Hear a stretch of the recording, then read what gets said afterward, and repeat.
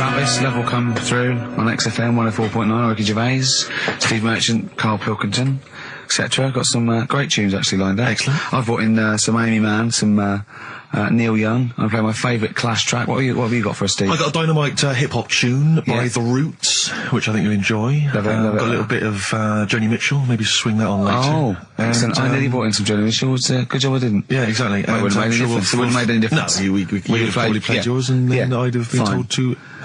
Go away. Karl, what have you got lined up for us as the producer? Right, well, Rockbusters. Been off this week again. Has he? Yeah. Another week off? Another week off, yeah. No, I didn't have a full week off. I had 3 days off because I was working all over Christmas. Yeah.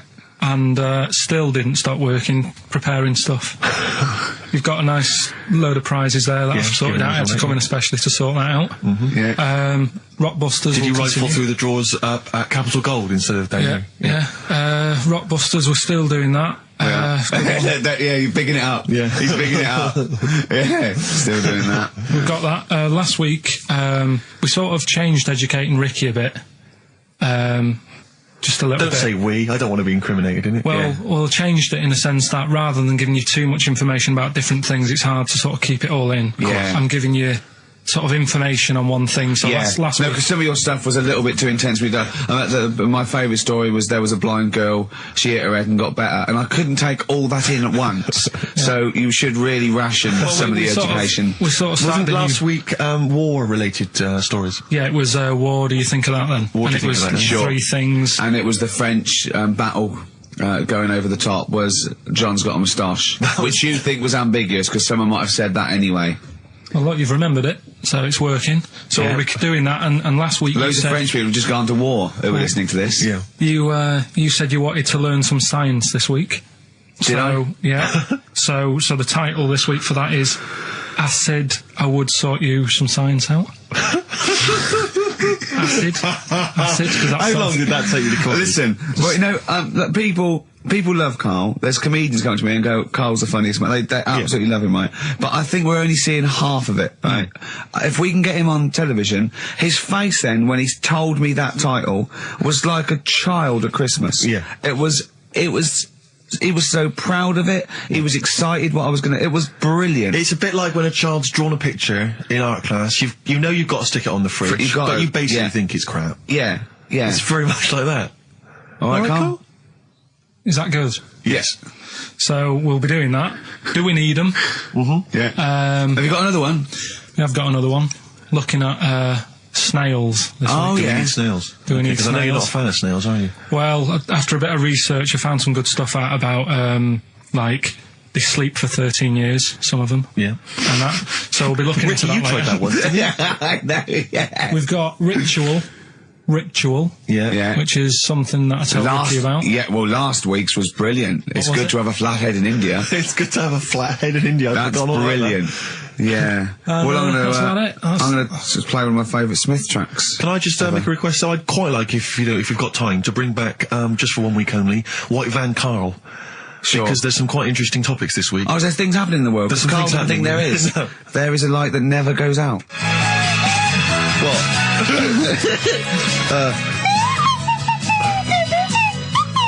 Someone's left one of those little things in here. It's brilliant, isn't It's it? amazing. What are they called, those things? I was thinking of being in the front row at a Morrissey concert and going, can I just play along? They are brilliant. I don't know what kind of sound that is. I don't know. It's only used for when Kenneth Williams Yeah, exactly. sees someone undressing.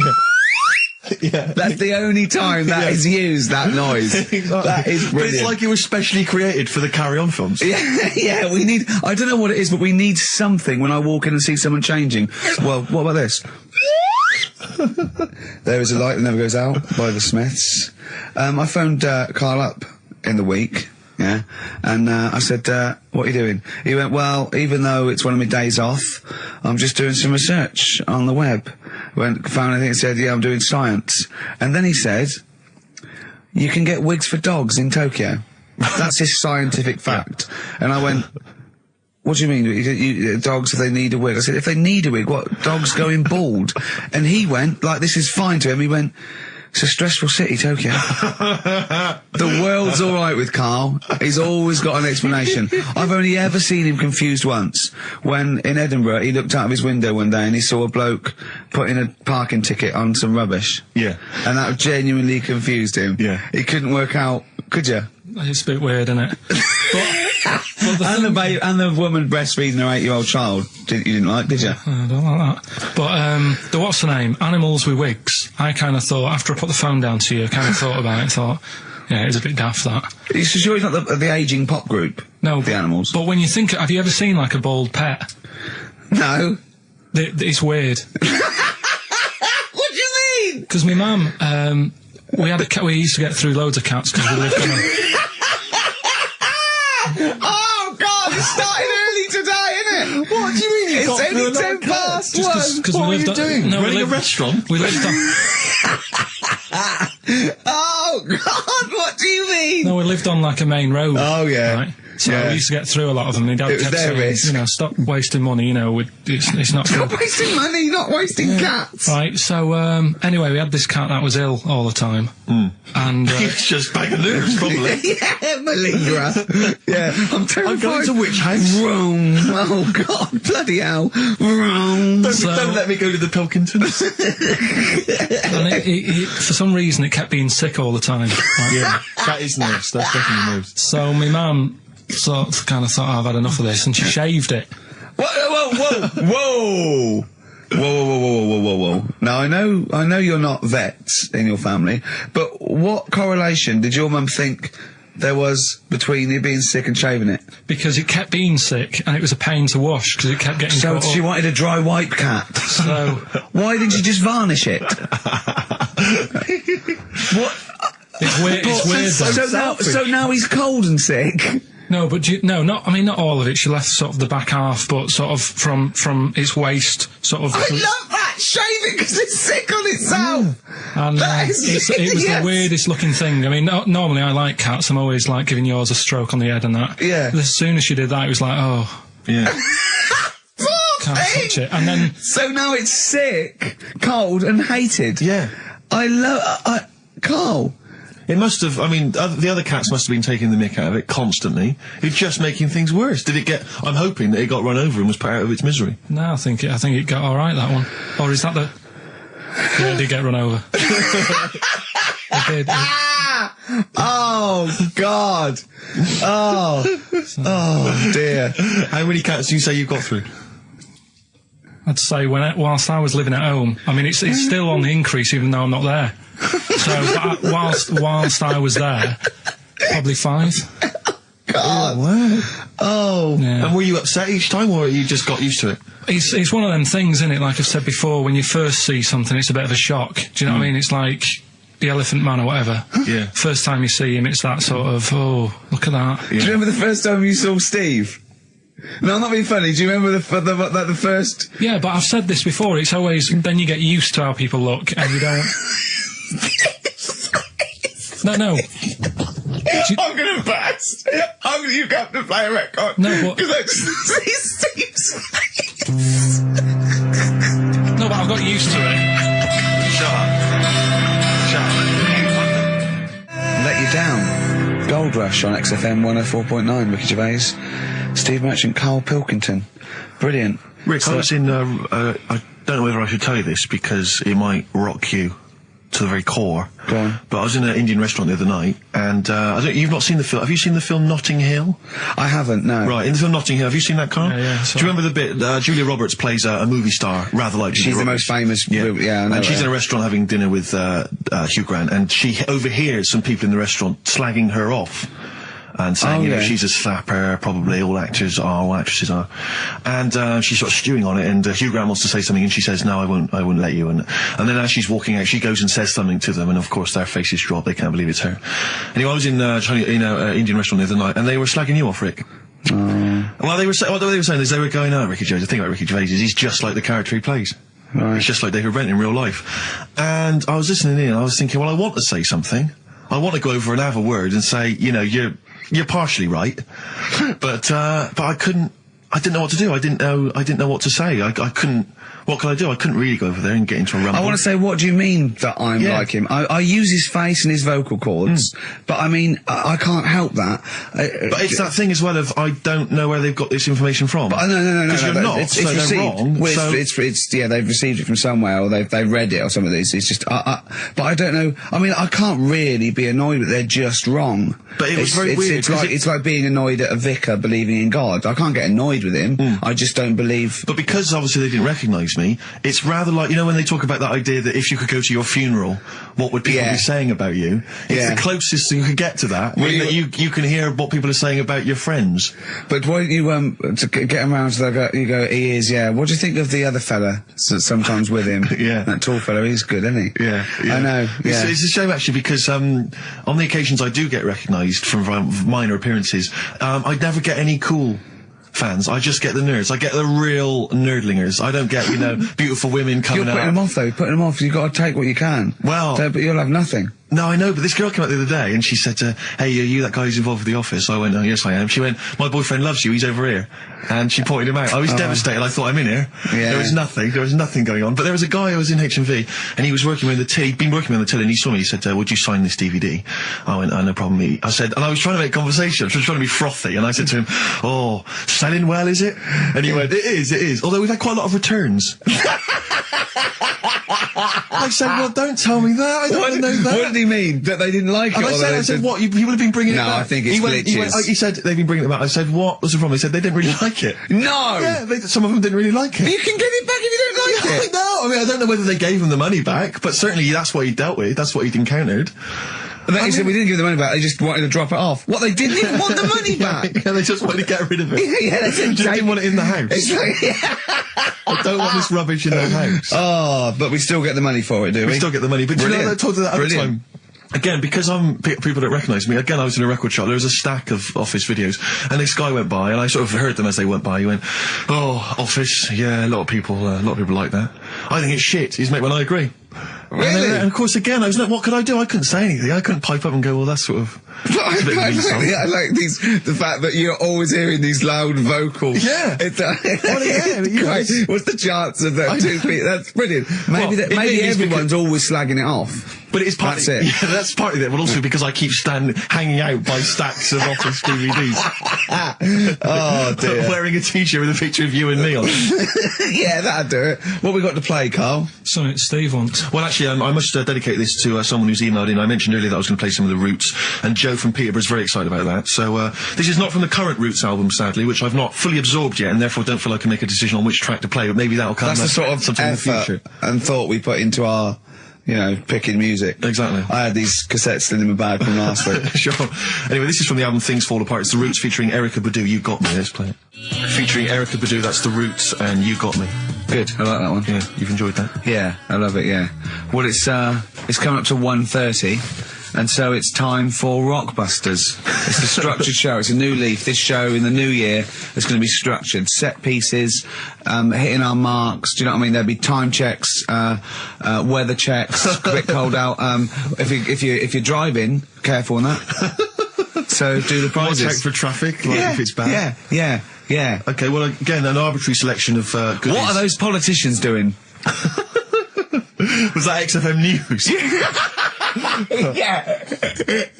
Right, what have we got? So we've got, for those that are a fan of the movie Donnie Darko, which a lot of people rave about this year, a sort of weird teenage movie, then there's a sort of sweatshirt there. It is actually quite nice. It's not bad at all.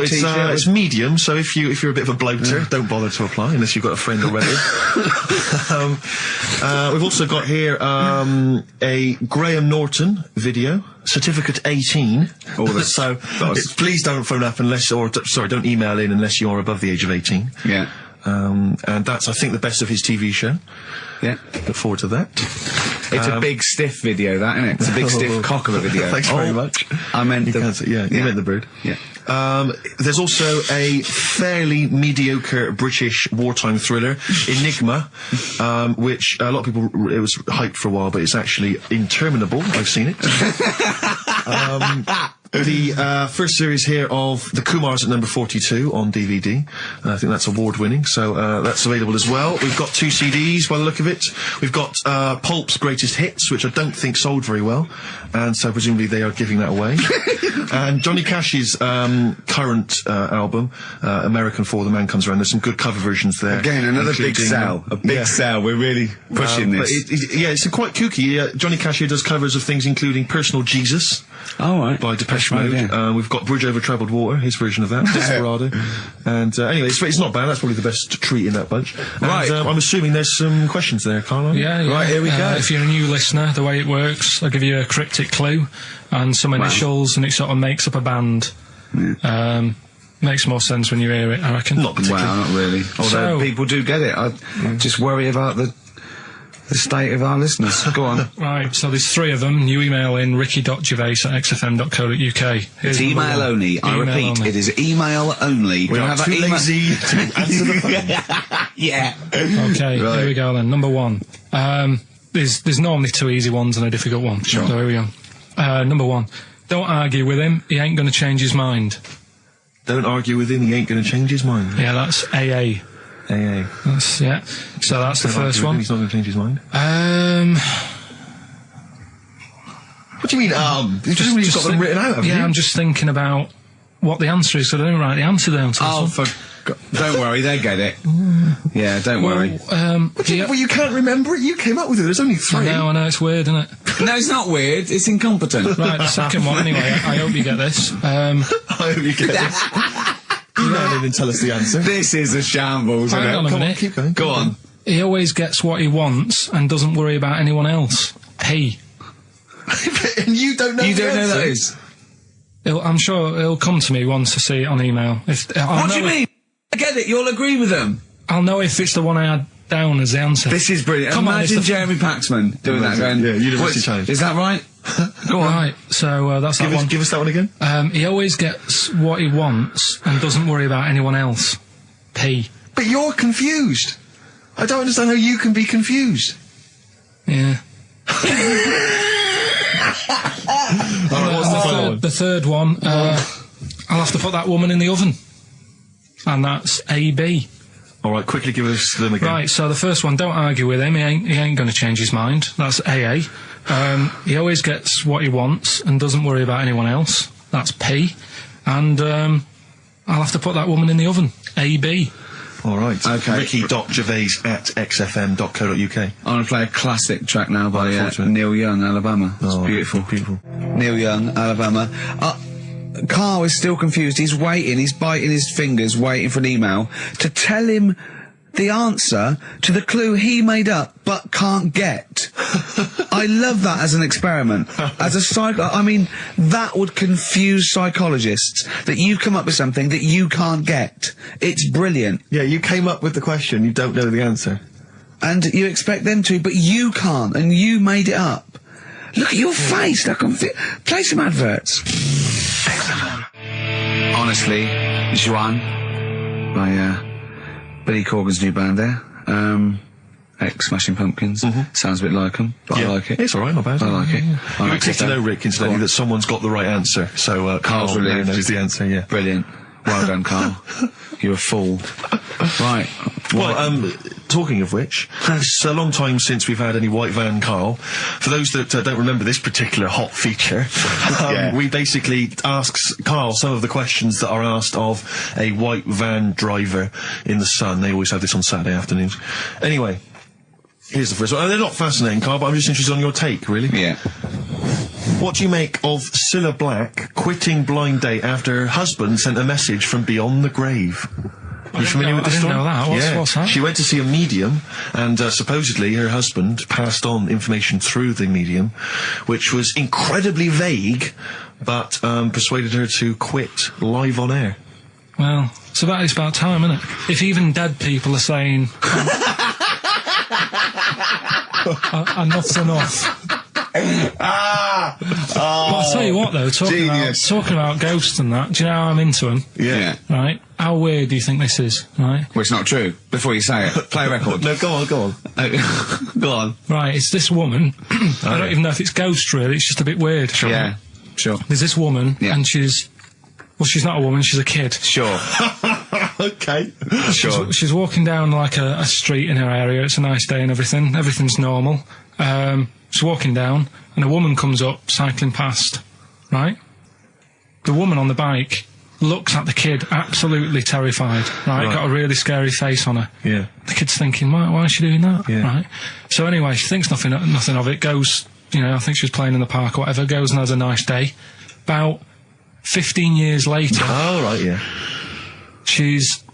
I don't know, I think she was going to work, right, on a bike. She was riding her own bike. Riding her own bike, cycling down the road. Oh, yeah. Looks at the kid. That's the thing that happened, like, 15, 20 years ago. Right. It's her on the bike looking at her as a kid. Right. What is it? Not another child. No. So it's her, she's seen herself. Carl? I mean, I don't know where to start. Firstly, where's this information come from? But I mean, why do you ever? I mean, I don't know what part of that you think can be true. I mean, honest. I'm speechless. I don't know what to say. What are you talking about? Bit weird, though, isn't it? But it's not true. It didn't happen. Nothing happened like that. She said it did. Well, she's wrong. She said she saw herself. She saw herself as a kid, didn't she? Did she carry on riding and as an adult when she was a kid. Did she stop and talk to herself, or did she ride on by and think, that's a bit weird, there's me as an 8-year-old. I won't stop, I'll be late for work. Yeah. If I'm late again, the boss said he'd be in trouble. Yeah. Oh. Well, And where is this information? Did it happen to someone you know? No. You overheard it on the bus? No, it was in the 14 Times. Oh, right. Well, Okay. that's the answer. Good. We've Okay. got to the bottom of that. Right, good. Brilliant. Now, what do you make of David Blunkett accusing gangster rappers of making kids believe guns are cool? It's a hot topic there, Karl, and I imagine you've got some strong opinions. He's saying what? He is saying, basically, that all this rap music is advocating gun use and violence against people, and he's very worried about it. Nah. Okay. All right. What's the next one? Have you thought about going into politics? Because gotta go. I'll tell you this, they wouldn't be able to argue with you, really, in the Houses of Parliament. They'd have where would they start? Yeah. My fellow is an idiot. No, but violence has always been about, isn't it? Like cowboys and Indians, they didn't have PlayStations and Tupac then, and there was still violence. What do you mean? In the Wild West? Yeah. Do you know what I mean? So you can't really blame it on stuff. It'll always happen. That's the world, and it's made up of different types and that. Again, he's right. Again, he's sort of right in a way, in his innocence, in his buffoonery. I didn't hear what he said. He just said there's always been violence. You know what I mean? It's sort Even, of like, dinosaurs, look at them. They cause a lot and of then he trouble. went too far and made himself sound like a fool But again. I'm just saying, it's always happened, it always will. Yeah. Don't try and change it. Yeah, Yeah. just chill out is what you're saying. Do you know what we should do? We should all get on our bike, go and find ourselves when we're little and go, be careful what you do in life.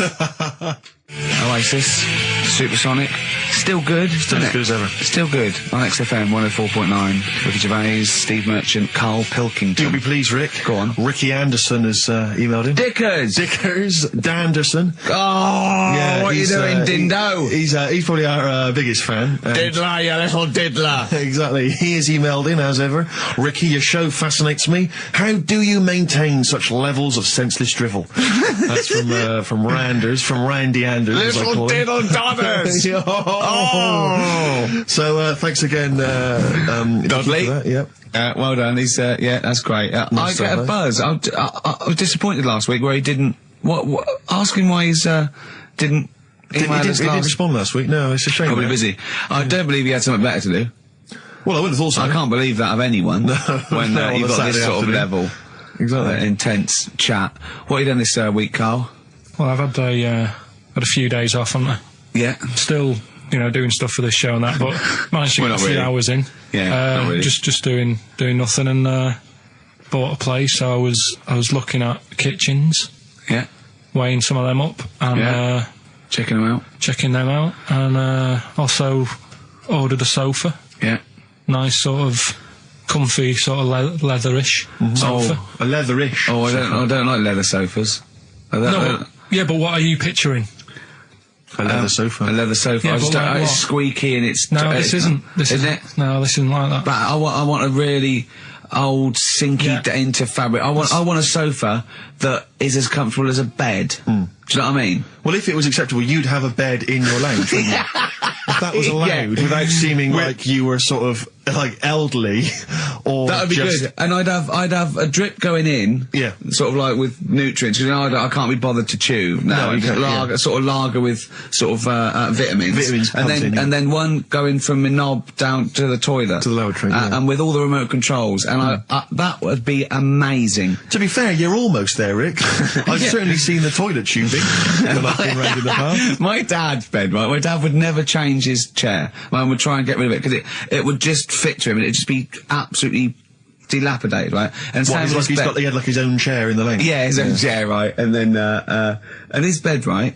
When they had separate rooms towards the end, and his bed, right? It had it for years, and it was a big dip. It was just like a spoon in the middle where it was concave. And my mum used to just vacuum it out. Oh! With all the little bits of like, you know, he'd have a fag in bed or he'd do his roll-ups in bed. Yeah. And, oh, that's fantastic. Why do you like that bed? It's curved. You know, he goes, it means I can't fall out. I did. It was like in a hammock. It's great. That can't be good for his back. Well, I don't think it mattered towards the end of it. A hammock would be. I really would love a hammock. I think a big beanbag would be good, wouldn't it? With a telly. A beanbag as big as a bed would be amazing. Yeah, but this is still the telly thing, because do you prop yourself up a little bit to watch it? Do you watch it on the side, which is annoying? Do you turn the telly on the side? I've always wondered about that. The weird thing is, right, you know, I've mentioned before about certain things that are just right, like your hand. 5 fingers is just enough, right? One more. The sex tips. It ruins stuff. Yeah, one less. One less, and you know, I was saying about drying your pots and that'd be really slippery and that. Yeah. Right? And the weird thing is, right? I think that's what nature had in its mind. No, but like, my mum and dad, right, they moved to this little house, right? And, they had loads of furniture that they've collected over the years without chucking out, and they've moved to this small house. So they just had too much furniture, right? And they had this double bed, and that was for, like, you know, when friends come round and that, they can stay there. But the problem was he wanted to sort of put these wardrobes in the bedroom, right? Right. That went on either side of the bed. Sort of wrapped around the bed. Yeah, but because the room was so small, he thought, I can sort that out. Yeah. Right? And he sawed the bed. He sawed the bed? He sawed the whole thing, so you've got, like, your mattress, your bed, and everything. What, he just sliced some off? Like a big sandwich, just cut a bit off. Just cut the crust off. But how much is that, would you say? About 8 inches, 6 about inches. 8 inches. But hold on, but that won't work.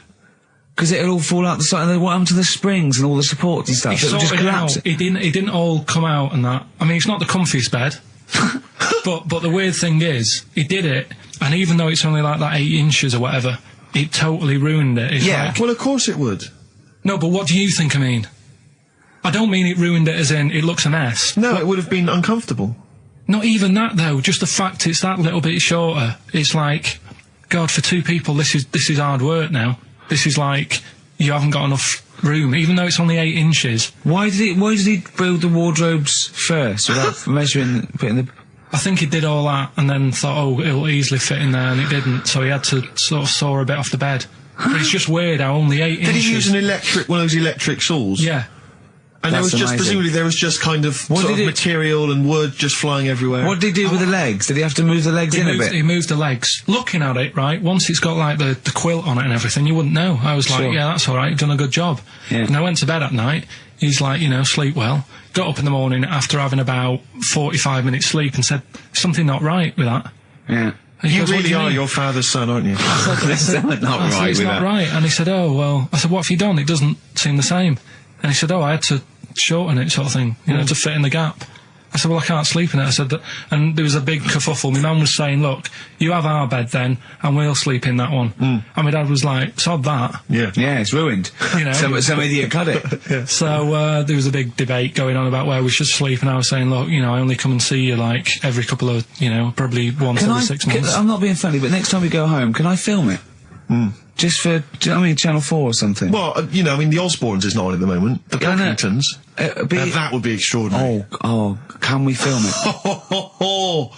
That's brilliant. Is there anyone from Channel 5 listening to this show? Or Bravo. Yeah. The Pilkingtons. Weird though. Play a record? What do you want to play? Do you want to play, do you fancy playing some of yours? What, have we got anything? I don't know, something that was sent in to you, maybe? Oh, yeah, no, I'll tell you, I'd like to play this. Yeah, Bronze Age Fox, band from Bristol, my neck of the woods. Always working, play the tune, Karl, play the tune. always working. He's always working. He's on the ball. He's on the ball. He's on the Bobby ball. Bronze Age Fox, Sunshine Made the Desert. I've enjoyed that. I love the ending. That's really great. I love that chorus bit. That's really good. Rick, I know what you're thinking of. What? You'd love some, wouldn't you? Yeah, adverts. Lovely. Coldplay, The Scientist, XFM 104.9. I'm Ricky Gervais from Stephen Merchant and Karl Pilkington. Karl, what are you doing? I wish that's how you spoke. Right, what are you doing then? Let's have a quick reprise, if we could, of the Rockbusters clues. Yeah, Rockbusters, if you've just tuned in, you've missed it this week. Here's your three Well, no, you clues. haven't. That's why we're giving the clues again. Yeah, no, but it's they haven't. Eh? What? Say if they've been busy. Just give the clues again. First one. God. Don't argue with him, because he isn't going to change his mind. That's AA.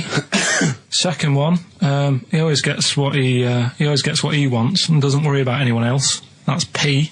Yeah. And the third and final one, I might have to put that woman in the oven. AB. Interesting. Are we telling them or still? No. People have still got a chance to win those extraordinary prizes. Ricky.gervais@xfm.co.uk. We've still got features to come, though, Steve. It's incredible. We've still got Ritual. Remember last time? People in India, it's good to have a flathead. Yes. We've got Do We Need 'Em? I've got That's Ridiculous. That's a great game. What should we do next? It's too much. We Do We Need 'Em out of the way? Get Do We Need 'Em out of the way? Yeah, just... Let's explain it again. If you're new, I'm sort of on a bit of a mission to find out, you know, we've got a lot of animals and insects in the world and stuff. Yeah. Do we need them all?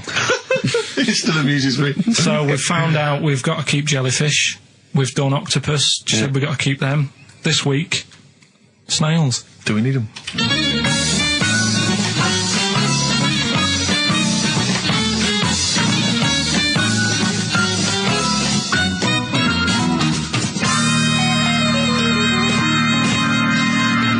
Just doing some research, right?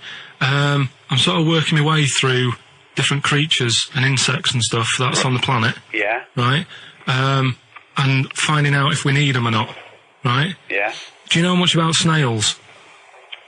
Sea snails. Well, yeah. Snails in general. Don't know much about snails, land snails. I know a bit about sea snails, like whelks, top shells, that sort of thing. Would you say they're important? What sort of sense do you mean by important? Say if we had to sort of get rid of some animals and insects and that because we're running out of room. Right. Do you know what I mean? Because I'll tell you what I know about some snails. I don't know if this applies to sea snails as well. I mean, I called you today because a lot of other places are shut. Yeah. Right? So, I know they like to eat stamps, apparently. The glue on stamps. They love it, right? Right. Apparently a lot of letters and stuff aren't getting to where they're meant to be getting because snails are crawling into letterboxes and eating the stamps. That obviously doesn't apply to the sea ones, but that's a problem they're causing. All right. Were you aware of that? No. I didn't know that. Bet you're glad you answered the phone today. Right? They love beer. Beer, yeah. Who doesn't? And also, I don't know if this is right, but I heard that they sleep for 13 years, or can do. Right. I wouldn't know if they can sleep for 13 years or not, but... I mean, sea snails are pretty important. Yeah, they do quite a good job in the sea. They graze on algae and they provide food for other animals. I mean, you can say that about any fish, you know, or any animal. Why do they exist? Would you be upset if, you know, someone said we're getting rid of them? Oh yeah. You would be. They're an animal, you know. I wouldn't. Forget being like favouritism and all that I get for them, right? There'll be other things knocking around you can sort of spend your time looking after. You'll still have a job. Don't be worrying about that. Because I'm not going to get rid of all the fish. Jellyfish need looking after, so you're safe.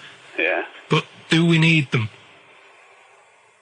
Come on, there's loads of people saying, come on, we've got to move on through the animals, and you're holding them up saying, well, I want to keep them.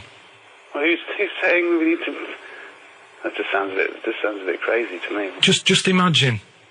Do you know what I mean? And they would come to you because you're working in an aquarium, so they'd they'd be asking for your advice. Right. And you're slowing it down. Well, they asked my advice and I'm giving it to them, so, that's what I think, anyway. Yeah, but snails, I mean, like I say, they drink beer and that, what did they do apart from some food for a whelk? They were around, descendants around a lot longer than we have been. Yeah, they've been around a long time, but what have they done?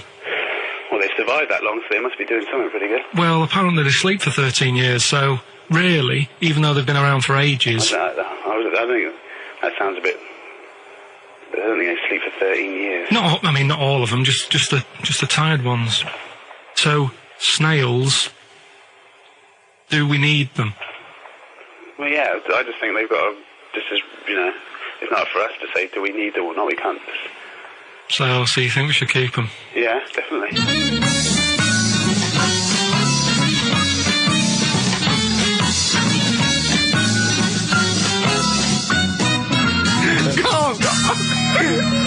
Carl, I'm proud of you. That He was getting really quite annoyed. I know. What did he think he was doing? What? I don't know what you tell these people. I mean, you don't get their permission to play this out, do you? You just don't say the that. thing is, right, I sort of told him what it was about, but we won't say who he is or where he works, because it doesn't matter. I just needed to speak to someone who knows. I know the fact that you were trying to get an answer out of him by suggesting that he would be safe, because he could look after jellyfish if he gave the okay to destroy snails. He was getting livid, you could tell. Oh, God. Brilliant. So they've been around a long time, but what have they done? Well, that was great, Carl. Play a record. Well done. Bit of Amy Man. Oh, I'm obsessed with this song, Red Vines. It's brilliant. I love that. Amy Man, Red Vines. XFM 104.9, Ricky Gervais, Steve Merchant, Karl Pilkington. You mentioned earlier when we had our regular email from Dickie Anderson. Yeah. Randers, as I call him. Dandy son. Yeah. You mentioned it because we didn't get anything from him last week. We didn't get anything from him last week. Anyway, he's obviously listening, Rich, because he's emailed in to explain his absence. Dear Ricky, sorry for not tuning in last week. Only I was in HMV returning the 14 copies of The Office I got for Christmas. That's from Rounders. So, he's explained himself. Oh, he's dear. excused himself. Oh, Anders, we should get him on one day. Yeah. Right, okay, Carl. That's ridiculous. 3 amazing scientific facts, one of which is spurious. Okay? Yeah. Okay, 1. Girls can't throw because the part of their brain that allow men to throw properly in a girl is used up in emotion. 2. Gravity isn't instantaneous. It works at the speed of light. The force of gravity. 3. Statistically, you're more likely to be trampled by a donkey than dying in a plane crash. Now, even though the last one sounds daft, I think I've read that. About the donkey thing. Okay. So, girls...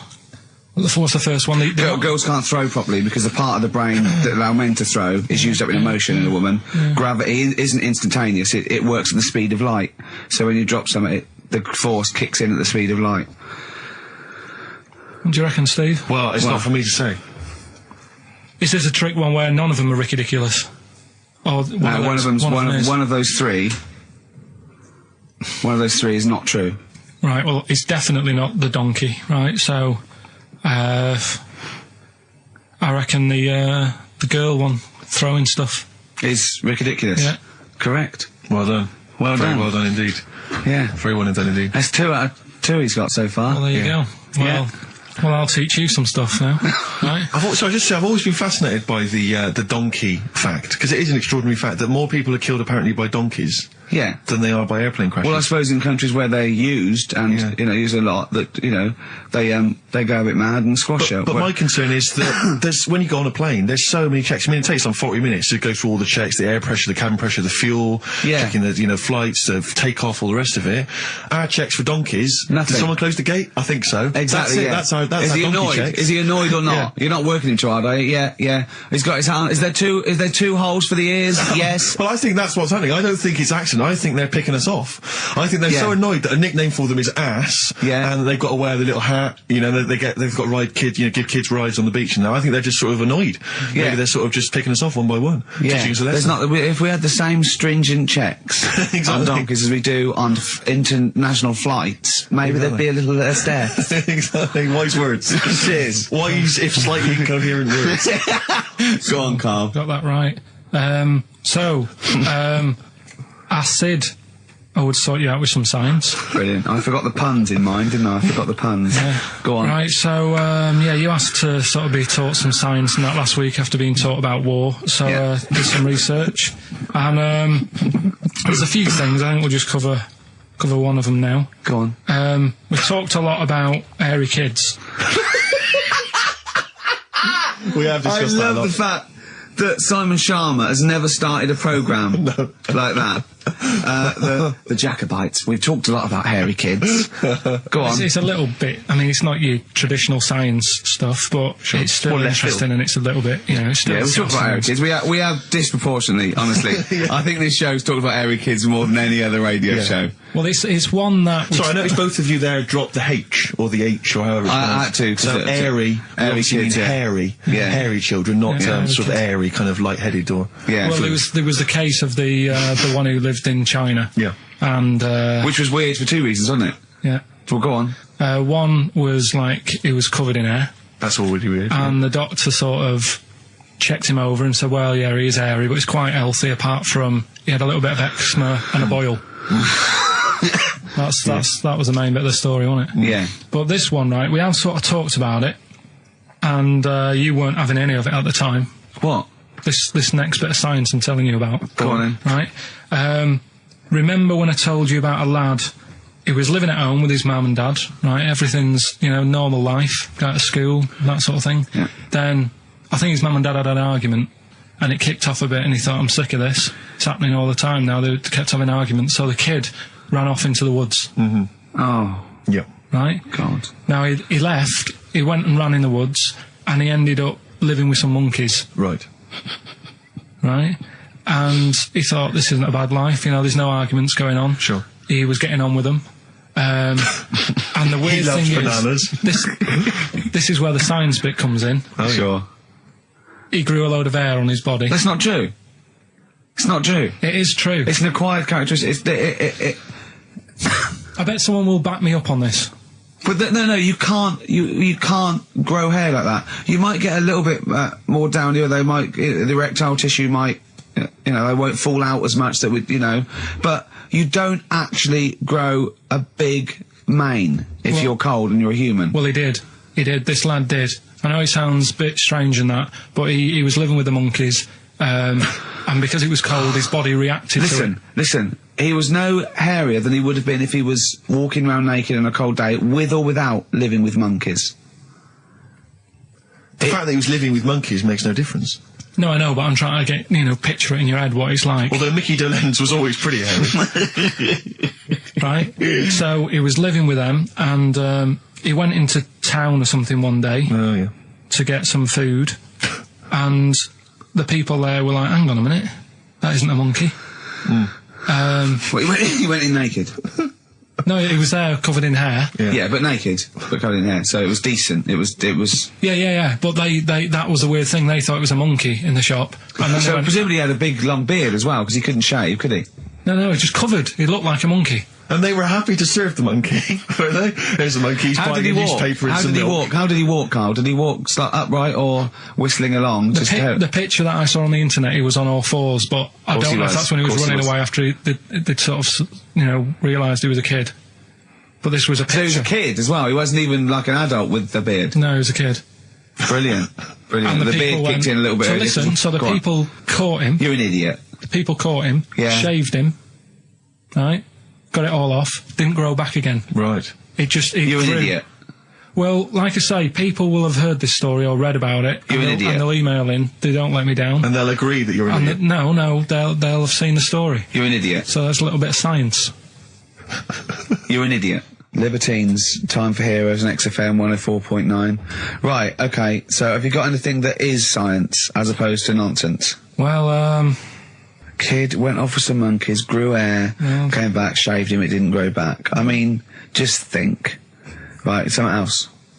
There's a few things I found. Yeah. There's a fella Oh, God. who had hiccups for 69 years. That was a bit annoying. Yeah. Yeah. Yeah. There's the dog with the wig that we've discussed. Imagine if you just tuned in. Yeah. There's the dog with the wig that we've already discussed. Did we discuss that? Not really. Did I not tell you what he said? I did, didn't I? Yeah. Oh, yeah. What else have we got? Well, there's something here that you sort of know. Is this going out live? Yeah, this is happening, right? Right, go on. But remember when you talked about sponges? Yeah. If you get a red sponge and a blue sponge. You liquidise them, pour them back into a tank. After a few hours, that they know which was which, and they reform as a red sponge and a blue sponge. Yeah. Yeah. I thought that was weird when you told me. Yeah. Looked it up, did a bit of research. Yeah. Thought that's sort of sciencey. Yeah. You can do the same thing with a mouse's brain. Okay. Explain a bit more. No, you can't. If you get a dead mouse, put its brain into a blender, blend it up, leave it standing for a bit. Making that up, aren't you? You're confusing this. You've watched Nigella Lawson make some sort of pudding. No. What do you mean? It won't work with the brain.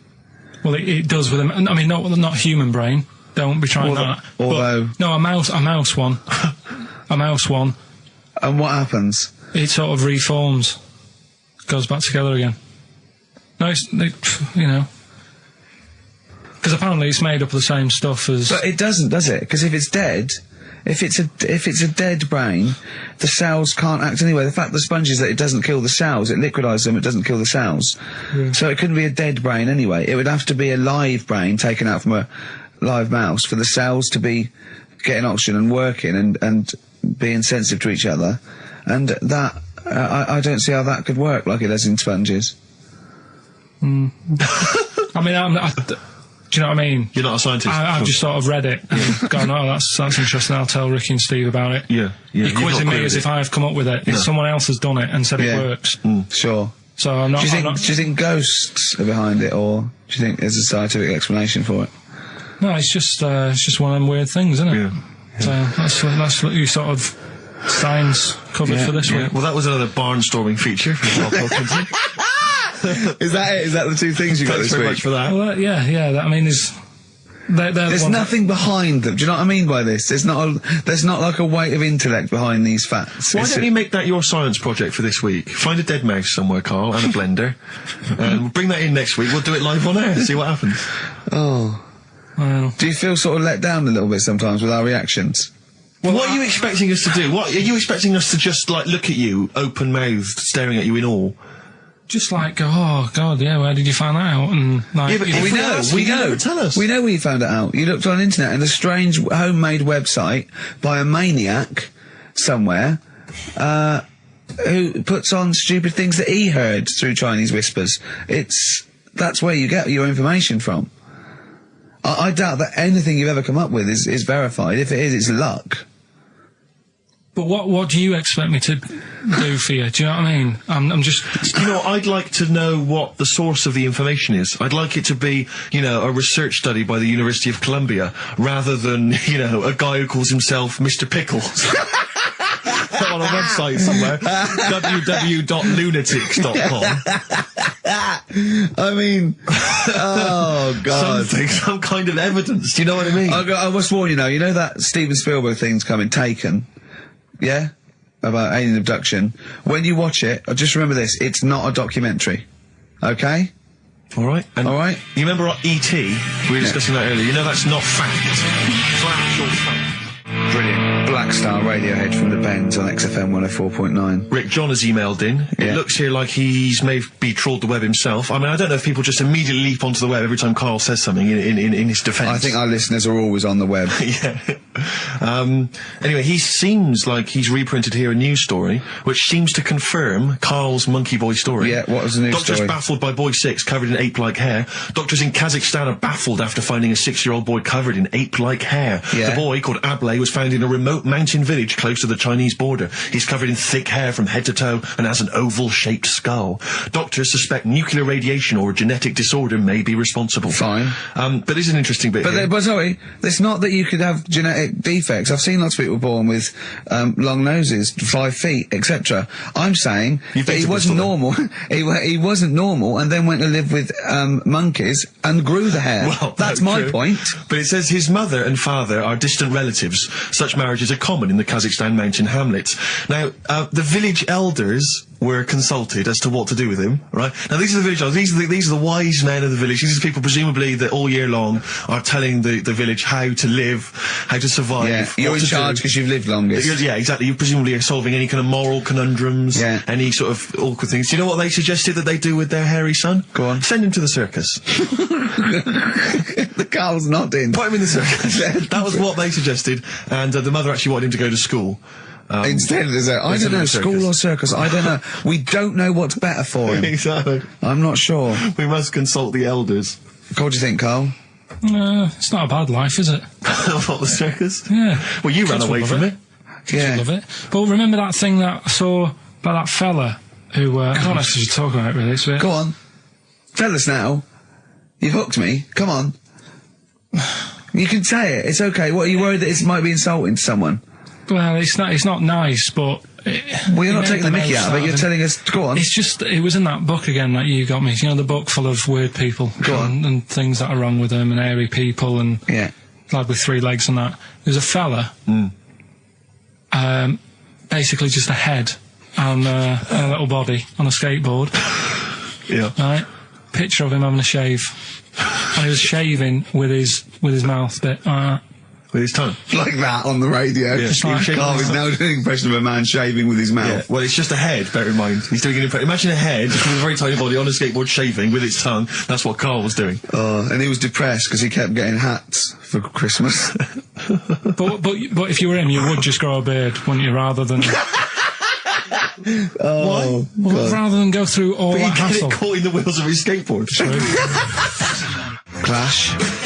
Rock the Casbah on XFM 104.9. Nearly it. Ricky Gervais, Steve Merchant, Karl Pilkington. So the answers to this week's Rockbusters. Yeah. Do you want to give us the clues again in the answers? Yeah, the first one was, don't argue with him, he ain't going to change his mind. The initials there were AA. That's adamant. Yeah. Alright? That's good. That's a good one. Second one, he always gets what he wants and doesn't worry about anyone else. That was P. That was Pixies. Picks his, it kind of works, yeah. And the third one, I'll let you have that one. I'll have to put that woman in an oven. That was AB. That was Anita Baker. Anita Baker. It's good. Anita Baker. Anita Yeah, Baker. I'll let you have all 3 today. So You've done well. So do you want to pick a winner, Steve? Well done to Mark Leder from Bow. He wins those fairly mediocre prizes. Enjoy them. Oh, brilliant. Oh, well, we've had a few laughs. We've had a few laughs, a today. few tears, a few scientific breakthroughs. Exactly. Got to get a picture of Karl somewhere in the national press, just his little round head there. As an email here, Karl is trying to distract attention from the fact that he is a monkey raised among humans and horses and has failed to develop hair. It's, I can just imagine him being the second cleverest in a troop of monkeys. You know what I mean? Second cleverest. You know what I mean? So, Picking fleas out of there. oh, look at his little face. I'll tell you what. Heat, I'm gonna get a picture of you. Just put it in the radio section of Heat. Just, this is what Karl looks like. Oh, another email. Someone said, when the monkey boy went to the shops, he was naked. Where did he keep his money? Good point. Didn't happen then. Right. Oh. So that's that. We didn't even do all. What do you mean? We didn't get round to ritual. Oh, come on, give us No, we ritual. haven't really got We have time. quickly. No, it's, We have got time. Just do it. Why haven't we got time? It's 10:02. right. Well, we've got a long track to finish on. Well, just do it. It's. Do Are you familiar with the place called Go on. Easter Island? Yes. Yeah. Do you know what they do out there? eat eggs? I don't know. Well, Go that's on. close. Go on. Right. What they do, right? There's a lot of people living on an island, Yeah. Easter Island? and to find out who's going to be running the place, they don't hold elections, do they? they have these birds that lay like expensive eggs on an island. Expensive eggs! Okay. They lay expensive eggs. Fabergé eggs. Yeah, go on. On this island, Yeah. Easter Island? once a year. No, off it, like about 2 miles out. Right? Oh, yeah. And Whitsun Island. the sea. Shrove Tuesday. Yeah, Pancake We're running out of Island. time, Just tell isn't us. it? No, Steve, we'll play off some- No, tell us. Right, finish Next it now. week, next You week. don't you dare. I'll See you later. Johnny Mitchell. You. Blue Motel Room from the album Jerry. It's the song for the ladies this week. Thanks for listening. Next week. We should go in a competition. Who's the tastiest cartoon ever? Well, actually, I threw someone up did Cheetara. I threw up Jessica Rabbit. I've had some people contribute here on Go the on. email. We've got someone here, Dom, has emailed us. He's told us that for him, Daphne from Scooby-Doo. Yeah, Always popular choice. Popular And choice. obviously this is one I've never quite understood, Wilma from the Flintstones. I've actually always felt that Wilma, I don't know, I just thought she was a bit... No, not a bit Wilma. homely. Betty, surely. Yeah, Betty. Well, this is what I'm hearing, Wilma, I mean, yeah, Betty, surely, but Wilma? No, I mean, she's quite homely. But Betty, yeah. Come on, Steve. You wouldn't say no to Wilma. No, I suppose not. If it was on, I'd be worried about Fred, if he found out. well, I'd hate to do it, you I know. don't want to do it to Fred, he's a good guy. He is, isn't he? He's a bit of a jump. Whereas Barney, to be honest, I don't think he deserves Betty. Do they both work in the quarry?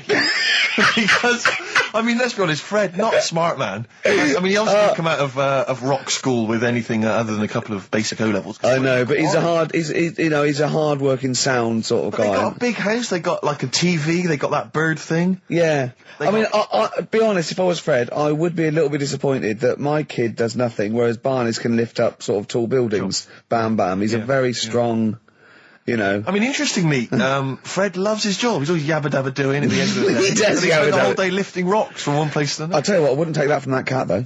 I would. If a cat picked me up by the scruff neck and put me out, Yeah. right, on the doorstep, I'd right. go mental. I'd get rid of it. I'd get It is rid a saber-toothed tiger, though, Carl, so it could rip him to shreds. It's not like a normal domestic cat you have nowadays. You know when they go to the drive-in at the beginning? Yeah. And they order maybe some ribs. Yeah, that One huge- that huge rib, and it tips the car over. Yeah. Was that her first day on the job? Because Yeah, I've got- never been ordered before. Yeah, or either it's that, or- she'd have realised. Or, yeah, we're out of pig. We've got brontosaurus rib. Exactly. He goes, won't that knock the car over? No, it won't. I don't know. Rick, can I tell you now? That was an accident waiting to happen. It was really, wasn't it? Yeah. And it did. Oh, dear. Mind you, I went to Texas once, and I had some ribs, and it was like the Flintstones. It was huge. And not only did it look too much like an animal that I couldn't actually eat it, I don't know who could eat it. I mean, seriously, it was 2 foot long. Yeah. And all the rib, it was like half a rib cage.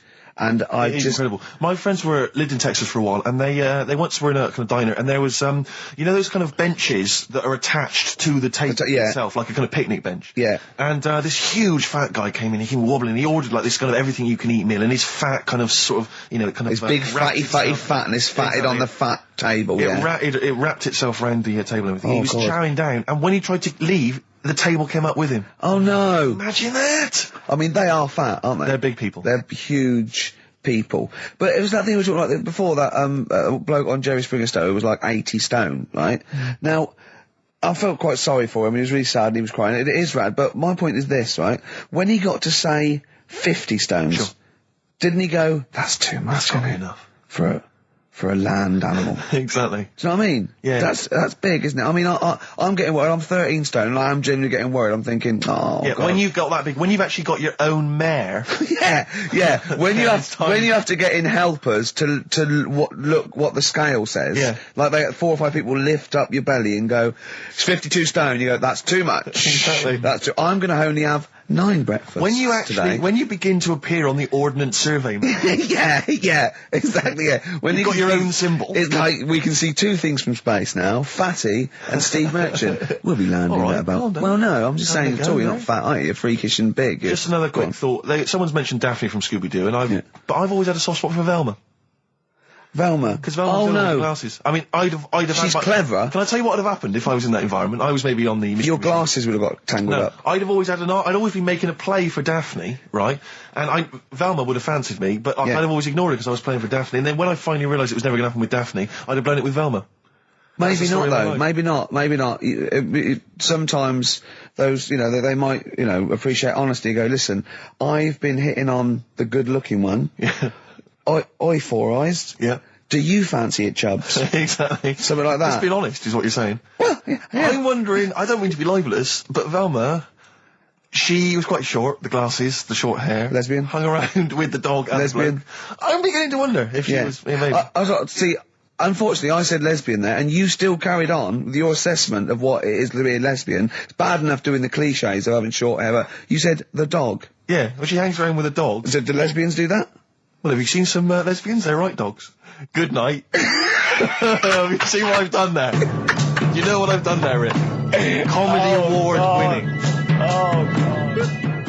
The first cut is the deepest. Let's hear it, Rick. On this album as well is The Killing of George. Georgie Part 1 and 2, remember? About the gay bloke. Georgie Boy was gay, I guess. His favourite song. Carl's favourite song, right? And I was going, oh yeah, I remember that, yeah. I said about, and I said, did not intend to take his life. He just pushed it when he gets mugged and killed. Do you know what he said? Go on. I was sitting outside, I was singing, he went, well, as I said, they go out too late. They go out too late? He meant gay people go out too late.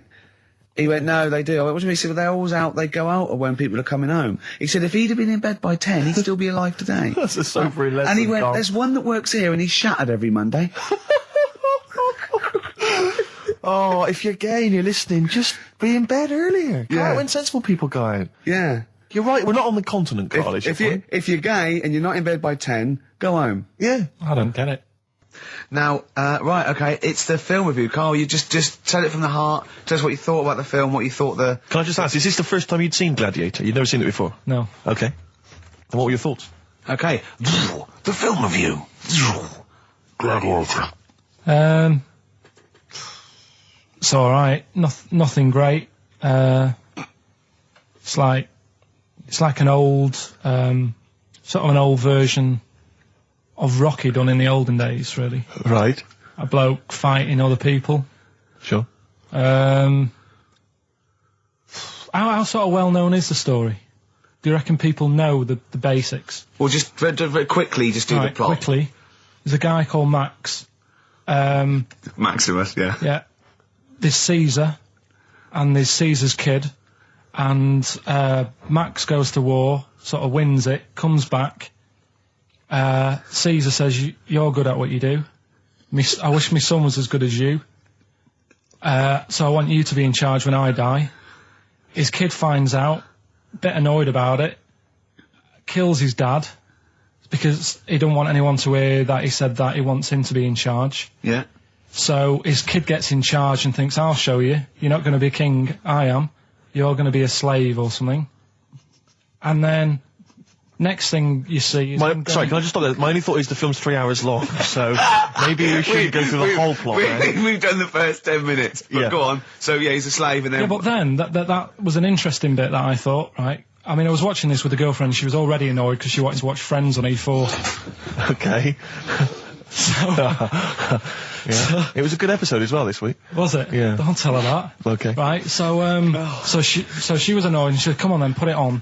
And I got it wrong straight away because it says on the back 149, so I thought that was an hour and 49 minutes. It turned out it was 149. No, I thought it was 1 hour 49. Yeah. But it was 149 minutes. Sure. So it overran anyway. By 40 minutes. Yeah. So anyway, the interesting bit was where he was going across the desert on a horse.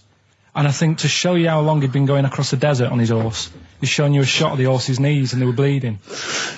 And I just wondered whether that's what horses do if they run for a long time. Do you know? I don't. Good. Right, so anyway, so he goes on, he keeps going on like this. He's a slave, and then he has a fight at the end with the Caesar's kid, and he kills him. And that's how it ended. Okay, good. What did you think of it? Just generally, what bits... What do you think was wrong with it? Right, well, I've read up on it, and there's already a fact that is wrong. Right. Caesar's kid, he didn't actually kill his dad. His dad died of a natural death. Right, in real life, you mean? Yeah. Okay. And, what's Caesar's kid's name? Comedian or something? comedian. I think it's comedian. Yeah. Yeah. That's where the name comes from. When a funny person is called a comedian. He didn't actually get killed in real life by Max. No. He died by his sister poisoning him, and he didn't. No. Are you saying that this is not a historical document? It's wrong. All over the place. Yeah. Well, next week I'm giving you Braveheart, and that is actually true. That is factually accurate. I can't handle it. It is. It was a little Australian fella that helped him out. Just for people who watched it, you know that the guy, Caesar's kid. Yeah. He died. His sister tried to poison him. That didn't work. Apparently, he was a gay fella, and his boyfriend, who was a wrestler, strangled him. That's where did you get this information? On the internet. I thought I'd look it up to see how much of it I actually got right. Yes. And that's what I read. Okay, so out of 10? 5. Really? Yeah. Okay. It's no good. I wouldn't get it out. And it's annoying the way it says, like, you know, this film's got to be seen at the cinema, because I saw it at home and I don't think I missed out on anything. Very good point. I think that's probably the point they're making, but yours is valid too. We'll play a record, and after that I'm going to ask you about Rasputin, the Mad Monk. Go on then. When things like that happen, right, you know, you've been told not to mention it. Yeah. And you're like a little kid. Yeah. And once things are in your head, yeah, it's difficult not to mention it. I mean, when I was a kid, yeah, come on, right, yeah, my mum's sister Hazel, right, was seeing another bloke. It's weird because she's a lesbian now. That's really weird. That must have been an interesting Christmas. But anyway, she was seeing this bloke, and he looked like Ken Dodd, apparently. He looked like Ken Dodd. Looked like Ken Dodd. So people said, don't mention it because it gets on his nerves when you like meet him and you go, oh god, you look like Ken Dodd. So I said, all right, his name's Will or whatever. And I was introduced to him. First thing I said, nice to meet you, Ken. Did you do it as a joke, or did you? No, because you know when you know that he's like, I'm not allowed to say that. I can't say that. Mustn't say that. Can't. And then I saw him. I thought, Jesus, does look like him. It just came out. Was it Doddy who turned her into a lesbo? Do you think? Well, he wasn't a good-looking bloke, so possibly. She started going out with Esther Ranson then, which is weird, out of the frying pan. What was the story with the lesbianism then? How did she announce that to everyone? What age was she when she realised? Well, I mean, we're not a close family, do you know what I mean? We're not a sort of family who keeps in touch with everyone. And I think my mum called her up one Christmas and sort of said, you know, how's the Diddy men? Yeah, how's Nutty Ash? And she said, oh, no, I'm not, I don't do that anymore. I'm knocking about with Sandra or whatever. Right. And it was like, oh, right. Not big butch Sandra with the big earrings and the skinhead. He used to live down the road from you. I don't know. He used to get Doc Martens wholesale. That's Sandra. All right. Well, I'm going to be kicking some ass today because I'm going to be shamelessly self-indulgent. And we've only got 2 shows to go. So I'm playing some of the most beauteous tunes in the world. I was just telling Karl, lined up a Simon and Garfunkel track, Only Living Boy in New York. He went, why is he the only living boy in New York? I went, what? He went, what does that mean then? I went, I don't know. He went, well, what's it about? I said, I don't care. I said, it's a lovely song. He goes, no, what's it? I said, I don't go into that. I said, he went, I like a story. I said, like what? I said, killing a Georgie, no trickery. Killing of Georgie. I think we should play that at the last. It's good. I heard it the other day on Radio 2. It was cracking. It sounds like, well. It's really good. Tell them what it's about again. It's about little girl, gay fella. A little what?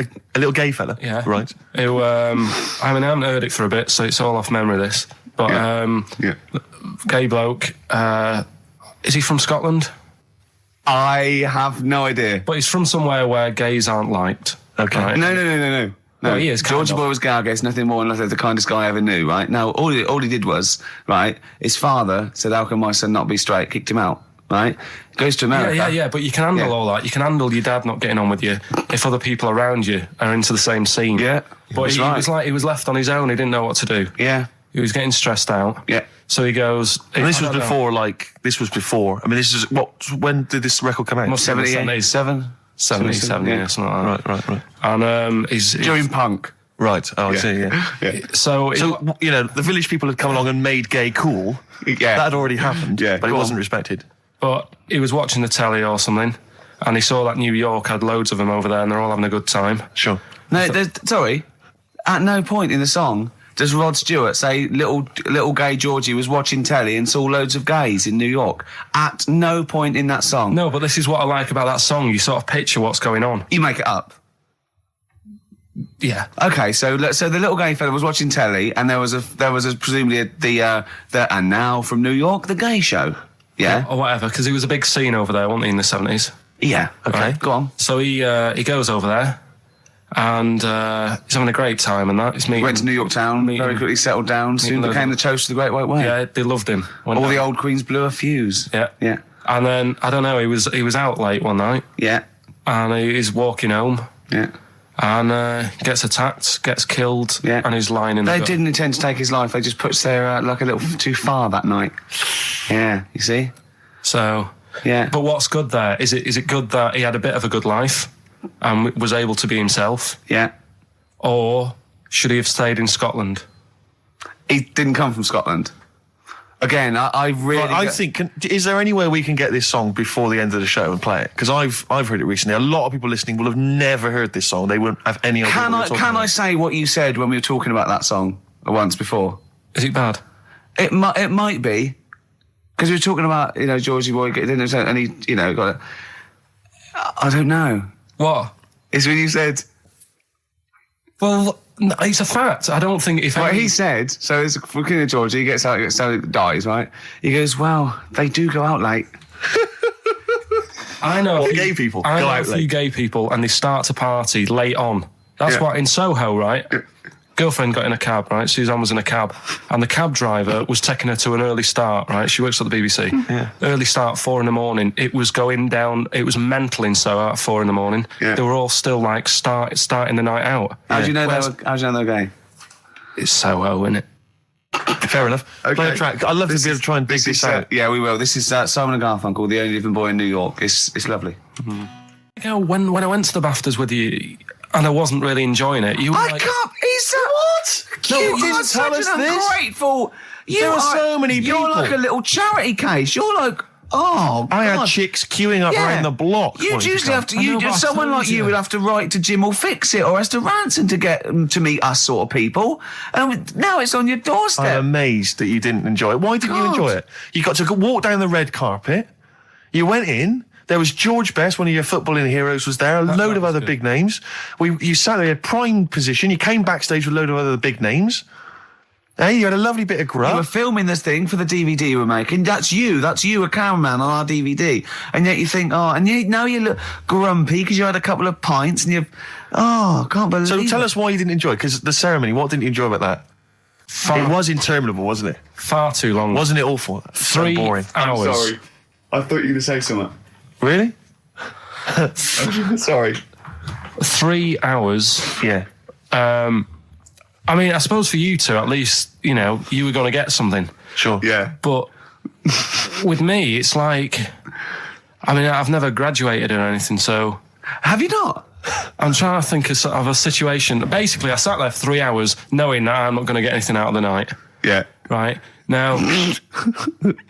No, when we invited you and you said yes, did you think you were up for an award? No, but I thought we were going to be sat round tables having a nice bit of food whilst people are going up there winning awards. Yeah. But 3 hours of the same thing over and over again. I mean, if a film's 3 hours in the cinema, you go, well, it's long, but, I wonder how it's going to end. Yeah. But this was just like the same thing over and over again. Some guy going up, thanks a lot, cheers for the bit of brass.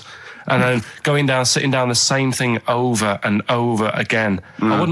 Honestly, right? I'd say it was one of the worst things I've ever had to do. I enjoyed the night afterwards when we did have a bit of lamb and a nice bit of veg and that. That was all right, and I went home and I was happy, and I got the little freebie bag that you're talking about that we're giving away. Yeah. Which wasn't much good stuff in it. Oh, all right. Right. No, what would you have done on that Saturday night? Suzanne what would you have done or the Sunday night rather, what would you have done had you been at home? I would have stayed in with Suzanne, right? Watching telly, having a nice bit of pate on toast or something, cup of tea, watching 24. But instead, I had to buy an expensive suit so I didn't show you up. Right? Yeah. How much did you spend on your suit? Well, in total, right, because, the shoes and the suit and the shirt and the tie, it was about 600 quid. That's so the most expensive evening ever. And that's what I'm saying to you. And the daft thing is, it's dark in there. I don't know why you've got to wear a nice suit. You can't wear a tracksuit, for goodness sake. It's dark in there.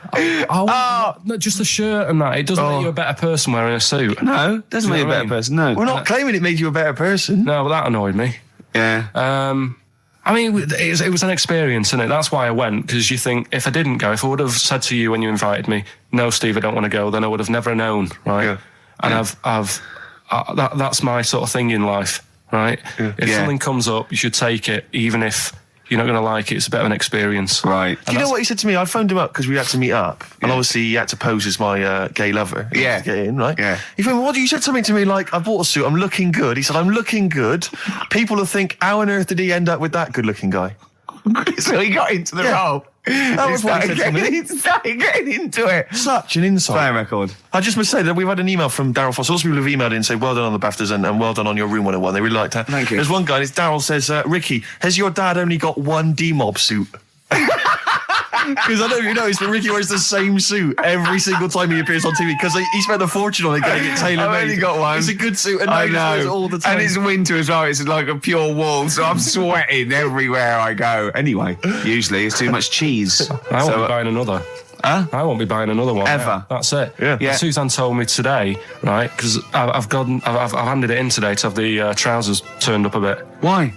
Because it was a bit of a bodge job for the night. Yeah. Right. It was just some pins sort of holding it up the other night, but you didn't notice, and I didn't tell you because I thought you'd be getting on the stage and saying, "Look at that freak over there with his pants hemmed up." But I took it to the place to get it done. Suzanne tells me that I'm going to start shrinking now and getting to that age where you start going small. I know that must have been a revelation to you and a worry. Like, how small do you get? How small do you get? Oh, Right, what are we playing now? I thought we'd have a bit of Marley music. Marley music. Oh, Okay, go on. well, Right. there's going to be a bit of a change, isn't there? Yes, that's absolutely right, Rick. Normally we would end the decided show, obviously, with just- a song for the ladies. But because it's sort of Karl's penultimate show, and we're going to play one of his favourite tracks, what are you going to... Yeah, I just thought we could play this. It is obviously the Killing of Georgie By Rod Stewart. by Rod Stewart, and this is a song for the gays. See, his father took it as a sort of personal slight, but you can't help it, it's not you his know. fault. And as he said, you know, it's just gay. It doesn't make him a nasty person. Not at all. Are you enjoying this, Karl? Yeah, but I'm not gay. No evidence of him being Scottish. No, but When he says they blew a fuse, if they're not electricians, they mean it's sort of And it's not a euphemism either. oh, I'm worried. I'm a bit edgy. He's out late. I know. And he's taken a shortcut, which is mental. Not in New York City. Yeah. He doesn't know the area. He's from Scotland. I bet it was them that were screaming. I'm suddenly worried. This isn't a true story, is it? Who knows? If it is, we don't know that. Just what let's say that we're not. Oh, that'd be terrible. see, how come you think this might be a true story? I just got suddenly worried then. No, but how can this be a true story? But the bloke jumping out of a window and hearing his phone ringing. No, because Rod Stewart, I just suddenly thought, what if he's written a song about this and this bloke did actually exist and was killed? Then I started panicking. Yeah. I don't think it is it? I'm almost certain it's not. Okay. Is that it then? Is that it? Then we got to pack up and go home. Yeah? Well, I think we've enjoyed ourselves. Oh, I've loved it. I've loved every minute of it. Karl.Pilkington@xfm.co.uk for your suggestions as to what you're willing to swap for the signed bag. See you next week. Bye. Karl, what was that? That was your little song with a story, That's wasn't another little feature that we do every Saturday. Little So song. make sure you tune in. It's a song that's got a good story in it. There's a lot of music about these What's days. that story about then? What's that story You about? don't know what they're going on about. Whereas that, classic from the Kinks, called Lola. Yeah, what's it about? I'd listened to it for the first time properly this morning. Yeah. And what I've worked out from it is a fella who goes out for a normal Saturday night out. He's in Soho. Yeah. He's having a Coca-Cola or whatever. And he sees this woman. He thinks, oh, she's all right. Won't mind a bit of that. So he wanders over, and he sort of gets talking to her. He looks at her. She's got a great figure, nice face, and all that. Lovely knob. And she speaks, and he goes, "Oh God." Got a bit of a bloke's voice. Yeah. Got a bit of a voice like a bloke. But he thought, but, you know, that's the only down point. Sure. So he dances around with her, and I think he sits on his knee, I think he said. Yeah. Anyway, it turns out it's a fella. Yeah. Right. So, a sobering lesson. Yeah. What do you take from that? look always sort of, if you think you might be talking to a bloke in dress, just look at his sort of Adam's apple. And he'll probably have a hairier arse than a woman. Yeah, I think you've gone too far then, though. I think you're already getting too close. It's a bit late to pull out. No pun intended, definitely. There was a pun intended. Oh, was it? Alright, was it? Yes. Alright, okay, we don't be disgusting then. Right, okay, right, the results of, we ain't got a winner for the first time. Yes, we have. We've done this feature We've got loads of winners. No, we haven't. We've done this feature for 3 weeks. This is the first time I've managed to sort of... What? Well, let's go through them then. What have they got wrong? The first one. The first one? What was the first one? Well, hang on, let's do them in reverse order first. So what's the last one? The last one, the clue was, that bloke does sport on the telly and he's got a little kid. What's that? That's Destiny's Child. Des, who does ITV Sport, has got a tiny child, right? No, that's fine, they got that. Okay, Destiny's Child. What's the middle one? Right, the middle one. Right. Child. The second one was, he doesn't like women, yet he's got a couple of kids. That's a bit weird. Yeah. Right? That was PD, that was Puff Daddy. That is offensive. Go on. But it's not Puff Daddy, it's Puff Daddy. And he's not even called that anymore, he's called P. Diddy. Well... Okay, fair enough. But they got that one. Yeah. And if I'm being tight, these lot are as well. Yeah. Yeah. Tight means something in Manchester. Go on. Right. And the first one that they're having problems with, I don't think them birds should be allowed in this area. Got it. Boyzone. It's not Boyzone. What's the clue again? I don't think them birds should be allowed in this area. That is perfect. A boyzone. No birds. No women. No women, yeah, birds, right? A boyzone. Sorry, Karl. If that isn't the answer, their clue is better than yours. That is brilliant. What was yours? Boyzone, it works perfectly. What's your answer then? Bangles. What? I have no idea what that means. Like seagulls. So you don't want them in this area, so you're banning them. Bangles.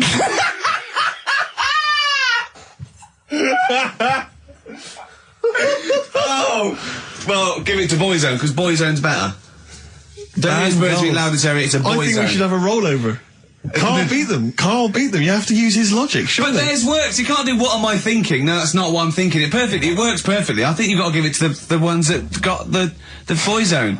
Well, how about, right, because they didn't actually get into my head and my way of thinking, heaven right? forbid. How about we just keep back the David Attenborough, and they can have, I'll chuck in the Hellraiser, right? Okay.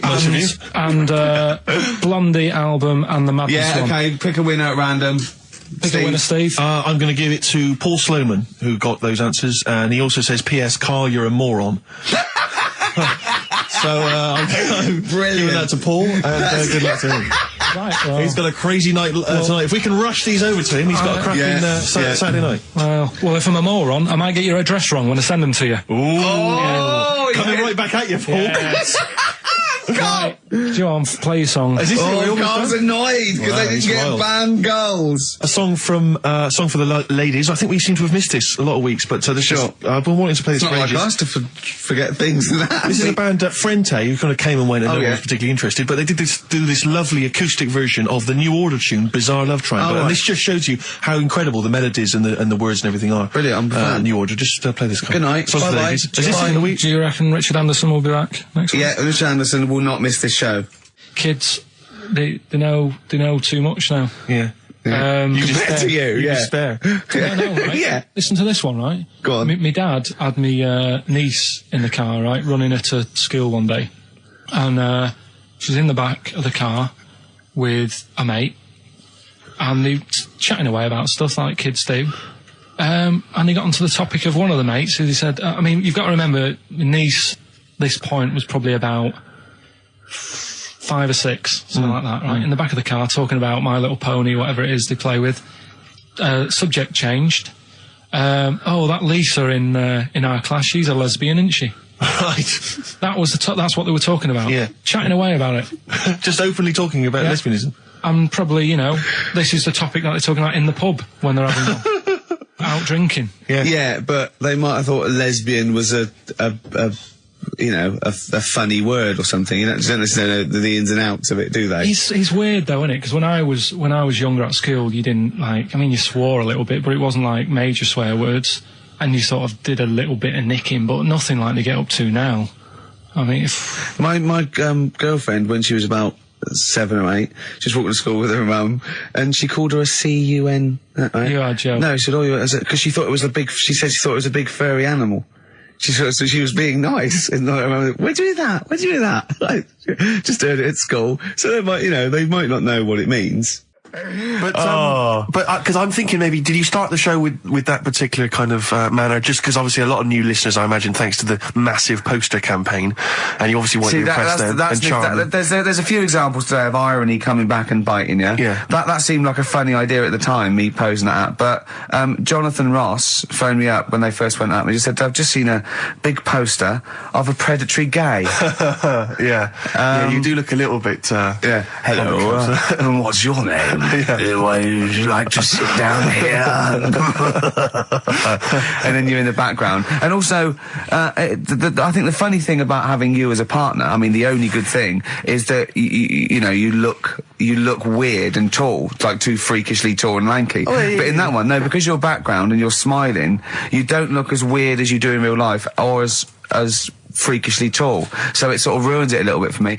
They found out that scientists. Oh yeah. I've found out 17th century that like now 1 in 10 rams are gay. 1 in 10 rams are gay. Yeah. Yeah. So that was like wool it. That's how I could get that in. They got a load of gay and straight rams. Right. They worked out which were which first. They said, right, that bunch there is a gay bunch. They looked better. They just had more pride in their appearance. And the other ones, the straight ones. And then they gave them to this scientist and said, right, go on, do what you got to do. And they took the brains out of all of them. Just to check. And they did tests on the brain, and it worked out that they've got something smaller in the brain. The gay ones have got something in the brain that makes it smaller.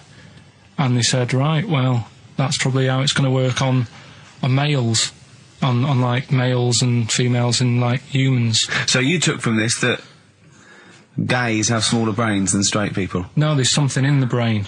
Right, go on. So if someone's saying, oh, I'm a gay, or they're not sure or whatever, they will now be able to find out.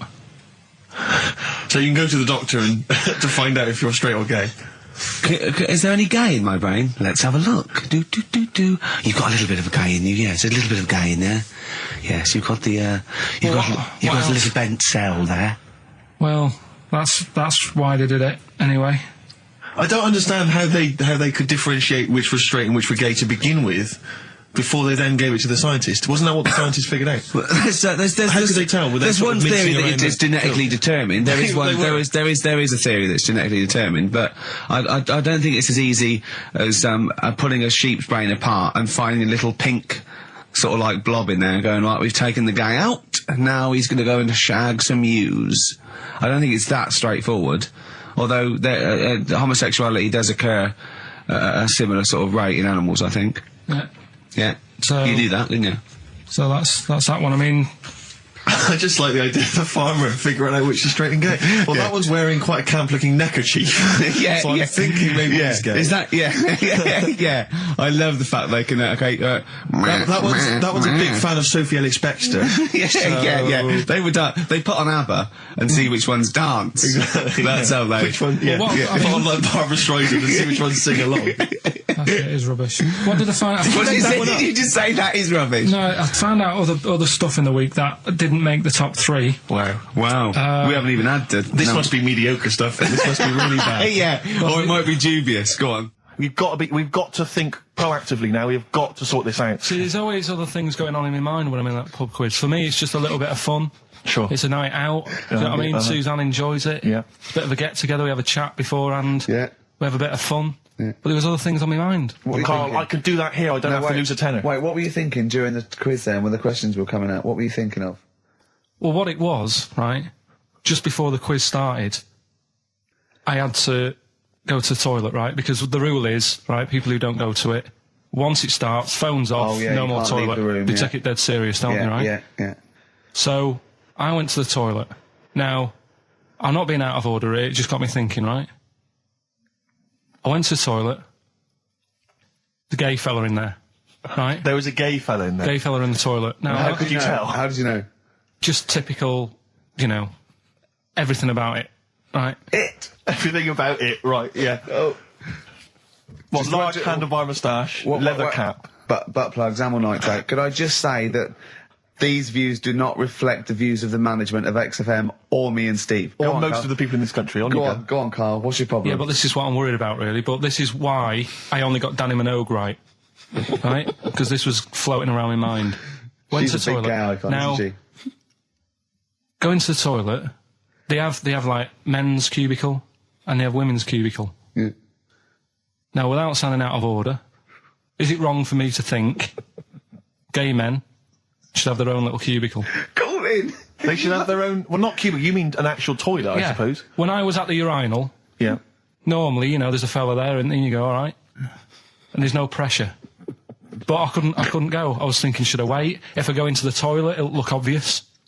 Yeah. I had loads of pressure and this was what were going you on. worried about? I'm so sorry. What were I'm you so concerned sorry, about? Viewers. I'm so Well, sorry. it's like, right, listen, when I was a kid, right, and it's all right for you to go into women's toilets when you're a kid, it's like, oh, it's a bit cute, Yeah. right, as long as you're not, like, over 15 or something, right? Right. But when I was a kid, I went into a toilet, and women, when they use their little cubicles, they don't shut the door. Some of them just sit down on the toilet, Yeah. right, and you see everything. And,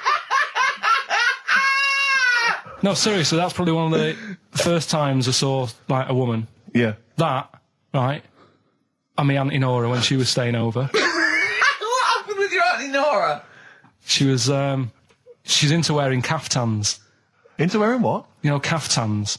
Oh, yeah. What are caftans? Big, bellowy sort of dresses. Right. And, yeah, I used to sit on the floor at home in front of the telly. Sure. She was on the chair behind. Yeah. She did a bit of a sort of a Sharon Stone scene. Oh, God. Yeah. Did you see it? There was no underwear. No. What age were you? What was it like? What age were It you? was like a ripped tennis ball. What? Right, we're off air. We're off air. Either that or put us in for the Sonys. Iced tea. That's how I'm living. Bit of old school hip hop. Where's our tea? All right, Good point, yeah. go make me a cup of coffee or something. Well, before you do that, can I just qualify something? I'm a little bit concerned Yeah. about your toilet discussion. Well, what exactly is your point again? I was just a bit bemused. You see, it's a tricky one. All I'm saying is, right, there I was at the pub quiz. I go to the toilet, not thinking about anything. I try to go, right, there's a little gay fella next to me. I love this little gay fella. Now, the weird thing is, there's nothing stopping him having a little glance, right, because he's allowed in the fella's toilet. Yeah. Now, I'm not allowed to go into the woman's toilet and have a little look round. Right. So all I'm saying is, should they have another toilet area? What, for gay people? Yeah. And so this would be gay men and lesbians? Is that going to complicate things? I mean, I can only assume. I mean, to what point? I'll ask you a question, right? If you're intimidated, that's a shame. But you know, most gay men aren't looking at your knob. You know that. What do you mean? I can only say that 99.9% of gay men who use a urinal standing next to what they assume is a heterosexual man aren't looking at his knob. What they're doing then? They're emptying their bladder. No, but the thing is, I can't talk. you're saying like, you know, about would you have one toilet for lesbian women and gay fellas, right? What does that mean? Would it be mixed? Would it just be? Well, would it have a man on one? That's heterosexual man. One little picture of a woman on the other, and then what? What would the little icon be? A man and a woman? A man and a woman. Just having a chat? Yeah. In pink and dot But lines. you couldn't mix them because then what would happen is you'd get people who are going, oh, I'll play up to this a bit, What, pretend to be gay? and yeah, you know, sort of grow a moustache and shave their head. And pretend to be a lesbian. Right. Yeah. So, well, I see. So, people pretending to be gay so they could go in and have a look at the lesbians. Yeah. Right. So that would mean that we need 4 cubicles now, wouldn't we? Yeah, no, this is fine. 4 cubicles. So every pub How now... many toilets do we need at Every the pub's moment? now got 4 toilets. Oh, Carl, bisexuals. Yeah. Now, interesting. Bisexuals. How many toilets do we need now? Call the council. Will you use any? Huh? No. No, because they're interested in everything, aren't they? Because the little bisexual fellow will be looking at your knob. Right, with them, what you do, you just have a door, you open it, and there's one urinal there, so you can't get a queue. They have to sort of wait. I just thought that, well, why can't there just be a thing between the urinals, so no one can look at anyone else's knob? Wait a minute. Just to go back to Ricky's point, what stops, even if we've got the toilet for gay men, what stops the gay men who want to have a look at your willy going in the regular toilet and pretending that they're straight? Most men don't wear gay across their No, head. exactly. They don't have a tattoo. There's no branding yet in the British house where they have to declare. So we're going to have to expand this. What So we've all got to carry identity Do you know cards. you can see a gay, can you? Coming a mile off. No? No, I'll just hold it in next time. No. Can you tell gay men? Do you know a gay man? I'd say, probably...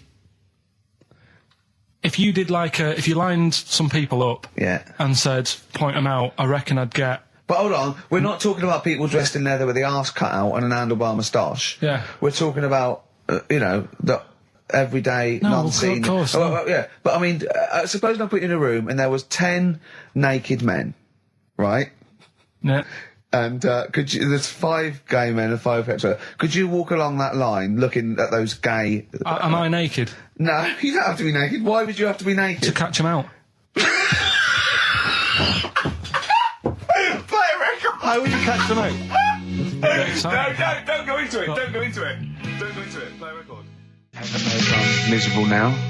Would you share a toilet with Morrissey? From Manchester, you'd have a lot to talk about, wouldn't you? Yeah. We've had an email, Rick, from Jim, and he's just simply said, what about a separate cubicle for bold Mancunians? Wow. Makes a lot of sense. Yeah. You just have your own toilet. I'm Ricky Gervais, with me, Steve Merchant and Karl Pilkington, and a few new characters, Steve. I can't believe As that. I said, I know you love Moyles and his sort of wacky stuff, and Chris Moore, Edmonds, one of the greats, one of the and greats. Edmonds, and just all Well, I'm going to go along the same sort of vein. I've come up with a couple of. Can I show you one? I'm excited. Okay. Well, it always starts with a sort of doorbell. Okay. So it goes, ding dong. I go, oh no, hold on, Steve, hold on, Karl. Who's that at the door? Yeah. Hello. Oh, hello. Oh, look, it's Camp David, the right queer gay. Oh, hello. You look all gay today. Is that because it's nice weather? Oh, no, that's not what it means. Oh, have you got a girlfriend, Camp David, the right queer gay? No, but I've got a boyfriend. Oh, bye. Right. So there you go. We'll be hearing more from Camp David, the right queer gay, and Holy Fuck the Funny Little Chinaman. What? All right, Karl. Yeah. Is that your sort of humour? It might not be your sort of humour. You just should have run it past me before you did it. Yeah. What one are you worried about in particular? The not Camp David. Well, say his name. No. Say his name. Which one? Well, I don't know which one you mean. The Chinese fella. Well, I forget who that was. What was his name? I can't remember. Well, if you can't remember, it can't be that good, so we'll leave it. We won't do it again. Right? Oh, ding dong. Who's that? Who's this? Oh, hello. Oh, look, it's David Gray, the bent piano player. Oh. All right. I thought it was going to be Columbo. That would have been a joy. Ding dong. And my wife loves you. No. Hello. Oh, I don't believe it. Look who's turned up, Karl. The weird thing is, Steve, right, that is like what I imagine Ricky's house being like when people are ringing the bell. Because they're all so different. It's got a little... He's obsessed with all my friends being slightly different to each other. I've never understood it. He goes, there's no thread. There's no thread to them. All my mates have got a thread running through them. I was in literally after they walk out of the home. Yeah. But what do you mean my friends all different? Well, that could be... It wouldn't surprise me if I was round there and the bell went and I said, do you want me to get it? And he said, yeah, and I opened it and it's, What, holy fuck? Holy, yeah, he's at the door, right? And then I'd say he's busy, close the door, bell would go again, then you got the little gay fella. David Gray. Yeah. And then, do you know what I mean? Yeah. Not really, no. Because he's met some of my friends and he looks at them in a weird way. I mean, some of them are weird. Years ago, husbands weren't allowed to sort of clout the wife with anything. What was it like in the past? I know, yeah. You couldn't clout your missus. With anything wider than your thumb. The stick had to be the same, no bigger than your thumb. Oh, no, So a big Robin bloke could do no damage if he went out with anyone. Although his is wide, he's got a little thumb like a little knob, isn't it? It's like it's truncated, because it starts off normal. It looks like he's had his big toes put on his hands. Does he have to drink a pint with two hands? Yeah. And he's dropping stuff all the time. Can I just go back to the rule of thumb thing, though? The idea, what day was this? I'm not asking Karl, I'm looking at Ricky, because you're not going to have any idea, Karl. It's just going to be the past. Yeah. But I like the idea that... I think it's the same sort of day where, I don't know, you got hung for being homosexual and you could shoot a Welshman. I just love the idea that there's blokes beating their wives with shovels, logs of wood, and someone's gone, hang on a minute, everyone. Hold on, wait a minute. Let's have a look at your thumbs. What can we do? Wait a minute. We've got to have some kind of rule here. I'm all for beating your wife, but let's have some kind of rule. Let's give them a sporting chance, surely. He goes, well, I'll tell you what about you can hit her with the width of your thumb? And the wife goes, make it the width of his knob. I go, no. He slaps her again. Yeah. Width of your thumb. All right. Better? Yeah. Ding dong. Oh, here you are. Oh, it's a fat fellow with lipstick. Hello. You're giving away a lot of... I mean, you're an enigma, Karl. I wouldn't give away your workings. I mean, because then everyone will be able to do it. And what you've got now is a gift that people can't really tap into. Do you know what I mean? See, that's what Lenny Henry and Chris Miles' mistake. See, I've sort of worked out how they do their comedy, and I'm doing it now. Sure. Do you see what I mean? Now that, I'm doing it. I think the only way that people would start to be able to replicate a lot of what Karl does is if maybe they had a severe blow to the head, or they were diving and they came up to the surface too quickly. Ding dong. Oh, I'd like a severe blow. Oh, get lost, David. Oh, let's have some adverts, quick. So this week, we're very lucky to have with us Russian pop act Tattoo. Round of applause for them. Hello. Lovely to have them here. Tattoo. Now then, of course, there's been much controversy that your kind of lesbian shtick is just something to try and whip up some press attention. We are proper lesbians. We love fanny more than cock. Okay, brilliant. And Tattoo, lovely to have you here. Thanks for coming. Yeah. Now then, you've got some live gigs, I understand, planned. Yeah. Duh. Okay. I can't help but notice that you sound, dare I say it, Tattoo, you don't sound so much Russian as German. No, we cannot do the accent properly. Okay. And, Tattoo, it's a joy to have you. Thanks for coming down. And finally, your lesbians would, for instance, either myself or Karl be able to convert you from your lesbian ways? We like the muff so much that the knob is no good for us. All right, well, thanks very much, Tattoo. Yeah, thanks, Tattoo. Thanks very much. Cheers. Yeah. Next week, share. Brilliant. So if you've got any guests, special guests you love us to interview, then let us know. Ricky.gervais@xfm.co.uk. Look at Karl's face. And we'll try and get there. Oh, dear. Play a metal, Karl. Rockbusters answers next. I was going to say, well, do you want to do that? No, let's do it next. After the record. Just going to say something. What were you going to say? About gays and that. What? In a bit. What were you going to say? Well, we'll look forward to that. Martina Topley Bird. Need one on XFM 104.9. Right, there goes the girls from Tattoo. See you later. Well Thanks, done. girls. Cheers. Have right, a couple of listeners Karl, what were you saying before we cut you off? Yeah, it's just like, you had the girls in and that, and it reminded me, I was talking to Steve in a week. Yeah. I think it's, when people were talking about going to Stringfellas and that, yeah, I was talking about seeing naked people. Yes, I asked him, I said, when he used to watch, say, he accidentally flipped onto BBC Two and some ballet was on, would his eye ever been drawn to maybe the gentleman's lower regions rather than the ladies'? The gentleman's package? Yeah, would your eyes ever be accidentally drawn to that and you couldn't resist it? And you said yes. Yeah, because, right, I don't think I'm Oh dear. Well, go on, I mean, fair enough. No, right. I'm always looking at the beautiful ladies, but fair enough. Yeah. No, go on. But, right... Have you ever looked at Wayne Sleep's testicles? I went out... Have you ever looked at Wayne Sleep's penis and testicles?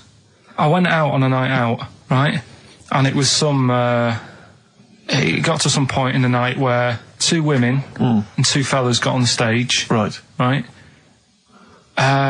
Started stripping off. Yes. Yeah. Just what, members of the audience? No, I think they were like part of the act. Right. Right. And what was this, panto? The fellas had like their undies on, and the girls just had their knickers on. Yeah. Right. And sounds pretty erotic at the moment. Go on. And at the same time, they all whipped their pants off. Yes. Right. Yeah. It was Bucks Fizz, wasn't it? The adult show.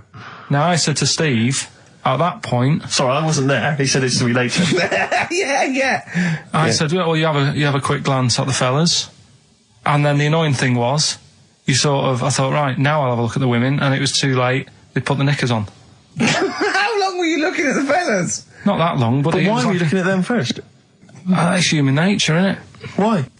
I don't know, but I'm sure you would have done the same thing. You just sort of think, well, how are they shaping up? So it's a comparative test. So who had the biggest knob? Which one of the blokes had the biggest knob? No, it's like, normal. But this is a whole new side of you. This is a whole other area. So you look at ballet dancers, you look at the gentlemen's. No, I don't. package. I just was, when he said this, it reminded me of this night when I was walking home thinking, didn't get a look. Because I was messing Where up. was this? What event was this where people are stripping off? Carl, I'll tell you what, you are the most interesting man I've ever met.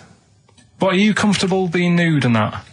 We've done this. Well, I don't know what this is. We did this last week about, are you comfortable being nude? No, I know, I was talking you're about probably that. most comfortable being nude. It's just probably not in public. Well, Ricky's only really comfortable nude when he's eating. yeah. There's nothing to get, Yeah, you can just wipe yourself down. Yeah, you just sit in the bath, yeah. No, but I talked about that, and then when I went home, I was talking to Suzanne about it, and she said, "What's all that about? You don't like being nude, right?" And I said, well, it's not. It's like I'm part of an Alan Bennett play. It's just, I love the way you talk. Remember once, right? I don't know if I should talk about this really, but Well, that means you should. So go on. Go on. Oh yeah, right. We went to Tenerife, right, one year, and I was still living in Manchester. I'm scared now. Yeah, I don't know what's I'm actually scared. I'm thinking about Suzanne, but she's. Well, working. I don't want to know anything about Suzanne, to be honest. No, but It involves me more. Let's hear the story. Go But on. I'm just explaining to you that I don't like being nude. Yeah. Go on. So you're in Tenerife. In Tenerife, right? Didn't have much money. Stayed in this apartment that wasn't that nice, right? Had the cockroaches in it and stuff, right? Yeah. Didn't have much money to go out at night. So we're in this sort of death trap of an apartment, right? Uh-huh. Anyway, so when I was younger, right, had a bit more energy. So He's 30. 80, I know. so start having it away a bit. It's a joy. Beautiful. It's so, good, yeah. I'm going to hit away. I love it. Go on. Right, so, doing what I do, right? Yeah. Someone starts banging on the door. So Suzanne Everyone's says, at it. Right, so you mean knocking on the door, right? Okay. knocking on the door, right? So Suzanne said, you better get it. So I said, I can't get it now, can I? I'll have to wait a bit. Right?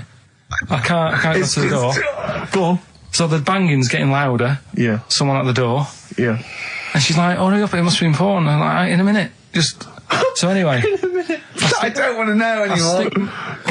No, come on, finish the story. Open the door. It's a fireman. So I just stick my head round, and he's going, you'll have to get out. The building's on fire. Right? So I'm like, in a minute. Sorry, you weren't still having sex at this point? No, but, Right. still sort of got to wait a minute, or I can't get my pants on. Oh, Carl, I wish I'm so sorry. Right, go on. To this, So the place is burning down. So it could be a serious big fire going on. Yeah. I'm sort of waiting. You can hear people sort of screaming and that, panicking. Yeah. Is that because the door's open and you're nude? The fireman's saying, will you get out, I'm saying, in a minute. Right. And Suzanne was saying, think of something that's not sexy. Sure. So I was thinking of people, thinking maybe dying in a fire might sort of calm me down. Yeah. Then the fireman said, we need a big pole. Yeah. Yeah, Sure, go on. But what I'm saying is that, to me, I wouldn't have wanted to go out and be safe over, do you know what I mean, over being naked. I don't like walking about without on. So what I'm saying is, even if that fire... I love the idea of everyone huddled in there with all the firemen. It just, the camera's fans along and there's Karl. Yeah, a local news report. Naked. With still... But would you have gone out without on? But why do I have to go out with now on? I'll just grab a pair of jeans. All right, but you've just, you know... What? There's a fire, Karl! Yeah, but see, not everyone looks at men's packets. That's only you, remember. Most of the other firemen wouldn't be going, oh, look at him. But what I'm interested in is he's pleased to see us. Karl, how long did it take? And did the thought of dying in a fire help? After a bit, but the fireman sort of had a go at me. Sure. What do you mean? Well, he wasn't happy that I was dawdling. Well, to be fair... But what can you do? Answers on a postcard. To the usual address, XFM. Who's your auntie with the tattoos? That's Hazel. Oh, right, yeah. Let's leave that. Why? Oh, let's Why? not talk about it. What have I come across there? What's up with that Hazel? What's up with Auntie Hazel? There's nothing wrong with it. What? Just a, What? just a lesbian, which is nothing wrong with that. Well, no, but you've made it sound like there is now by not wanting to say it. My auntie's a I lesbian. know what you're saying, though. I know what you're getting at, just because I call her Uncle Hazel.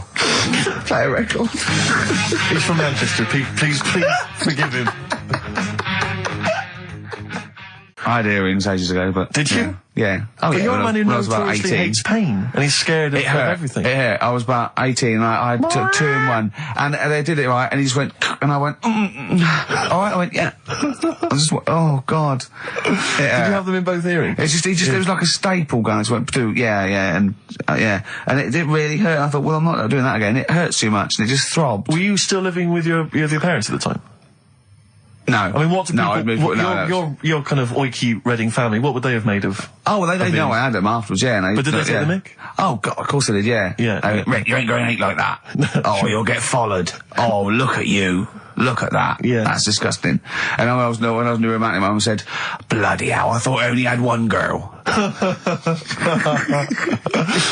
Which is the earring? Because isn't it like one ear is for gay people and one is for straight people? Is that just a myth? Or I don't know. It might be something to do with which ear you had it in? Yeah, there probably was sort of like signs for that. Yeah, it's like when you're growing up, I had loads like a white polo neck, right, and a ring on your little finger. That means you're gay. Yeah, yeah. Like you can see him coming. He's just consulting your little chart. Exactly. Hold on, white polo neck. Yeah. Those are the earrings in the left ear. I got it.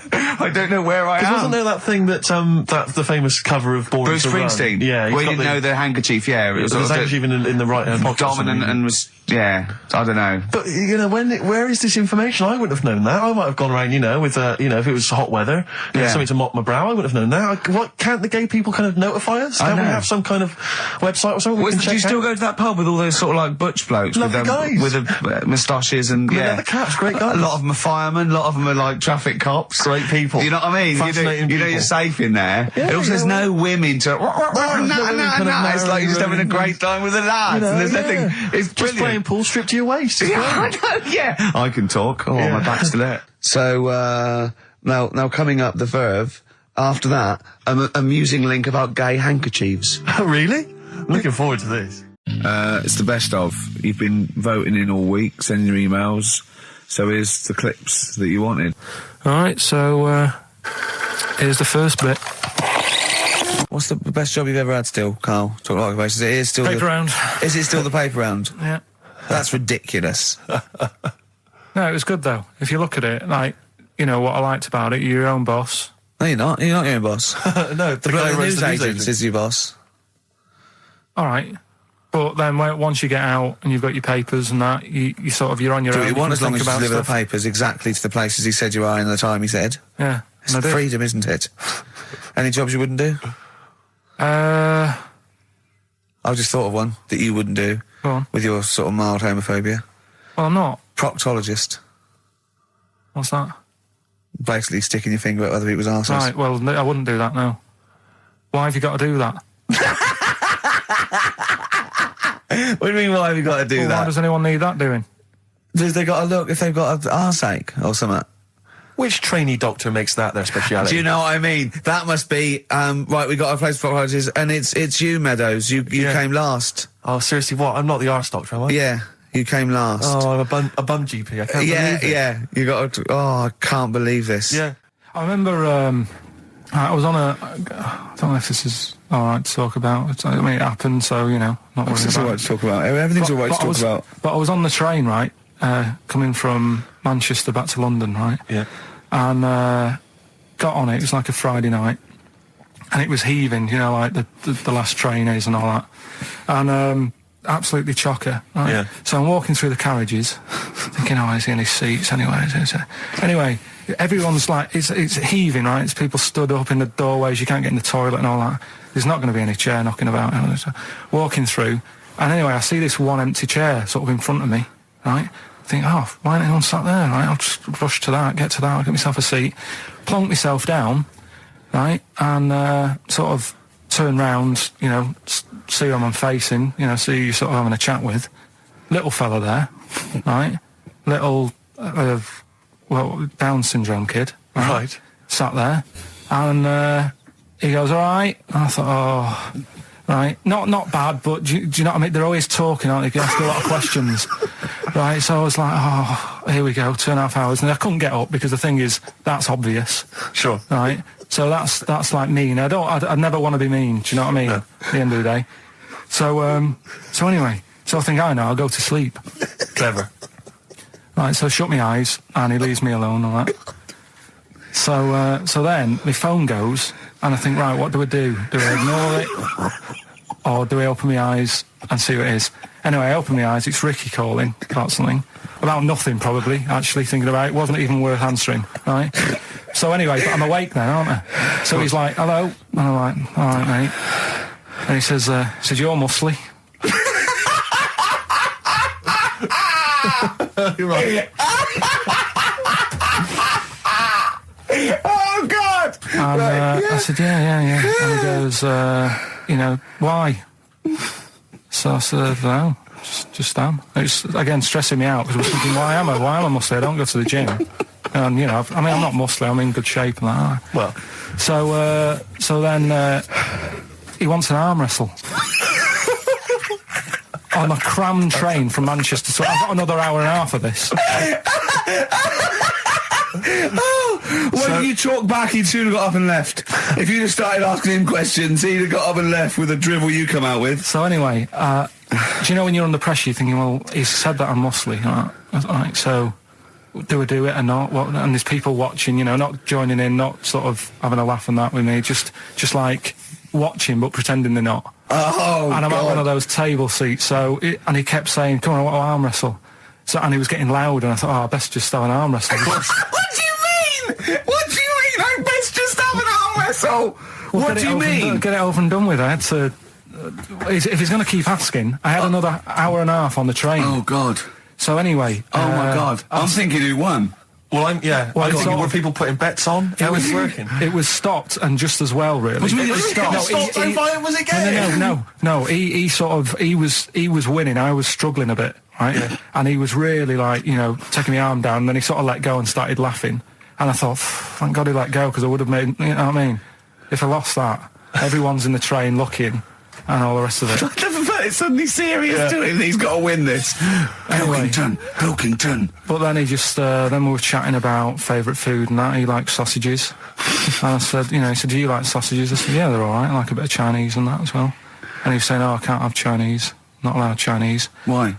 Don't know. He just said, it's not allowed to have it.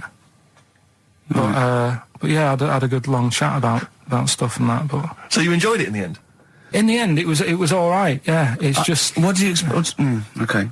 No, but it's that thing, isn't it? It's always whenever you're faced with something different, it's always awkward, isn't it? And that's the thing. You're talking about him now, are you? And I think I did all right, because everyone else was ignoring him. But I probably made his day pretty good. Yeah. We were a nice bloke. I like the idea that newlywed couple are probably thinking that's going to be a similar journey down to Cornwall. Karl Pilkington in the chair now. The talked about, the acclaimed Educating Ricky. Right, well, just in case anyone's new, doesn't normally listen, basically, I'm educating Ricky. Do a bit of research in a week, find stuff, news, history, anything that's interesting. 3 stories, I give them a nice little headline. You take your pick. Between now and 3, you're going to learn 3 things. Yeah? Yeah. So, the headlines are, I'll be no buying one of them. Give us that again. I'll be no buying one of them. Nice, okay. Yeah. We've also got hippopotamus news. Okay. Okay. And can you believe it? Can you believe it? Well, I'm going to go with hippopotamus news. Hippopotamus news? News. Right, well, this one, it's... I'm not going to take the credit here. I heard Christian talking about this on breakfast, right? Because it's a good story that happened.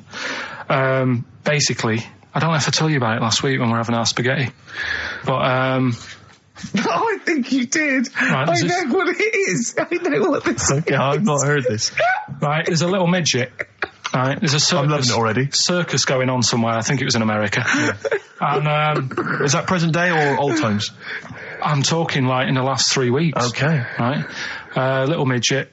Circus, really packed out show. People are loving it. Right, Steve, you'll ask the same question I did. I know. So there's a little midget jumping up and down on a trampoline. That's what circus is. Right. I pay good money to see it. So everyone's clapping, and he's getting carried away. Because he can't believe they're loving it. I didn't know they'd like a little person on a trampoline, but they love me. But you know what it's like when, if there's a crowd of people sort of encouraging you to sort of go higher and stuff. Yeah. And I'm sure he knew it was getting out of hand. But he was jumping and he was coming down the road going higher, and he's going really high in the air, right?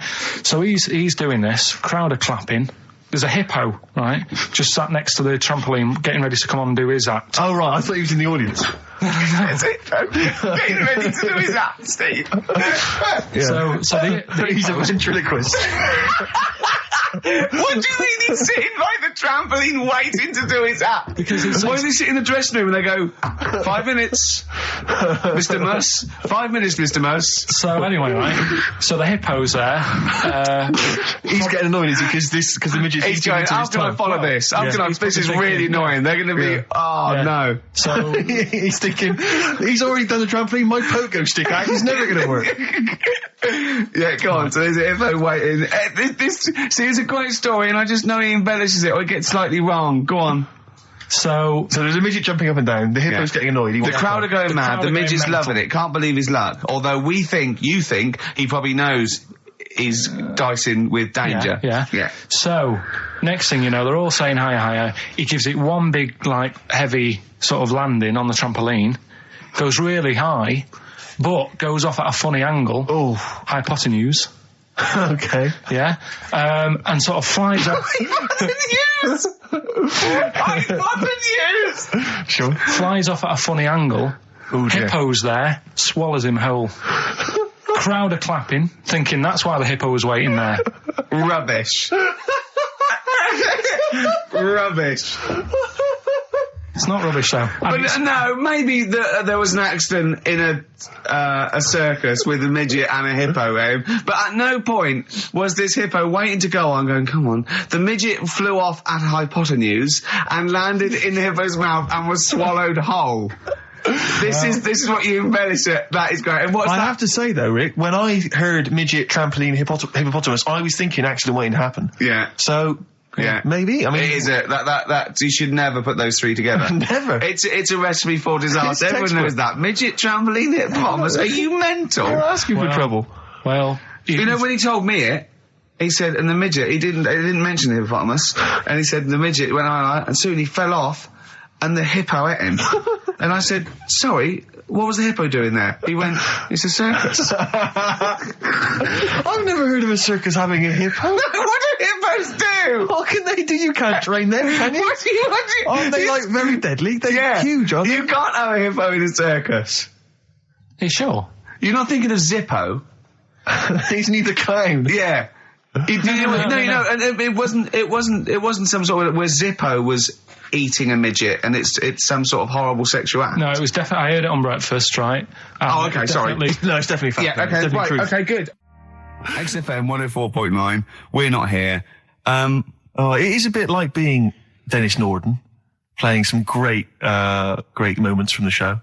I was just imagining Dennis Norden one day, sort of just like waking up out of his stupor. He's doing this, and he'd go into the producer and go, "I've just seen a couple of my programmes. I just saw It'll Be Right on the Night 18. It's shit. It is terrible. Why didn't someone tell me?" Well, we didn't want to upset you because, But I've been doing it way too long. Well, you could just let me go on forever. Well, until you died, yeah. Well, why can't my son take over? Well, he's 80, Dennis. And the jokes I'm doing, they're awful. Why have I got that clipboard? I've written these jokes, they're not funny. There's an audience, they're laughing. What are they laughing They're not at? laughing, they're not laughing, that's canned laughter.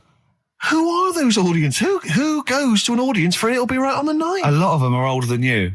It can't be right. Do you know we have 15% fatality in one of your audiences? But I went home at Christmas, I watched one of the episodes. Yeah. I was with my family and friends. I said, watch this, you'll love it. Stony face, no one laughed. They all thought it was shit. Well, it is. Well, why didn't you tell me earlier? We didn't want to hurt your feelings. You're an old man. You may be upward of 102. I didn't realise. Yeah.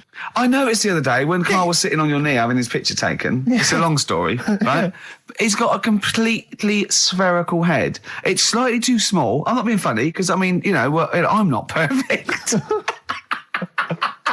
But he's got a completely spherical little head. He looks a little bit like a baby hamburger. You know hamburger off McDonald's? Sure. He looks like a little baby hamburger. And it's sort of quite put upon. Suzanne thinks a lot like that thing in that Dulux advert. Do you know when the woman pulls the head off that? That little plasticine morph type and then they creature. make a new ad for it. And it's like a little head.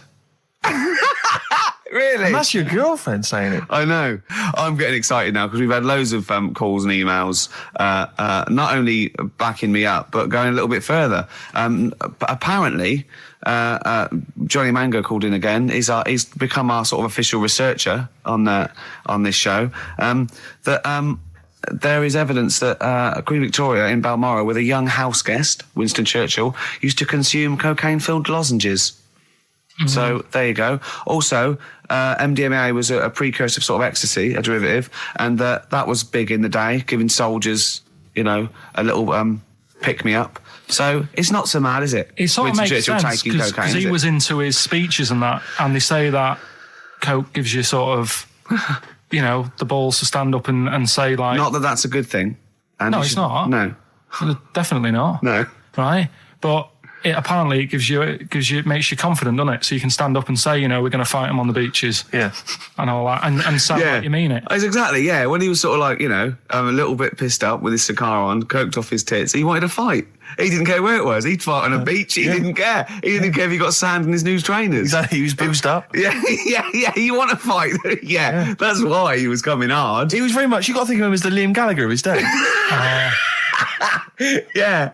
Oh, dear. Bad. Are we allowed to talk about this? I mean, I don't mean in terms of referencing drugs, but are we allowed to... Is this like libelous to Winston Churchill? One, you can't libel the dead. Yeah, but two, is that only in America? I'm asking, and we're not saying, two, I think you'd probably going to also a fair comment. Three, we say we were joking. Yeah. 4, it's a satire. Yeah. 5, we love him. 5, we're not condoning drugs in any way. 6, this is Dermot O'Leary's show. I didn't have a go at him anyway. I said he's all right.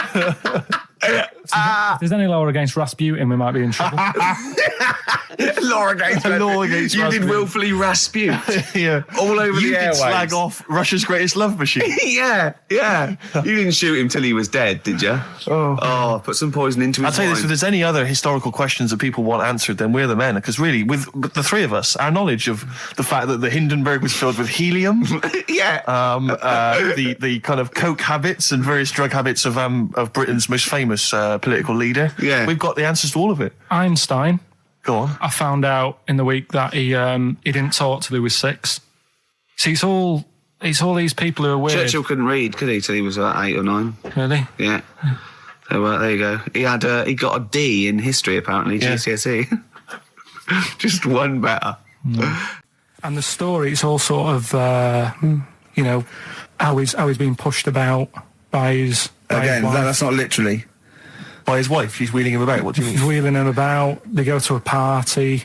Everyone sort of looks round and looks at him. What makes you think that he's in a wheelchair? What's the clues? What's the words? There's loads of little things. There's like, well, like I say, something about his wife walking around with me and all that. Well, of course she is. She's pushing him about. But walking around. If someone said, "Oh, she was walking around with me," I'd think they were both walking round. There's a few. But that's not. There must be another. There must be a reason why you suddenly thought that fella's in a wheelchair. Right. My wife's walking around with me. Put on your makeup, and I feel alright. No, and she's always saying, "Do you feel all right?" And that she's always asking him how he is. Yeah, but she's just listen. Let me play it, right? And try and picture the scene, right? But now I'm only thinking of a little fella in a wheelchair. Well, have a listen to it, and you know, just everything that's being said. Okay. Understand why I'm thinking what I'm thinking. No, never. Right, you ready? Yeah. No clue yet. Yeah. He's just sat there watching, probably. No. There's no. Wait until he's done.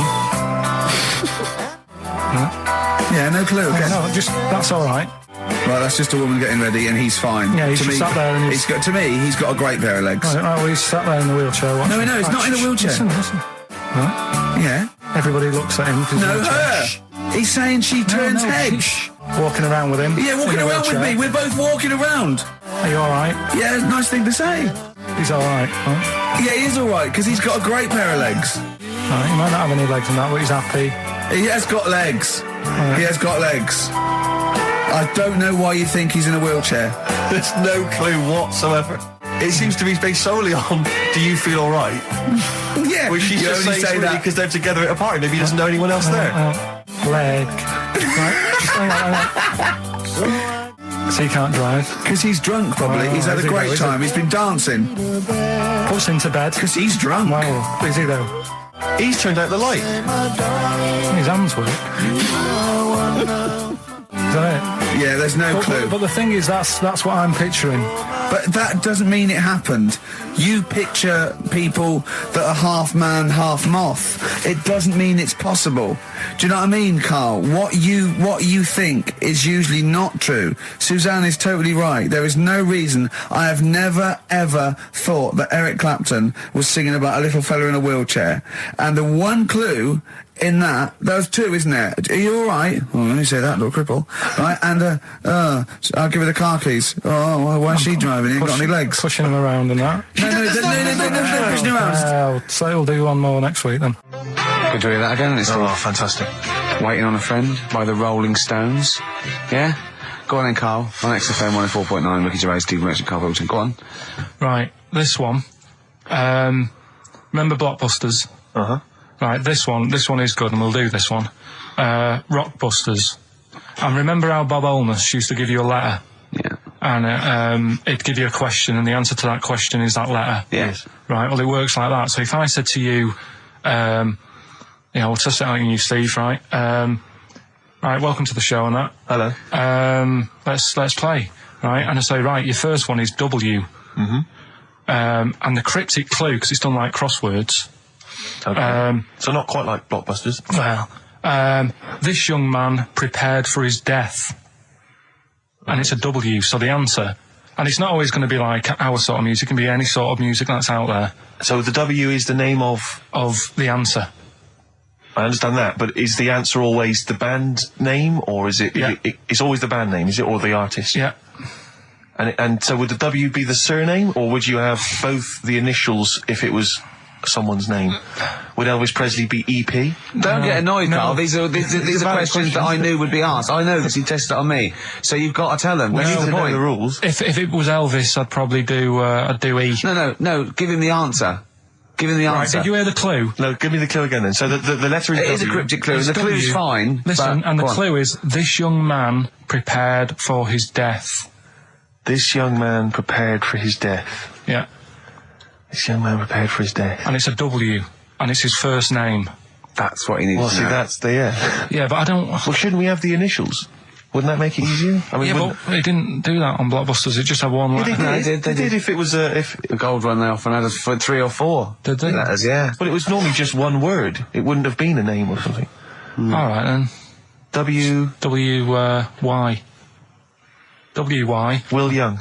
Excellent. Right, I didn't understand it. What was this the young Will man, prepared for this young man. So he's sort of mixed sort of cryptic. Yeah. But, I mean, you know, that's a good effort. That's better than usual. No, that is better than It's usual. not bad, is it? So do you want to play? Let's play Rockbusters. Yeah, Rockbusters. All right. Sam, Hello. is it sounding all right today? It is. Just about. All right. Cheers. That is worse. Right. Then. Yeah. Well, And so we've got Sam on the line. Who else have we got there? So we've got Tim as well, haven't we? Hello. All right, Tim. Tim and Sam. Right, You sound quite similar, lads. Could one of you affect an accent or something? Which one's Tim? Yeah, it's me. Okay, which one's Sam? It's Sam. That's slightly deeper. Bit Slightly deeper. deeper, Sam, yeah. yeah. And they're not against the clock anyway, are they? So it doesn't really matter. I suppose not. So I think Steve just wanted a bit of variety. you Okay. you understand the rule, lads? Could you explain them to us? Right, play it. Okay. Hang on. Wait. Well, let me explain because I mean, life is too short. Now, Karl's going to read out say 3 clues. Yeah, and just shout your own name and answer it, or shout the answer. Shout your own name, then the answer if you know it. And it's the person who gets the most right. Okay. Is that all right? Yeah. Yeah. So, Here we go then. okay then. So Shouldn't it be the first to 3? Well, yeah, but then he hasn't got. I've got enough. It's fine. You've got enough clues for that. Right then, here we go. Welcome to the show. Oh God. Right, the first initials, S-T, right? Is that right?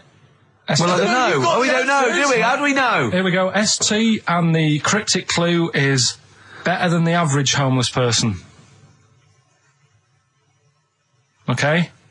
Sorry, I think, is that a band? Yeah. Is it an old band? Yeah. I think that's one word. Alright then, S. It's an old 70s band, better than the average homeless person. Tim? Go on. Supertramp. Yes. Supertramp Well done. it is. Yeah. Well done, 1 point to I have you, no idea Tim. why that's right, by the way. You don't understand why it's right? He's a super tramp. Oh, right. Better than the average homeless person. cryptic, yeah. Yeah, cryptic. Yeah. Okay, second one. Come on, Sam, you got That's actually quite good for Karl. Trust me, Tim. Take that as a good clue. Because, yeah, okay. We won't do this again. Wait, 1-0 Right, to here we Tim. go. Right. F. The letter is F. That's the next one we're moving on to. And the cryptic clue is, the little girl is hungry. What shall we do? The S or F? I've got it. F. Freddy. Sam. Peter. Yes, 1-1. Feed her. He's pulled out of Feed her. Yeah. Feed her. Okay. Yeah. So that's 1 each. So this is the decider, isn't it? Wait a minute, Well, no. ITV are on the phone. Well, you said first to 3, so no, it's not, is it? That's what I said. Just do the 3 clues and who gets the most. Okay, well, we can do that now. So, here we go. I love this. This is rubbish. Go on. So, here's the last one. The initials are AK, right? And the cryptic clue is exploding pet. Shout out your name if you know it. Last orders at the bar, please. Last orders at the bar. Exploding pet. AK. You're tuned to XFM 104.9, Karl Pilkington's quiz, Rockbusters. The format is still available. The highest bidder, please give us a call, or you can email ricky.gervais@xfm.co.uk. Is it a band or a singer? I'll give you a bit more of a clue. It's a pop band. Okay, we wouldn't. Sam. Tommy Kissam. Yes. Hey. Oh, this is amazing radio. So who was that won? That was Sam who won. So it's 2-1 to Sam. So he wins. What does he win, Karl? He wins some CDs and some videos. No, he's got obviously now, Sam, if you're ready, take the spot. You're going to do the gold run. Away you go, Karl. I haven't got any more. You're a fool. Right, stay on the line. We're giving both some presents. Play a record for. Rick, I'm going to shoot off. XFM 104.9. We're not here. This next clip is one of my favourite clips. Look, it needs no introduction. Here it is. Another holiday. Oh, it wasn't holiday. Wasn't holiday. Well, it was. You had 5 days off work. Why isn't it holiday? You had 5 days not working for a living. You know how many days holiday gets a year now? 29. Oh, that's more than teachers, isn't it? It makes me sick. It makes me sick. Well, I know the kind of hours you work, Rick. It's mad. I mean, if you're not in work by midday, you're furious. No, but I mean, I'm always... 29's normal for the normal working person. Yeah, but, you know... And anyway, it wasn't a proper holiday. I went to see my mum and dad. It's nice to see them and everything, but it's not holiday, is it? Why? It's not going away. It's not getting on a plane, is it? Going away. Oh, is that definitely a holiday? What happened before 1950? I don't know. People used to go... Yeah, exactly. People used to go to Blackpool or Brighton. That was holiday. Yeah, but I didn't Where did you go? Went to Wales. There you go. Lovely holiday. Lovely holiday. Have a holiday in Wales. That's what they say, innit? Come to Wales and have a holiday. That's what they say, innit? So come to Wales and meet your parents. Come to Wales and have a lovely holiday. Right. Well, anyway, it was good and that. It's always good to see them. Right? Yeah. But week off work. Do you know like my mum likes gnomes and stuff? Yeah. Right. Of course she does. She's lived with one for 30 years. She said, get your dad to take us to this park where they've got 6-foot gnomes and stuff, right? Have a walk about. Sounds like a nightmare. Yeah. Sounds like a living nightmare. Keep an eye on Karl. Yeah. So anyway, he stood still for 2 minutes. Someone bought him. No. You can't buy them and that. It's like a little exhibition thing, yeah. Right? And it's part of a hall, right? This big hall that you have to pay to get in. But we didn't want to see the hall. I just wanted to see the gnomes. Of course you did, yeah. So anyway, my dad says, yeah, well, we can get in there for free. Of course he did. Clever. Right? So we parked up on this little country lane, right? No one about. We walked How much down, was it to go in? Like £2? about £3 each. Yeah. But he said, well, yeah, but if you don't have to pay, do you know what I mean? You enjoy it even more, don't you, when you're walking about and you're thinking, I've got this £3 in my pocket, no one's having it. Yeah. Right? No, looking over sort of for a bloke with a peak hat saying, can I see your ticket, please? I wouldn't enjoy it more, no. Go on. Yeah, but you don't worry about it, do you? You got a bit of money now then, Rick. You've changed. So anyway, so we had to walk across about 4 fields. For £3! Right? And what happened was, we're walking through all these fields and what have you, big grass and muddy bits and all that, 'cause it'd been raining, and climbing over fences and stuff. And we're in this field, right? And I look to my right, and there's about 30 cows all staring at us, right? And Suzanne started to panic a bit. She said, we shouldn't be here. Dad says, of course we can. We're allowed to go wherever we want. You know, all this land, it's ramblers' rights and all that stuff. Yeah. And take a cow if you want. So, unattended. Serves him right for leaving him in the field unattended. I'm having one. Yeah. I keep us fed for a week. Anyway, these cows start surrounding us. Surrounding us. Oh, brilliant. Oh, no. Face off. And Suzanne's panicking, going, this isn't right. We're not going to make it to the fence in time. They're moving faster than us, and they started sort of running a bit. Wow. And it's like some kind of bovine West Side Story. A gang of cows coming at you. Don't worry about it and stuff. But my dad had to sort of stand there and like wave a stick at him. Of course. And we got away, but Suzanne was like having a bit of a sweat on. Got away. Saying, we could have got killed. Sure. And my dad saying, nah, it never happens. And I just wondered if it does, if there's a risk of... Yeah, it is rare, but there's been a couple of cases of being trampled by cows. They're not aggressive. They sort of run through you. Well, they're aggressive if they've got a calf. They have kids. What? They had kids with them. Kids, yeah. That's goats you're thinking of. Yeah. Maybe they were trying to sneak into the gnome thing, and they were worried that, like, if too many people did it, they thought some cows, we can just sneak in. They were cows, trying, no one's expecting cows. And the cows were going, walk upright like you're human. Don't walk upright. They thought you'd blow their cover. Yeah. Yeah, people have been killed by cows before. Yeah, that was like the highlight, and then... So when you arrived there, you were presumably covered in mud, looking like something that had just come from Glastonbury, staggering around this exhibition. It wasn't that bad. It was just like a woods, and it had like a funny sort of funeral, like a graveyard thing. Right. Yeah. With bodies sort of hanging out the ground and that. And we had these 6-foot gnomes. Right. And then we just set off again, walked back. But you sure this wasn't a dream? No, it was good. It was good. And... called up Ricky. I said, right, are you about? Have a chat and that. So he said, I'll just come round. It's a nice day. Have a drink and what have you. So I got round there at about 6:30, right? Go up to his door, knock on his door, right? He stood there with his tackle out. Oh. Yeah, what did you make of that? What was wrong with that? What do you mean, what's wrong with that? Why were you looking at it? Why were you looking at it? I tried not to look at it. But again, you're always sort of attracted to it, aren't you? Kind of like... I've never been attracted to another man's tackle. I don't know what you mean. You can't help but have a little sly look. Especially when it's there. When you ring the bell, and I mean the one on the door, right? And that's hanging out. And does he dress to the left or the right? It was to the left, right? Yeah, it was left, yeah. Just popped it out of my shorts for him. Just popped him out of the shorts. Should have seen the state of him. Shorts on, no top, cigar. Looked like someone out of The Sopranos. It was a mess. Yeah. And then, we sat on the balcony drinking wine, didn't we? Did you pop it back in, or was it still... Yeah, I popped it straight back in. I'd got the laugh. Sure. I'd got the laugh I wanted. Yeah. He walked in, he went, it's not that hot. Straight away, it's not that hot. Oh, brilliant. then, was that knob news, or is there more? no, it's got more knob news. That's just a taster. Just a taster. Listen, let's play some adverts, let's play some great music, and maybe we should have some early knob news. Early knob news coming up. XFM. Do you believe in God, Karl? Don't know, I don't really worry about it. It was ages ago, wasn't it?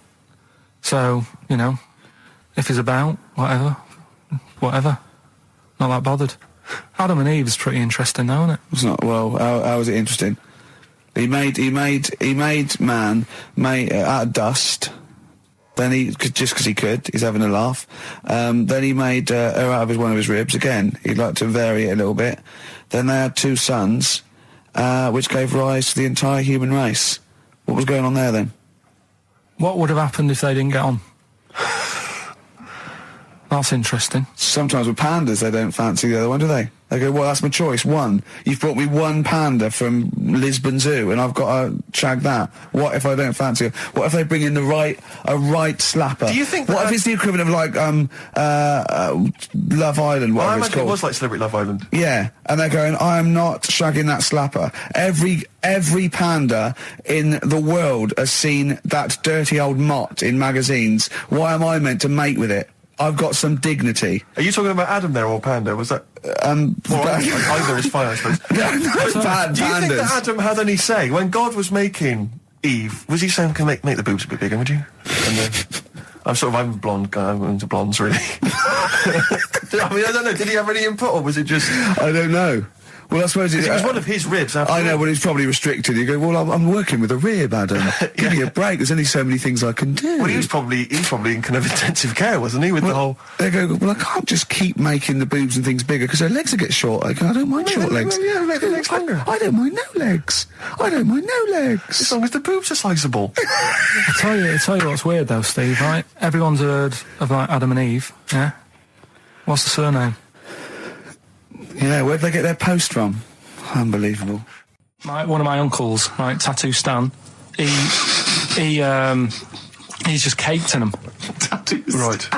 I don't think he's my proper uncle, but he's just like my dad's got. Tattoo Stan. No, my dad's got. That's a province in Russia, isn't it? My dad's got loads of mates who. When you like, say he's not your names. proper uncle, Do you know how, like, when Just a bloke someone who used to comes hang around around, with you're the alright, Uncle Stan? Yeah. Do you know what I mean? And my dad had loads of mates like that. There was John the Screw. right? So he either works in a prison or he likes to have sex. Cabbie. Cab driver. Okay. There was Jimmy the Hat. I don't know where he Jimmy did. the Hat. Yeah. And, Did he wear a hat? No. No. There was Fred the Veg. You sure he wasn't a relative? Sorry. Fred the Veg used to get us like big bags of potatoes and that. Fred Veg, okay. And there was Tattoo Stan. Right. And he was just caked in them. And I used to always look at him thinking, why have you done that? I must have only been like, 6 I or suppose 7. if you're born with a name like Tattoo Stan, Exactly. you're destined, Sorry, aren't you, were really? they like a 1950s gang? I'm worried about... I'm Who worried were about... doing a bank job? What was his name? The Hat? What was his name? Jimmy the Hat. I'm worried about Jimmy the Hat. Yeah. Not having a hat. I don't understand it. Are you sure he didn't have a hat? Not when I met him. Did he ever wear a hat? I didn't see him that much. Do you think it was a joke, like, when your mate's sort of like, 8 foot and huge, you call him Little John or Tiny? Do you think... Well, the fact that he never wore a Yeah, hat. they went, hold on, I've noticed something about Jim. Go on. No hat. And I go, oh, true, let's call him Jim the Hat. Jimmy the Hat, yeah. But my Uncle Stan, he had like loads of them. He did them himself. Oh dear. And it was always that thing. God. What was it things like? He had like the cross. cut here, Cut here, on made the in neck. Britain. And if you're going to do them yourself, I'd say at least make sure you're sort of a good drawer. Yeah. And don't do it in the mirror so it comes out backwards. Well, that was the other thing. But, like, I remember he did, names are alright. He had, like, all his kids' names down his arm. And, what are they called? Yeah. Oh, God, it's... Tattoo Stan Jr. Yeah. And, Paul shits to bed. I'm trying to... Oh, Wabbai Kate. Yeah. But he had... Frankie never amounts to anything. Oh, God. So he had, like, Johnny, I don't think he's mine.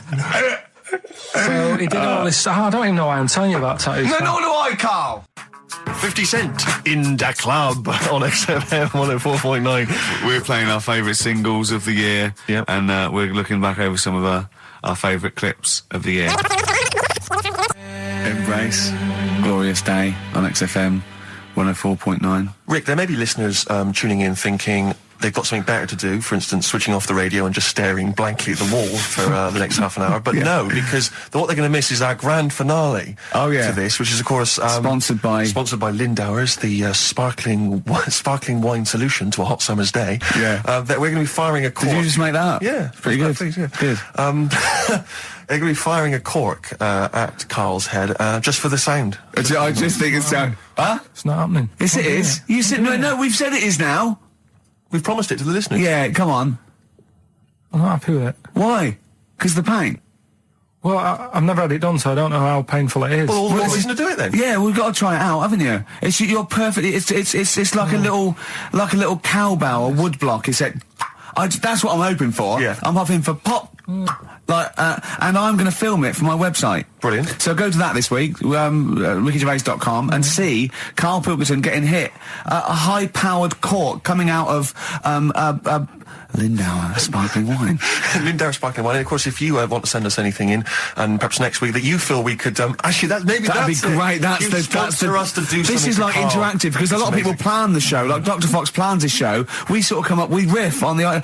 That's a great idea. Send stuff in that we could harm Karl with. Yeah, we harm Karl. Harm Karl. We do a jingle. Harm Karl. I've always wanted one of those George Foreman grills. I've always wanted one of them. I know, but that's too much, isn't it? What if we just pressed his head inside it? We'd have to put it on. Put it on. See, yeah. Just squeeze his head inside it. I've got to do that thing with a tea towel one day. You know that thing I did with a tea towel? You put a tea towel around his head, right, tie it. I put a wooden spoon in, and you only have to turn it like a couple of inches, and it kills you, doesn't it? Yeah. It really is, yeah. So we'll be firing a cork at Karl's head. I'll be filming it for the website. So that's coming up about 10 to 3. Look forward to that. Yeah. Do you know what? I'm loving this. This is my... just being in a room with him. I just can't... I want to squeeze his head. XFM 104.9 playing Green Day. The studio's falling apart. I know, his microphone broke. Their mind broke. Rick, I don't know why Lindauer's, the sparkling wine, want to be associated with this shambles of a show. It is falling apart. This is awful, this studio. It's got to be fixed. Right now, Karl, come on here. It's the time where I'm going to let a cork off. Do you want to film this, Steve? Yeah, that'll be available on the website next week, rickygervais.com. So see Karl getting hit. One bloke suggested we leave the metal cap on because it's get a better pitch, but we take that. He's straight. Let's get the camera ready. Get the camera ready. Ready? So if you just joined us, we are using some Lindauer's sparkling wine to basically, what can I say? We fire a cork at Karl's round head. Hang on a sec. Let me just put the headphones on. All right, film this then. Okay. It's in position. Look. Just firing up. Okay, Karl, come on there so we can see your head a little bit. We want to get the noise, the microphone there. Right, ready? Hold on. Good. So you're just doing it. Hold on. Now it's in position. What if it? Oh. Ready? Yeah. Oh God! Oh no!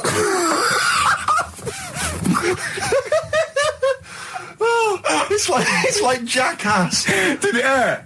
Behind me. What do you mean? Did it hit you? I sort of just... It went off course, did it? Just glanced, did it? Right, Lindauer, so you're going to send us 8 more bottles, please. Yeah, so we're going to get this right. Wait, what were you thinking during the quiz then, when the questions were coming out? What were you thinking of? Well, what it was, right, just before the quiz started, I had to go to the toilet, right, because the rule is, right, people who don't go to it once it starts, phones off, yeah, no you more can't leave toilet. the room, They yeah. take it dead serious, don't they, right? Yeah. So I went to the toilet. Now, I'm not being out of order here, it just got me thinking, right? I went to the toilet. The gay fella in there, right? There was a gay fella in there. Gay fella in the toilet. Now, How could you tell? How did you know? just typical, everything about it, right? Everything about it, right, yeah. Oh. What, Just large imagine- handlebar moustache, leather cap. Butt plugs, amyl nitrate. Could I just say that these views do not reflect the views of the management of XFM or me and Steve? Or Go on, most Carl. of the people in this country. Go on, Carl. What's your problem? Yeah, but this is what I'm worried about, really. But this is why I only got Danny Minogue right, right? Because this was floating around my mind. Went She's to a the big toilet. gay icon, Now, isn't she? go into the toilet. They have like men's cubicle and they have women's cubicle. Yeah. Now, without sounding out of order, is it wrong for me to think gay men should have their own little cubicle? Go in. They should have their own... Well, not cubicle, you mean an actual toilet, I suppose. When I was at the urinal, Yeah. normally, there's a fella there and then you go, all right. And there's no pressure. But I couldn't go. I was thinking, should I wait? If I go into the toilet, it'll look obvious. Yeah. I had loads of pressure and But this was what were going you on. worried I'm so about? sorry. What were I'm you so concerned sorry, about? viewers? I'm so Well, sorry. it's like, right, listen, when I was a kid, right, and it's all right for you to go into women's toilets when you're a kid, it's like, oh, it's a bit cute, Yeah. right, as long as you're not, like, over 15 or something, right? Right. But when I was a kid, I went into a toilet, and women, when they use their little cubicles, they don't shut the door. Some of them just sit down on the toilet, Yeah. right, and you see everything. And, no, seriously, that's probably one of the first times I saw, like, a woman. Yeah. That, right, and my Auntie Nora when she was staying over. What happened with your Auntie Nora? She was, she's into wearing caftans. Into wearing what? Caftans. Oh, yeah. What caftans? Big, bellowy sort of dresses. Right. And, yeah, I used to sit on the floor at home in front of the telly. Sure. She was on the chair behind. Yeah. She did a bit of a sort of a Sharon Stone scene. Oh, God. Yeah. Did you see it? There was no underwear. No. What age were you? What was it like? What age were It you? was like a ripped tennis ball. What? Right, we're off air. We're off air. Either that or put us in for the Sonys. Okay, what's the next one? What's the educating Well, Ricky? I don't know. See, like I say, I was looking around and there's stuff that is interesting. Right, I was looking on the web. But there's no point. Well, it's just that I found one about What's the point? about a lad who 8 years old, but he's still breastfed. Now, I don't know if you can get anything out of that. Is that what his mum said?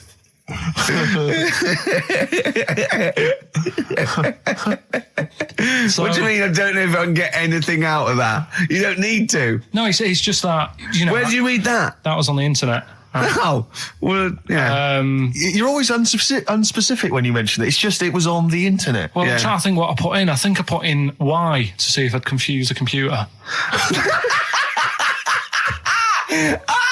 And then, Carl, you are... no, I did, No, honestly. I did a search, put in why, and he came up with funny things that, like, why is this person doing that? Why is that? And it had a picture of this 8-year-old lad, sort of, on his mum's nipple, and it was saying, is this healthy? You sure that wasn't asking you that question? What? I put in why? Just to confuse the computer. Like, the computer go, what do you mean? Yeah. Stop it. Yeah. Oh, look, yeah. Last week, I was walking home with him, and I went, he was saying something stupid, and I went, I've got a competition for next week. Let's do a phone-in, and it's called Karl Pilkington, Genius or Fool. Yeah. Right? And he went, No. I went, why not? He went, well, it'd be confusing because they say there's no difference between genius and being a fool. They do though, don't they? No, but it's rubbish. And people say there's a fine line between madness and genius. And, it's a ridiculous soundbite. They don't say there's a fine line between a genius and an idiot. Well, the people who do are idiots. Yeah. So what would you do there, though, just to sort of wrap that little thing up? What would you do? That lad loves his his mum's milk. What are you asking me to come up with? No, I'm a just... title for the story? No. It's just what would you do? Right. What do you mean, what would I do? Well, it's causing a bit of a problem in the area, right? What area? In America, I think it was. Oh, America are a problem, are they? George Bush is worried about this kid who's breastfeeding at 8. Imagine it like this, right? Right. No, so, Carl, what are you asking me about this spurious story you saw on the internet? I saw it on the internet. There's an 8-year-old lad, he likes his mum's milk, and he's saying, is this right? Should it No, be it's going not. on? But what do you want Ricky to do about it? It's not his responsibility. Yeah. No, but the little town that he lives in, they're all causing an uproar, right? Going, this isn't right. You know, I can't let my kid play out in case he's in the garden with his mum getting a bit hungry, right? So, what should they do? Because his mum's saying, well, he likes it. Yeah. And he, you know, so what do you do? I don't know the laws. No, but I'm not asking you to sort out the laws. I'm just saying, if you lived in that neighbourhood, what would you say? If you went up to him and said, look, everyone's getting a bit fed up with this, look. I'd say, what would I do? What do you mean, what would I do? what are you asking me? Right, it doesn't matter. No. What are you asking me? What are you asking me and Steve and the I'm public? just saying, say if you live next door to this woman. Yeah. Right? The kid's hungry, 8 years old. He's out playing on his bike and he goes, Mum, I'm getting a bit peckish. And he goes, all right, son. She whops one out. And he starts having his milk, right? You live next door, you're putting your washing out and you see this going on. You're getting a bit sick of it because it's gone on for months. 8 years, I assume. Why is it your business? Why are you such a nosy neighbour that you're concerned? What would you do, Carl? Let's turn it back on him. Yeah. What would you do? What's your solution? What would you do? Well, I thought I'd say, right, why are you doing this? And she'd say, because he likes it. And I go, all right then, put it in a bowl first. And you think that would sort that out? No, because I was thinking about the whole thing, right? And you do that when you're a baby and everything's all right, innit? Yeah. No one bats an eyelid at a little baby having a bit of milk from its mum's breast, right? Yeah. You'd almost say it was natural. But you grow out of it. It's like you don't see. It got me thinking about things you don't see. And you don't see. Did you put this into a computer? Show me things you don't see. What else don't you see? Well, you don't see, like, an old man having a Twix. You never... So what? You know the terrible thing about all this, Steve, is he's right. You don't see an old man I eating a know, Twix. that's a terrible thing. So what they have got, right, they've made old man toffees, haven't they? They've come up with Werther's. Is that a song? Oh, God. You don't see it. So they've got their Werther's, right? Yeah. So, look at him. You think Forget he's it. giving a lecture at Oxford? It's not going anywhere. No, go on, sorry. Go on. I'm just saying, Right. you grow out of things. Yeah. And the old man, I'm sure when he was a kid, he'd have a Twix. Yeah. But now it doesn't look right, so he's having... It doesn't look right. So... Right. I don't think Werther's originals were specially designed for old people. I think they were sweets that just happened to have been made for years. That's why old people eat them. Yeah. They didn't go, hang on, there's a market here. I've noticed old people aren't eating Twixes. Quick, let's make some old man sweets. But the little advert, he gives it to his grandson as well, doesn't he? He goes, I have a Werther's original. I think it cuts, though, before he throws it back in his face and get me a Twix. Yeah. Some doctor or something who was into, like, the way bodies work, they got their head cut off. Who did? The doctor? Yeah, he was doing a bit of an experiment. And he cut his own head off? Yeah. Okay. And it was about, he said, when my head's in the basket, I'm going to blink my eyes. Right. Okay, sorry, hang on, let him finish. And, so the doctor has chopped his own head off, and he's told everyone, I'm going to blink my eyes. he's in the basket, and he goes like, right, I'm going to blink my eyes about, as many times as I can. So quick, count them. And they count, and he got to like 15 before he Right. died. Now, this is how Karl told me that. Till Nick Frost explained that, Karl told he said, right, well, a bloke, right, he had his head cut off, and when his head was in the basket, he went, count how many times I can blink. And I went, well, that's rubbish. He went, no. And Nick went, well, no, he actually said, when my head's in the basket. He went, and Karl went, all right. I said, Karl, do you know the subtle difference? Do you see the subtle difference? I have to say, though, guys, I still don't really understand what went on there. You've both lost me. The story is that a bloke who'd been found doing... you mean that Karl just explained it and that was a clear version? Because I still don't know what you're talking about, Karl. Well, this bloke had his head cut off for experiments against God. He was a doctor in the, in olden times. Yeah. And when they cut his head off... Why did they cut his head off? Because it was... he was executed. Crimes against... Exactly, he was executed, yeah. And he said to his assistant, when my head's in the basket, I'm going to blink, count how many times I blink and write it down as an experiment, right? Karl told it to me, like, his head was cut off and he went in the basket. And when his head was in the basket, he looked up and said, count how many times I blink. Yeah. I love that. I love the difference in that story. Yeah. Both rubbish, but, one's possible and one isn't. You believe anything that you're told except when we tell you the truth. Right, here's one. Christ. Ghosts and that we got talking about. Sure. And Nick said, right, he said, you'll like this one. He said, my auntie was having loads of problems. Why are you whispering? It's not illegal to talk about ghosts on the radio. No, but It's eerie. so the auntie's in the house and that, and furniture's moving about all the time. Oh, God. And they were like, no, this is... Steve, you told me this one. This is such rubbish, mate. No, come on, let's listen. I'm going to leave it to you. I'm going to sit back and enjoy it. I'm just going to watch your face, Steve. Right. Sorry, so I missed the beginning there, Karl. There's an auntie in the house. Basically, Nick's auntie... Right. In the house, things moving around all the time. And it was just annoying every time she tidied up. It was like... It was just annoying. Making a mess. It was one part annoying to two parts scary. Yeah. So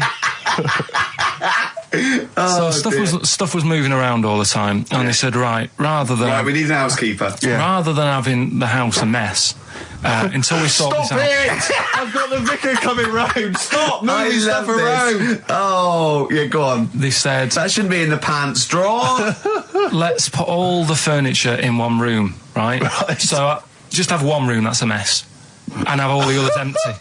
Because I love the poltergeist can't really... It can move wardrobes around, but it can't open a door to put it in another room. Yeah. Poltergeist going, I'm just making this room messy. I wish someone would open the door so I could... Go on. Yeah, but... So all this stuff's in this room. So they moved all their furniture into one room? They put, like, the drawers in there and everything, and it was really uncomfortable, because they were all, like, on top of each other. They sat in the room with all the stuff? Yeah, they had to, because that's where the three-piece suite was. Okay. Oh, God. Right? All right. Oh, God. So they sat there, like, all crumpled up and that, but nothing can move because it's so tight. I think things were trying to move, but everything was so tight. It's They just like, foxed that poltergeist. So anyway, one night they sat there, like, sort of a bit awkward watching the telly and that, and they hear some banging in the next room. So she goes, oh, God, what's that? Oh, he hadn't moved in, had he, the ghost? So to some of the empty rooms. So there's this He's moved some friends and family in. There's this banging about going on. She gets up, right? Yeah. And what it is, they had the baby in the next room because there wasn't much room for the cot. Right, so they left the baby with the ghost. So they go into the room where the baby is, and the banging... Yeah. Is like, do you know those plastic balls you get that you can chuck around the room and, like, they go mental? Right. The ones that you chuck once and you keep bouncing for ages. Yeah. That was bouncing around the room. Wow, what, the baby had thrown it? Hitting all the walls, and the baby was there, stood in the cot, sort of laughing. Right. And looking at the ball, and wherever it looked, the ball went. Yeah. And then she said, stop doing that. Yeah. And the ball just stopped. Did it? And it rolled a bit and stopped. Right. So the baby had thrown the ball and it was watching it as it bounced around the room? It wasn't throwing it was in control of it. No, the point is, Steve, the baby has been doing it. It's been the baby all along. The baby had been messing with the furniture. It was So the baby it's a that had the super power. baby. Yeah, it's the baby that had the power. Special baby. It's a baby that had the power. It's What a baby that had the power. What- the power what's the power? of telekinesis. Right. They were then trying to convince me that telekinesis was not like all the other stuff that I didn't believe in, but that was a science. Right. Telekinesis was possible. Yes. Yeah, it's not like ghosts and demons and all that sort of. Telekinesis is different. Yeah, That's science. But Nick's auntie saw it, and I love the fact that you're telling me that someone else's auntie saw it. So I should be satisfied with that. Yeah. I should be satisfied with that. I mean, no. So does she still live in one room with all her possessions?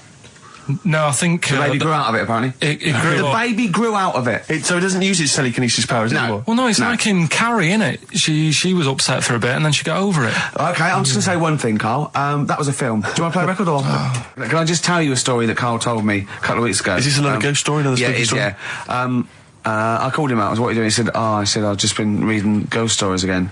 He said, you don't believe in them, but how do you explain this? Right, I went, go on. He said, I'll tell you as he told me it. He went, bloke, right, just sitting at home, doing, watching telly with his cat. And, the phone rings, and it's a bloke going, is that fire, in your oven okay now? 'Cause your wife called. And he went, Karl went, well, 1, there was no fire in the oven. 2, he wasn't married. I went, right. Go on. He went, well, then, right, there was a knock at the door, and there was 2 sort of people in sort of white coats, and they came and said, we've come about that fire. Your wife called us. He went, 1, there isn't a fire in my oven, and 2, I'm not even married. Right? And he said, they saw the cat, and they looked at the cat. It looks a bit weird at the cat came out, nothing. And he said, and then he went back, sat down, phone rings, and they said, did they sort out the fire in the oven that your wife told us about? Oh. He went, 1, there is no fire in my oven.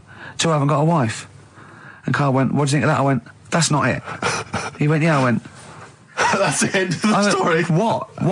He went, well, how'd you explain that? I went, explain what? I thought he was going to say, a year later we got married, but she died in an oven fire. Right? I thought it was going to be that. And I went, that's what? People winding him up. Yeah, or someone did report a fire oven, and their name was Johnson, and they looked up Johnson, they got the wrong thing, it was the gas board, and they sent it round to the wrong person, right?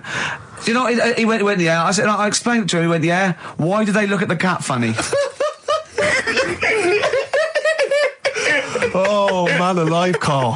This is really weird, right? I was in my house once, right, and the doorbell rang. Yeah. Right, I opened the door, and there was no one there. Yeah. Right? And then I looked across the street, right, and there were some kids running away. Yeah. Now, how do you explain that? Yeah. There was another time, right, where, like, I opened the door, and there was a bloke goes, you've ordered pizza. I went, I haven't ordered pizza. And I heard my mate upstairs giggling and putting the phone down. Yeah. How do you explain that? Karl, seriously, why did you tell me that story? What do you think it was weird about that?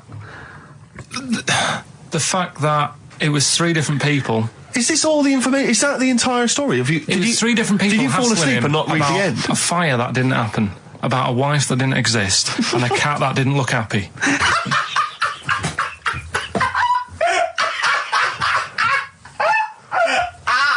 Oh, I'm gonna have a heart attack, Karl. What? I mean, why did they look at the cat funny? Because cats don't like spirits, do they? What? The other blokes were ghosts?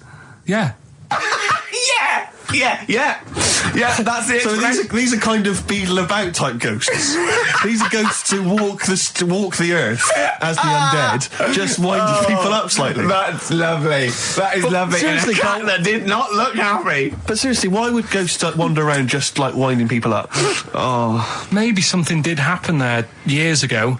Some fire. Some woman might have died in a house of a fire or something. Yeah. And it sort of all happened again. But yeah, it's certainly a mystery. If you don't it's a mystery. I mean, I can't.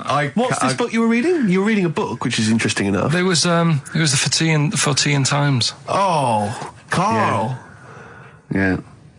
Well, I don't know what to say. Karl, let me ask you now. Karl, you will be a little bit unnerved about this. Have you seen the film Jurassic Park? Yeah. You know what happened there? Well, according to the Sun here, it says scientists are planning to clone mammoths for a theme park. Look at his face. Look at that. He looks like a dog caught in the headlights of a car. He's terrified. I love Karl. He's sprung to attention Karl. there.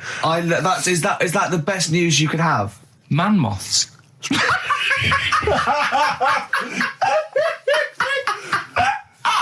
Right. Yeah, man moths. I man love moths. the fact that that's why he was so excited that they bred a man moth.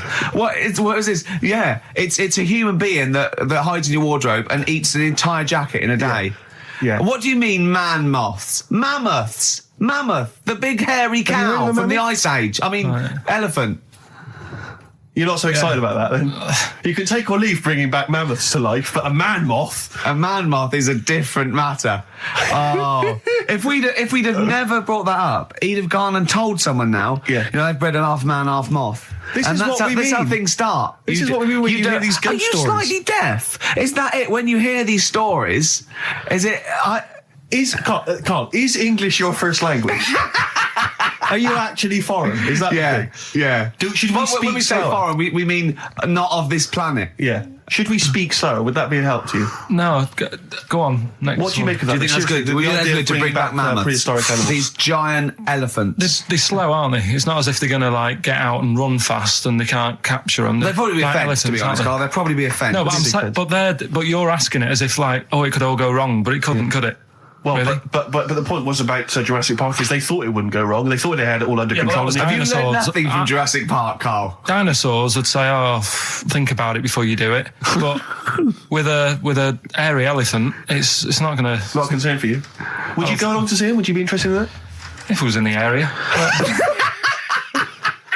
He's great, isn't he? I'd love a queue, Nothing right? impresses No, him. but what I'd like to do is Carl sitting like Yoda in a little cave, and I'd just like to see people like Tony Blair and Stephen Hawking in a queue, and they go and say, "Carl, got a bit of a problem." And thinking of cloning a man and a moth. Problem? Not an issue. No, if I'm in the area, I might cruise around and have a look at it. Otherwise, just don't send it near my clothes. Oh, that's fantastic. So it's just for a second. As the words "man moth" came into your head, how excited were you? I mean, were you both terrified and excited?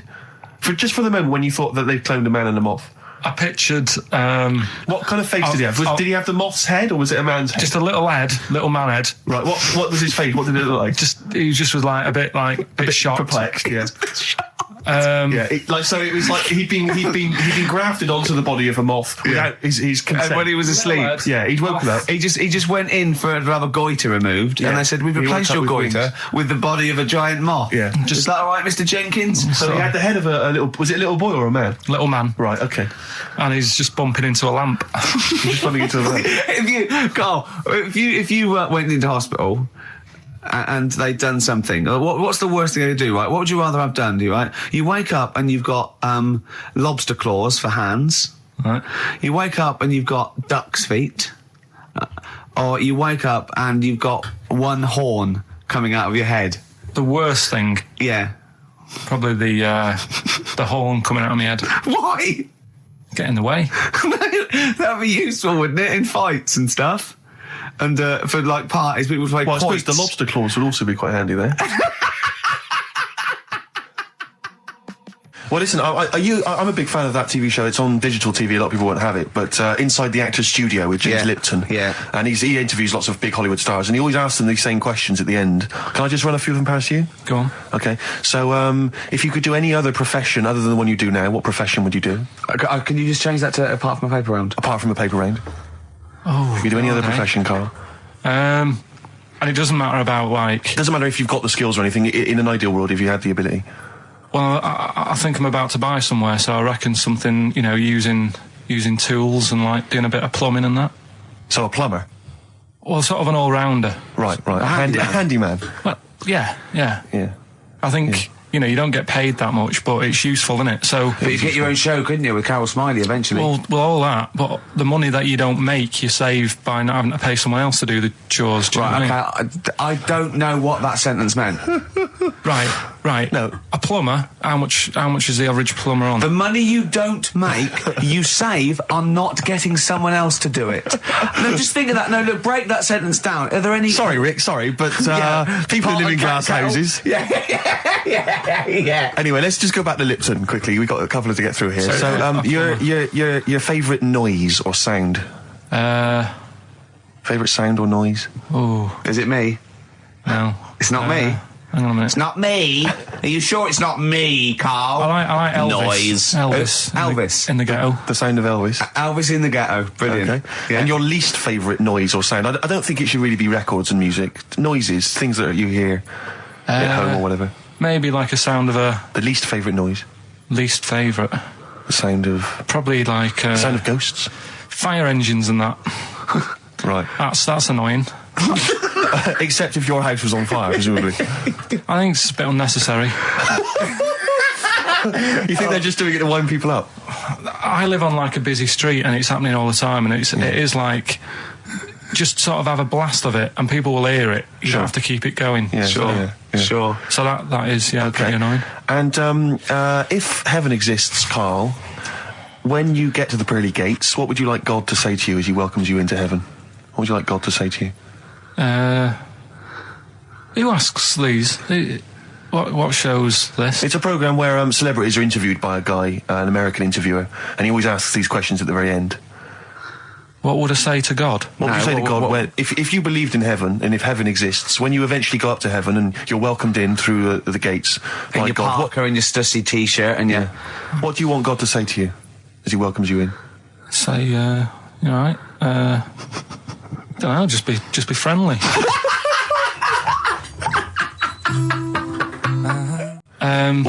Is this something that happened to a friend of yours, or is this... No, I read about it. You read about it, okay. There's this little lad, right? Okay. First of all, it's years ago, right? When they didn't have decent doctors in, like, every town and that. Yeah. And, this little kid is dead ill, right? Yeah. And the local doctor... Well, there's a phone call involved, so I don't really get the impression that it's like medieval times. Yeah. Yeah. But I didn't say that. I just said it's years ago. So this kid's ill, right? Yeah. And he's lying in the bed, and he's all going funny colour and that. Yeah. And his mum says, I'm going to get the local doctor around. The local doctor comes round, and he says, so I don't know what's up with him. He said, leave it with me. Leave it with me. He said, the doctor said that. I'll have he said I'll phone up a top doctor. Okay. Who was in America or something like that. And so he goes to the phone in his office and he calls America, and because it's years ago, the phone line isn't that good, it's all crackly and that, right? Yeah. So he's talking to the doctor and he's saying, I've got this kid, he's a funny colour, and he's really weak and that. I don't know what's he's up not with him. giving him much to go on. Right? Sure. So the American doctor, right? Yeah. He goes, yeah, what you want to do? And it's all breaking up, right? Yeah. He goes, what you got to do? You got to, it's all breaking up. You've got to give him some, parrot's blood, right? Some parrot's blood? Well, that's what he thought he said, but the line was really bad. Yeah. He meant parent's blood, but he heard that he said parrot's blood. He said, right, I'll do that, leave it with me. I can see where this is going. He goes to, a pet shop. Yeah. He says, give us like half a dozen parrots. Sure. Takes them round to the kid's house, takes the blood from the parrots, puts it into the kid's fine. The kid's fine? It worked. Such a load of shite in my life. I've never heard such twaddle, such just made up, enhanced, exaggerated bollocks in my life. A load of old rubbish, Karl. I mean, when he told me this, he said, the doctor said, what do I do? And the doctor on the other end said, give him some blood. And the doctor went, where do I get blood from? So hang on, wait, I just need to where do I get blood from? Give him some parents' blood. Give him some parents' blood. Give him some parents' blood. Yeah. But hang on, I just need to know where you read this. Karl. Where was this? Where did I stitched you up. You know what he said? He said, so do you believe it? I went, tell it to Steve. He went, do you believe it? I went, tell it to Steve. Karl. Where did you read it? That was on the internet. What? Where is it on the internet? I'm always looking at stuff. I was looking at stuff this morning because of Yoragella last night. eating all that funny food and that, and also they all got a bit scared last night, didn't they, with a snake? I didn't see that. Is this I'm a Celebrity, Get Me Out of Here? Yeah, he got all worried about a snake getting on the sort of wandering about in between the sleeping bags and stuff. Yeah. And they were all scared, and it's so easy. Leave it with me. Sorry, the doctor says, leave it with me. Yeah. Leave it with me. Well, they were all scared because there's a snake, and it's so easy to find stuff out. Before they, where are they? Where is this jungle? Australia, I think. Before they went, give it half an hour on the internet. I found out with snakes, you don't need to worry, right? They're deaf, they haven't got any ears. Right. So as long as you're really quiet, it'll probably leave you alone. Yep. And also, they don't have eyelids. Uh-huh. So they were suggesting if one's coming towards you, just like kick sand in its eyes. Because it can't blink and it leaves it a bit like annoyed and it wanders off. But they didn't do any research before they went. Yeah. And that's, I think your knowledge would hold you in good stead. I don't think you need to know any more than you know. Karl's getting very excited, as we all are, about his new... Should we let him do a little taster for us? Well, I'm very excited about it. I mean, so the gist of it, what is it? What is it exactly? Right. Is it a game show or is it a competition? It's just, I just thought it's something that, you know, you can play and also people at home can take part in it. Now, would they phone in about this, or they can just play at home while they're listening? They can just play at home. Okay. You mean we haven't got any prizes? No, there isn't. No, I think we could get him to phone in, maybe. Well, I don't know. Let's hear the game idea first. Yeah. Right, it's music related. Okay. Good. And what I do is I sort of tell a little story. Okay. And that story makes up a song title. All right. Well, it sounds ambitious. So, is it a cryptic clue? Could be. Say like this, right? Oh, dearie me. Oh, dearie me. Say like this. Right. This woman, right, she's pregnant. You know the answer to this one, so don't be saying anything. This is just aimed at Steve. Okay. Right. This woman has a baby. Yeah. She's pregnant, has a baby. And the doctor's there in the hospital going, oh, yeah, you've got a lovely little baby here. You told me that this is... Oh, this guy. Got a lovely little baby. It's just coming out now. You'll be able to see it in a minute. And it's like covered in gunk and stuff. Yeah. And he's going, yeah, it's nearly here. It's coming out. I see its little head and that. And he gets hold of it and it's full of all this gunk, right? The baby's full of gunk? Yeah, like the... Covered in gunk or full of gunk? Covered in it. Right. And he goes, here you go. Get hold of your baby. And he drops it. Right. What song's that? There's so much irrelevance there, Steve. I can't tell you. It's not a cryptic clue. It's not a cryptic clue. Because only... I mean, the gist of it is relevant. That isn't the best one. That's just... Right. I mean, there is just... There's things there that you were dwelling on and thinking of puns. Don't. Just go for gut instinct. What was it? What was that? Right, I just need to try and get the basics of this. There's a woman, she's pregnant, she has a baby. Yeah. The baby's covered in gunk. Yeah. Right. And because of the gunk, the doctor drops the baby. Yeah. And that's all I need to know. Yeah, that is all you need to know, yeah. The pregnancy is largely irrelevant. Okay, what are the key elements? It's the birth and the doctor dropping it that are the irrelevant. The relevant birth thing. and the dropping of the baby. Yeah. I've absolutely no idea. I can't even begin to guess. Think about what's happened here. Oh, Karl, she's had a baby, the doctor's trying to deliver it, he's saying it's a nice little baby you've got here. This is all irrelevant. This is all irrelevant. Right, let me tell you this. So just to be fair to Steve, he can get into your mind, right? This is not a traditional cryptic clue, logical problem or other. This is Karl, what song am I thinking of, right? That is Underworld, Born Slippy. I have to say, actually, that makes textbook sense. Yeah. No, that does actually... No, I'm sorry. Do you like all the story about... It's all right, you can see it in a minute. Oh, it's just covered in gunk. Yeah. No, I agree there is some extraneous detail, Yeah, but I have to say... Yeah. That Born was good, because it was... That's the good bit. Born was good, yeah. And Born Slippy... no, I was quite impressed by that, Karl. I have to say, no, to be fair to you, I'm not just patronising you. Oh, well, wow. I actually think that was really good, and I disrespect Ricky Gervais for slagging that off, because I actually think that was quite good. Well, let's go ahead with it then. I feel we could maybe open this up to email correspondence or okay, or the let's phone go line. for it then. Okay, this is Karl Pilkington's new game show idea. It's just what's the song? Karl Pilkington presents What's the Song? Ladies and gentlemen, please welcome to the stage Mr. Karl Pilkington. And Karl Pilkington with his brand new show, What's the Song? What song am I thinking? No, I mean... You're nervous about this, aren't you, Rick? I am. You're worried. Well, because I've heard some of these clues before. And they're ramblings... Sometimes they're close to ramblings of a fool. Right? And it really is like those what am I thinking? Yeah.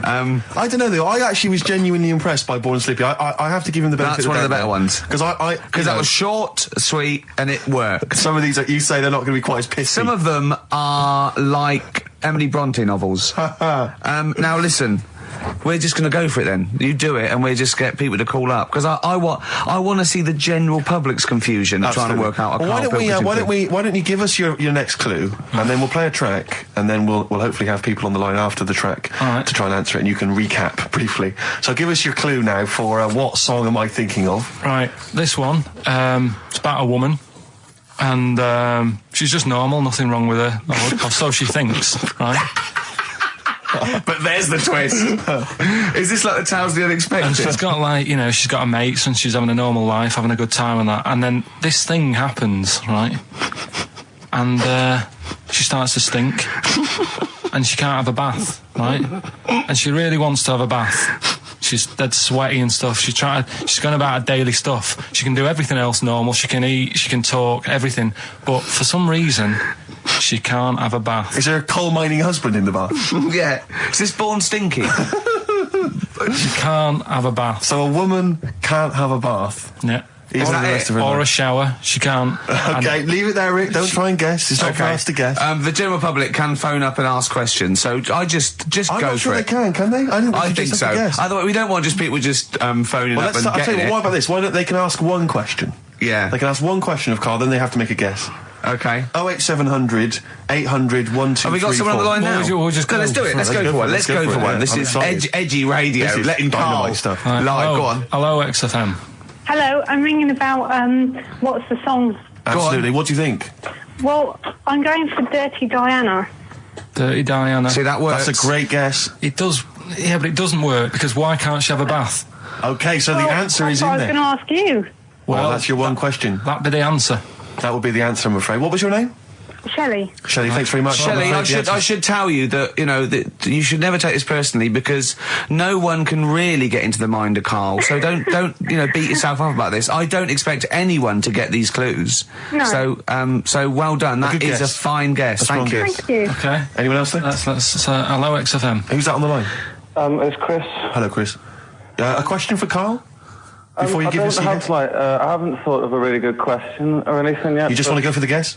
No, what I thought was, I'm sure Simon Mayo used to do this when he did the breakfast show on Radio 1 years ago. No, it didn't. So you've just pinched this idea, Karl? If you're going to rip someone off, Karl, do not rip off Simon Mayo. I haven't ripped this off. I thought this was a new idea. I was going to do it with sound effects instead, but that's Yeah, he used to do that, and he used to get his team to play other characters. In the You story. idiot. Well, no, hang on. Not you, Chris. I'm saying you idiot to Karl. Yeah, but nothing's new anyway, is it? So I'm not getting annoyed about it. Very true. What do you think the answer is? Is it Cornflake Girl by Tonny Amos? Good answer. She couldn't have a bath because she'd go all Go floppy sloppy and and that. then go down the plug hole. Good answer. She's all soggy. Yeah. So It's not, you- is it Cornflake Girl? No, it's not, but that's That's a great answer. It could have been. All right. Okay. You're already seeing the error of this, aren't you? I think this is great radio. I'm I know. really hooked on this. I'm But genuinely excited This now. is really like that. Those so-called lateral thinkers. A man got into a field and dies. Why? Yeah. He ran out of air. No, Yeah. not the one I'm He thinking was of. shot. No. Yeah, That go was a on. good answer, Well, but couldn't Simon Mayo sue you or something for doing it? Will you stop? Don't mention that. Yeah. Listen, I think if you're going to steal ideas from someone, it should be a brain box like Mayo. I mean, he's the man who's The only doing example of one I can ever remember hearing in his show, because I was quite young then, was some people were pretending to tap someone's phone or something, and then they got caught, and the answer was just bugging by whistle, because they were Genius. That was absolute genius. That's Yeah. absolute genius. See, Chris, we're gonna- I don't know Karl, if that's the sort of Karl's ever standard gonna you've got to get come up that. against. Yeah. Thanks very much, Chris. the phone lines are hot. hello, XFM. Hi, is it Candy Perfume Girl? Is it what? Candy Perfume Girl. Candy Perfume Girl? Yeah, Candy Perfume Girl. Is it? Well, who's that by? Madonna. No, it's That sounds like an obscure album track. No, Wow. it's one of her songs. just That think is it. about it. She stinks and everything. She's a normal life. I didn't say she was a sweet or anything. But for some reason she can't have a bath or Is a this shower. a big song? Just to give him a clue. It's a bigger song than Candy Sweet Girl. Thank you was very a much single. indeed for your guess. It clearly is Thank right. you. Cheers. Sorry. We Okay, played one more, then we go Yeah. to a record. Come on. Okay. Go on, hello XFM. Karl, Yeah. is it High and Dry by Radiohead? High and dry. High and dry. Now that's great. She smells, which is another word for high. She's dry because she doesn't have a shower. Karl, if it isn't that, yours will never be as good as that. He's the winner. Whatever you're thinking of, that clue is brilliant. What's your name, mate? It's Richie. Richard. I mean, you can't beat that. That's a bit too lateral. Don't be stupid. It's perfect. He's made yours into a clever clue. He's made high, she smells, dry, she never gets in the bath or shower. It's not that, is it, Karl? No, it's You not. don't even get that, do you? Not Have really. you ever heard of the word high being used to mean sort of smelly? No. No. Oh, what? That was where you went wrong there, mate. Richard, I'm declaring you the winner, even though that isn't the I answer. don't think Thank we you. should give up this early. Can we Rick. just What? let's play a song and, Let's play a and song. give it one more chance because Yeah. if people think about it, it is really easy. I'm not going to find out the answer now because I've got to go out. Okay, we'll do it very quickly. Stay in for 10 minutes. We're just going to play a new Coldplay track out. Okay, let's hear Brilliant. Coldplay and then we'll come Cheers. back with this. Coldplay. One I Love. That's for Nick, Neil, Olivia in Tower Bridge. Absolutely, and also Nikki from Bromley who emailed in. She's enjoying the show and she wanted a bit of Coldplay. That's the B-side of the current single. This is a great show, isn't it? We've got great music, we've got laughs, tears, we've got requests, we've got Simon Mayo games. It's just like Radio 1 for less people. Exactly. Radio 1 for less people. This is great, isn't it? So go on then. So listen, Karl, you were so excited about this game, weren't you, earlier? You came in with a hop, skip and a leap in your step. Although I must say, the phones are going mental. We're going to have to take some more calls. People love Karl. High and Dry is great. I mean, it works. That's it. Can we have a very quick recap in case someone's just joined in? Can you make it so High and Dry doesn't work now? Give us a bit of information that makes it different to High and Dry, or can't you? So for those that have just tuned in, Karl describes in a roundabout way a story which somehow is representative of a song. Is that right? Title. A song title. Yeah. Okay. So this woman, she's all right. You know, she has a normal life.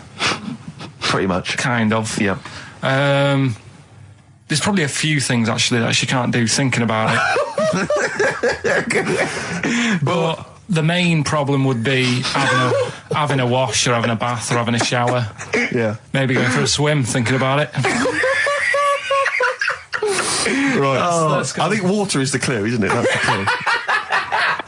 Who's that on the line? Hi there, it's Mark. Hello, Mark. Hi, Mark. Right, do you it think? Smells Like Teen Spirit, Nirvana. No, it's not. That's a great guess. Smells Like Teen Spirit again. He's also brilliant. Thank you, Mark. Well done. No, it's not that. All right. Hello, XFM. Oh, that's a dodgy mobile. Oh, that's a bit of a clue. A dodgy Hello, mobile. XFM. Oh, they've just given up. They've all been going for Smells Like Teen Spirit. They just hung up. Hello, XFM. Hi, is it She's Electric? Excellent. She's Electric. It makes sense. That's fantastic. Oasis, Karl. She's Electric. Why does she smell? Because she doesn't have a bath and that.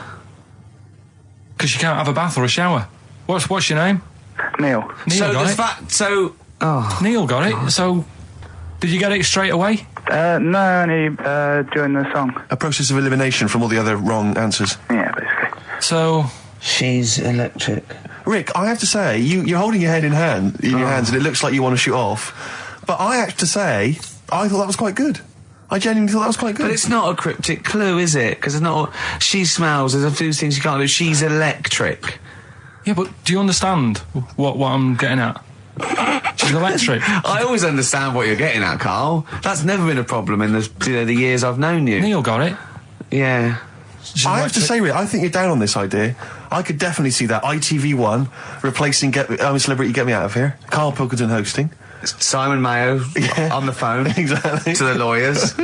Well, Neil, there's no prizes or anything, but well done. Well done, that was well worth it. Right. Well, you go away with the award in the knowledge that you've beaten Karl. Yeah. You can secure the knowledge that you thought how Karl does. Absolutely. Well done, Neil. So let's take us back a few steps, Karl. What's the story? Right, so I did some research. Right. Let's just recap again. There was a guy you read about who had his head chopped off. He was guillotined. Yeah. He had said to the people around him, I'm going to blink once I've had my head cut off to show the brain that life, can still... Or the brain can continue to work after death.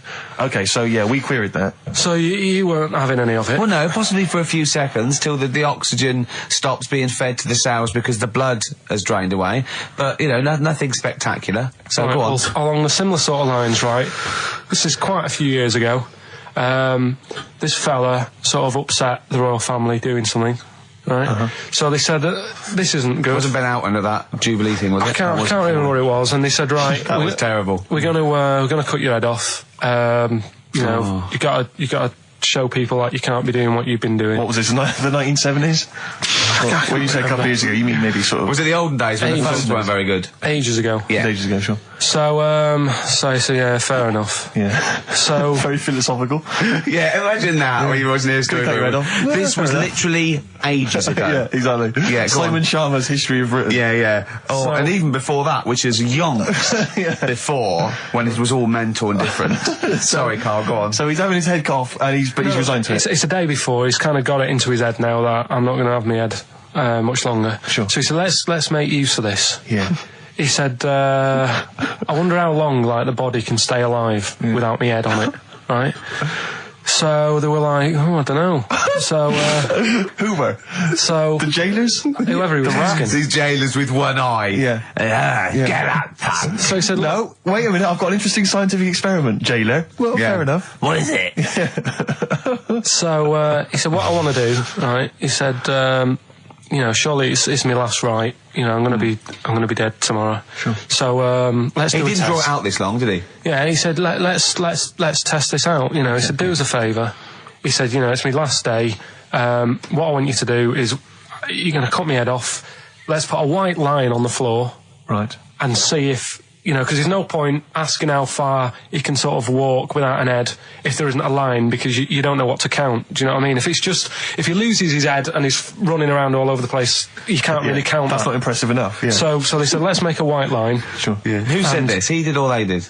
I think they started to join in with him and saying, well, let's make this a... Sure. You guess it. Go on. So, they got Norris McWhirter down. The Guinness people. Oh. Yeah. So they said, let's get this white line. Yeah. And, dedication's all you need. We'll do this tomorrow. And he said, all right, then, I'll see you in the morning. I'll see you in the morning. Night, sleep tight.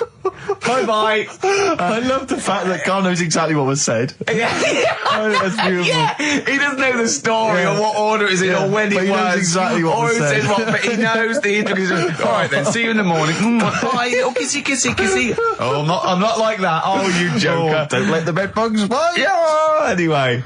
So he gets up. Do you want a paper tomorrow? No, I'm all right. Go on. He gets up and they say, right, you know, today's the day and that. And he said, well, you know, I've got used to the idea. So here's a white line for you. Got used to the idea.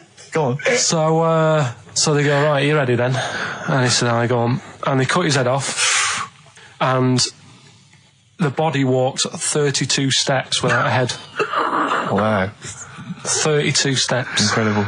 And that's the lesson, really. Did it get as far as it walked along the white line, did it? Yeah, it stayed along the white line, did 32 steps, and then started to stumble a bit, and it just fell over. Yeah. But, you know, it was a test that your body can still keep alive for a little bit. Yeah. When you've lost your head. Absolute twaddle. Absolute twaddle. What do you reckon you can do then without an head? How many steps? Nothing. There'd be muscular spasm, right? Yeah. It would twitch a bit. It would, yeah. You could not distinctly take 32 steps. The body don't...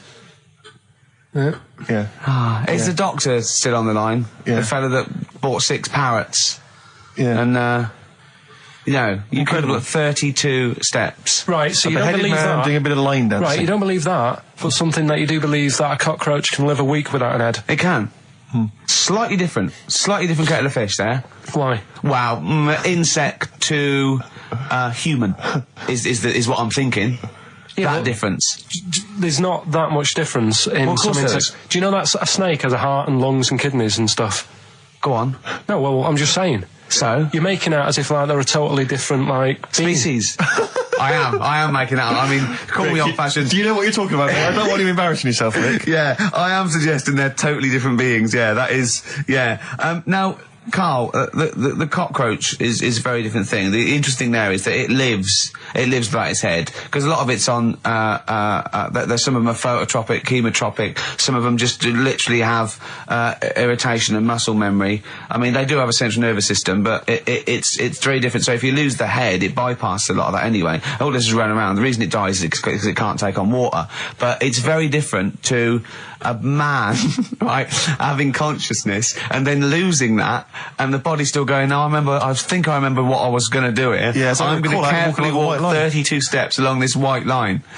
Imagine just looking down going, oh, missed a bit. Yeah. Maybe the head was in the corner going, left, left, left, oh, he's now, Well, let's just put it out. I mean, if anyone listening has maybe had a relative beheaded, maybe in a horrendous car accident, but they got up, maybe they went for a walk, they had a little chat before they passed on. Karl. Get in touch. Karl, you are my favourite being. You are my favourite species. Now, you, Karl, may not be particularly different genetically from a cockroach.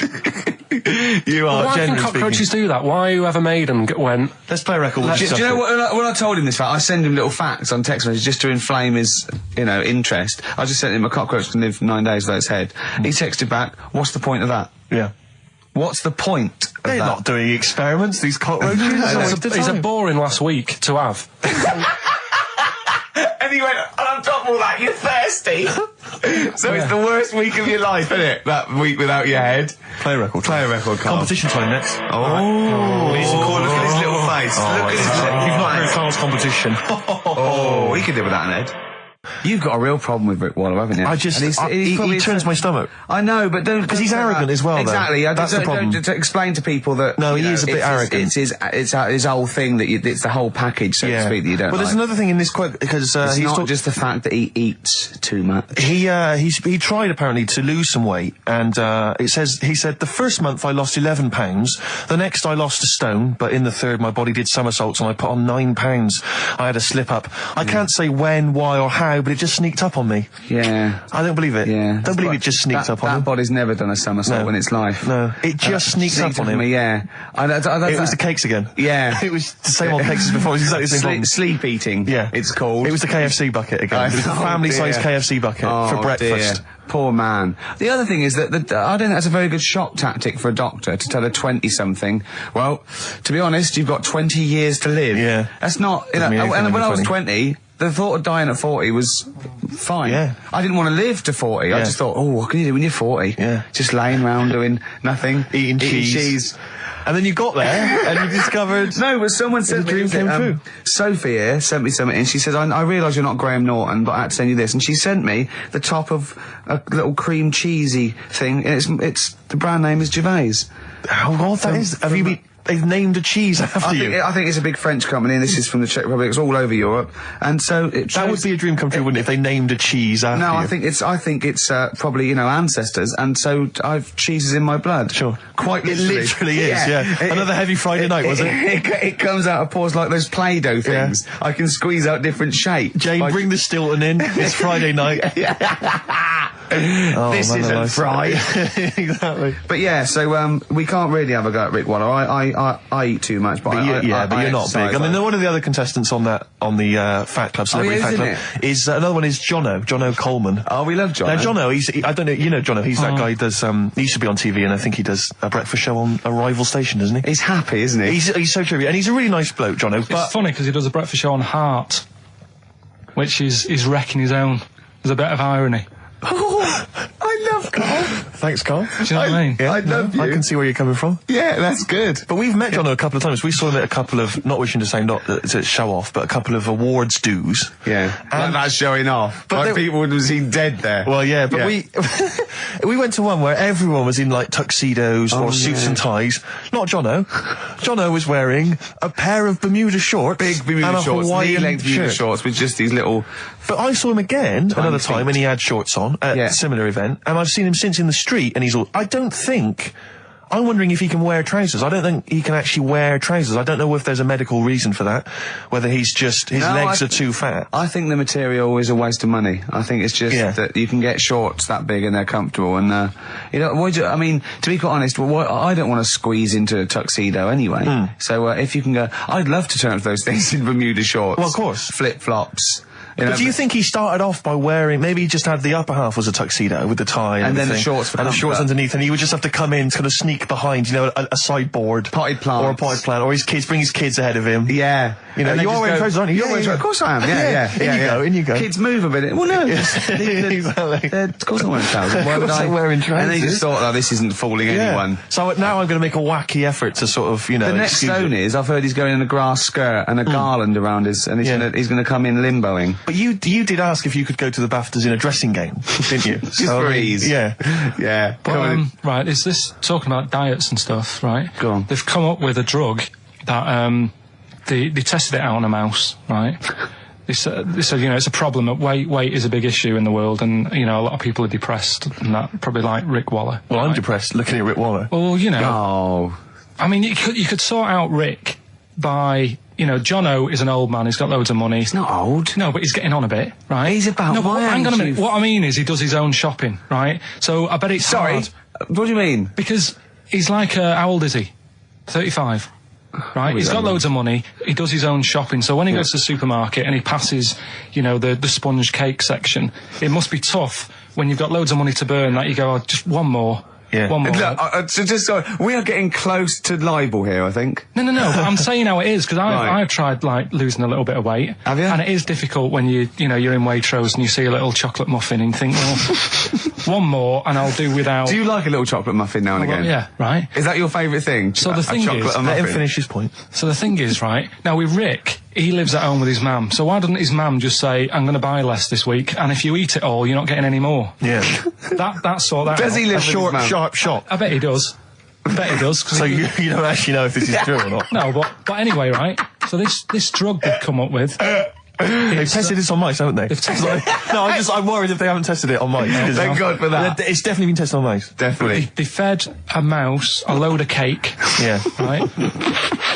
And it went a little bit chubby, and he said, right, stop a minute. And then they gave it this drug that makes you lose weight. Yeah. And its weight went down, but the only bad side effect was its eyes were popping out. Well, that seems to be fine then. Let's give it to Jono.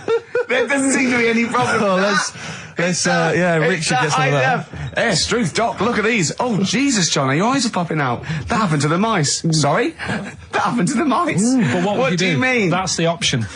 What do you mean that's the option? So I love the fact that your choice is either be like a fat, happy man who has the odd sponge cake, or a stick man with eyes on stalks.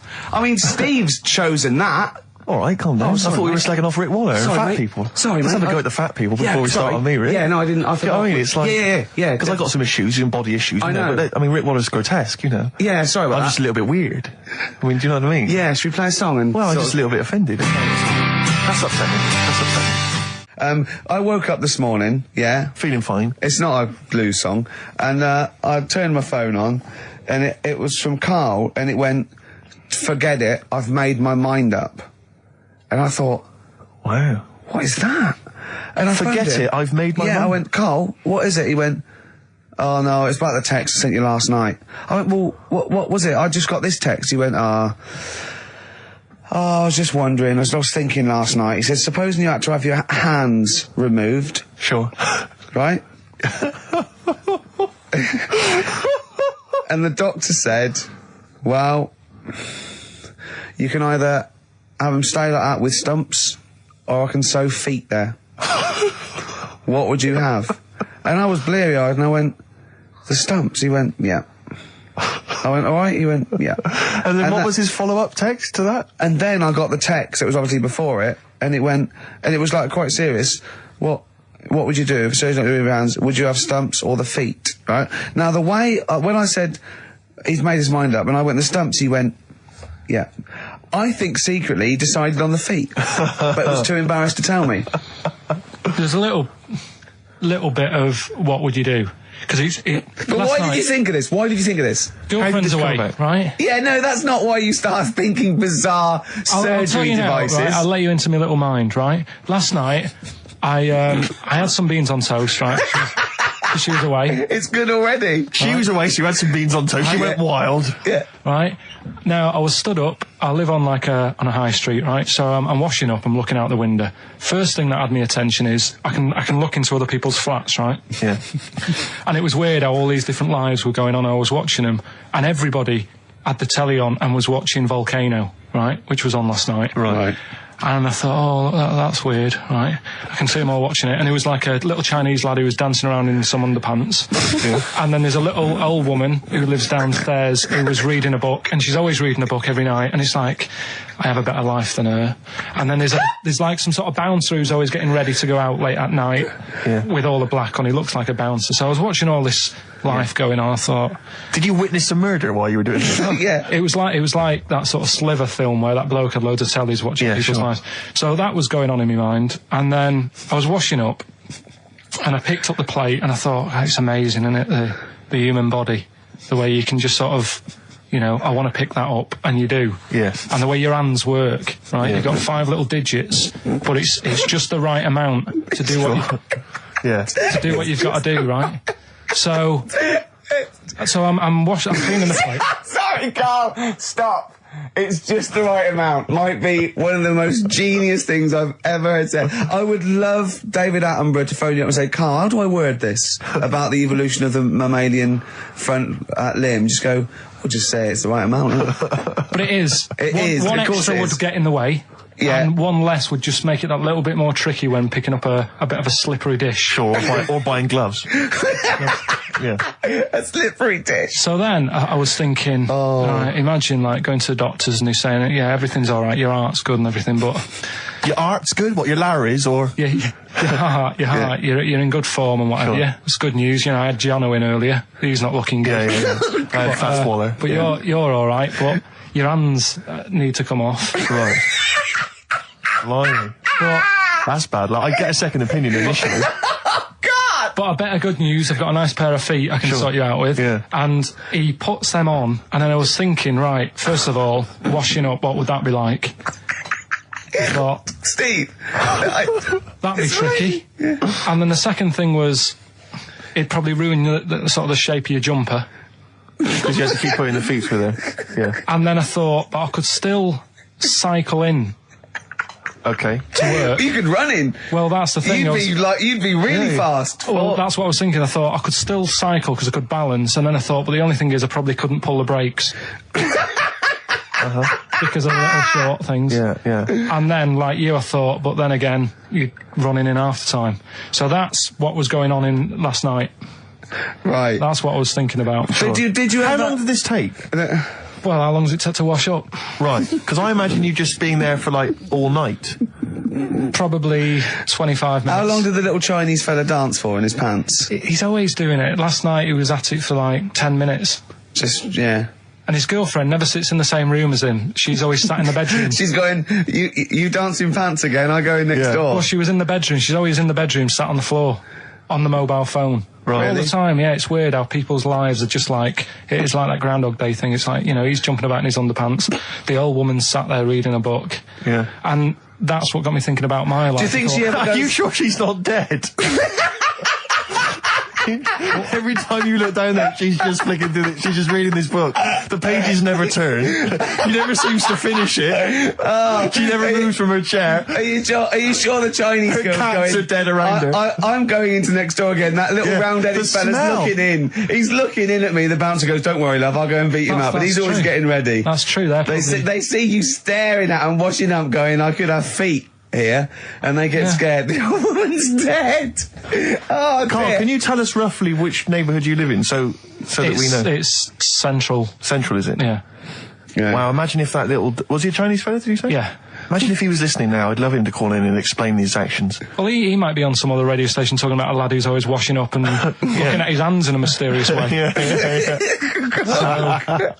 But do we know this doctor that would go, well, all right, Carl, you can either leave them as stumps or I've got a lovely little pair of feet.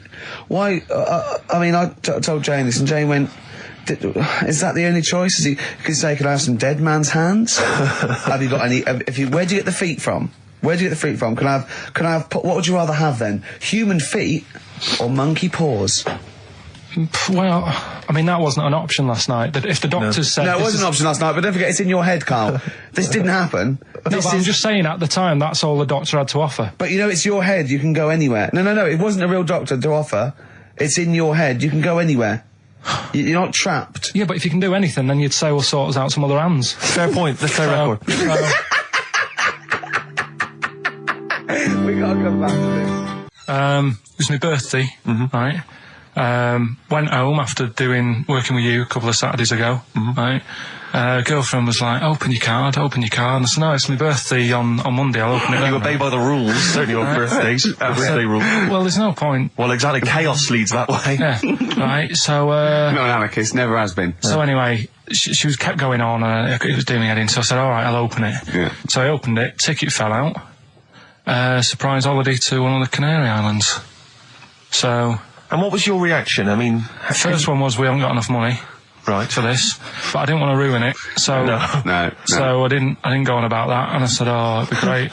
So I can't wait. So, did you say it in that tone of voice? Well, it was good timing because I was tired and everything, and I'm not a big holiday fan, but the timing was right. Yeah. Do you know what I mean? It's the same as last night. I don't always like a curry, but last night You're in the mood. you get that sort of, oh yeah. Curry. You had a feeling. Yeah, you had a feeling. You thought, and then lo and behold, later you were eating the curry. It's weird, isn't it? Isn't it weird, the paranormal? Isn't it weird? Isn't it weird? They work in mysterious ways. Ghosts. So anyway, right, the island, if I was on with you here, I'd probably say it's a bit barren. Okay. Not much there, but if you get a hotel, you guarantee good weather. Right? Are you? No, what I mean is, it'll be a good holiday. If you get a hotel, right, the weather's always good, so you'll have a nice time. Yeah, that was a comma. Yeah, it was a Go on. And all that, and the food was all right, and everything was going all right. I was just having a nice, relaxing time. And how do you sort of spend your time on a holiday? You just lie around? Is that sort of holiday, just lying around? I bought a book. You bought a book? Yeah. Okay, ghosts? No, it was short stories, right? About it was ghosts? it was about like special days in our time and time before me and stuff. Oh, yeah. And it was like, it was telling you about how in, I think it was 1814, the Thames frozen up. Yeah. And all these stories are told by eyewitnesses. Yeah. Right? So there's some fella who was around in 1814 and the Thames was frozen and people used to put market stalls on there and they'd do the shopping. It was like an Oxford Street. Was that Mad Liar Charlie? No, because he's famous for that. Well, I'm sure, you know. No, I think that was Mad Liar Charlie. Right. Yeah. So I was reading that, and then after a couple of days was a bit like, boring. Yeah, you can only do sort of so much lying around. And so much reading.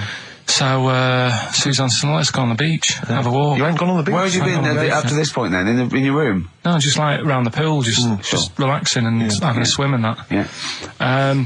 So she said, let's go on the beach. I said, all right then, yeah. So, wandered down to the beach, and first impressions are, it's all right, it's clean. Your criteria is so basic, it's brilliant. Hotel, yes. Roof, good. Food, adequate. Beach, clean. Next. So I'm walking along, and everything's good, and there's a woman feeding fish bread, which I thought that's different.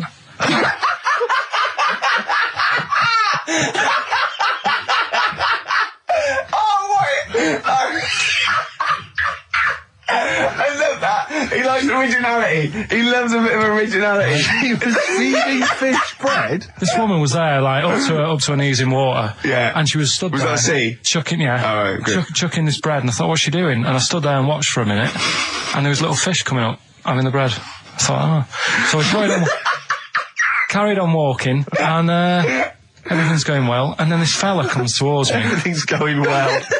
Yeah, I haven't fallen over. Clean feeding bread. 2 points for originality. Fella comes walking towards me. Oi, oi. He's only got no pants on. Oh. So I said, Suzanne, what's going on? Why did he turn to her? Like she knows more than him. So she said, oh, yeah, it's, she said, yeah, it's a nudity. Is this going to be a long story? Could you pour that coffee? Can you give me that coffee over?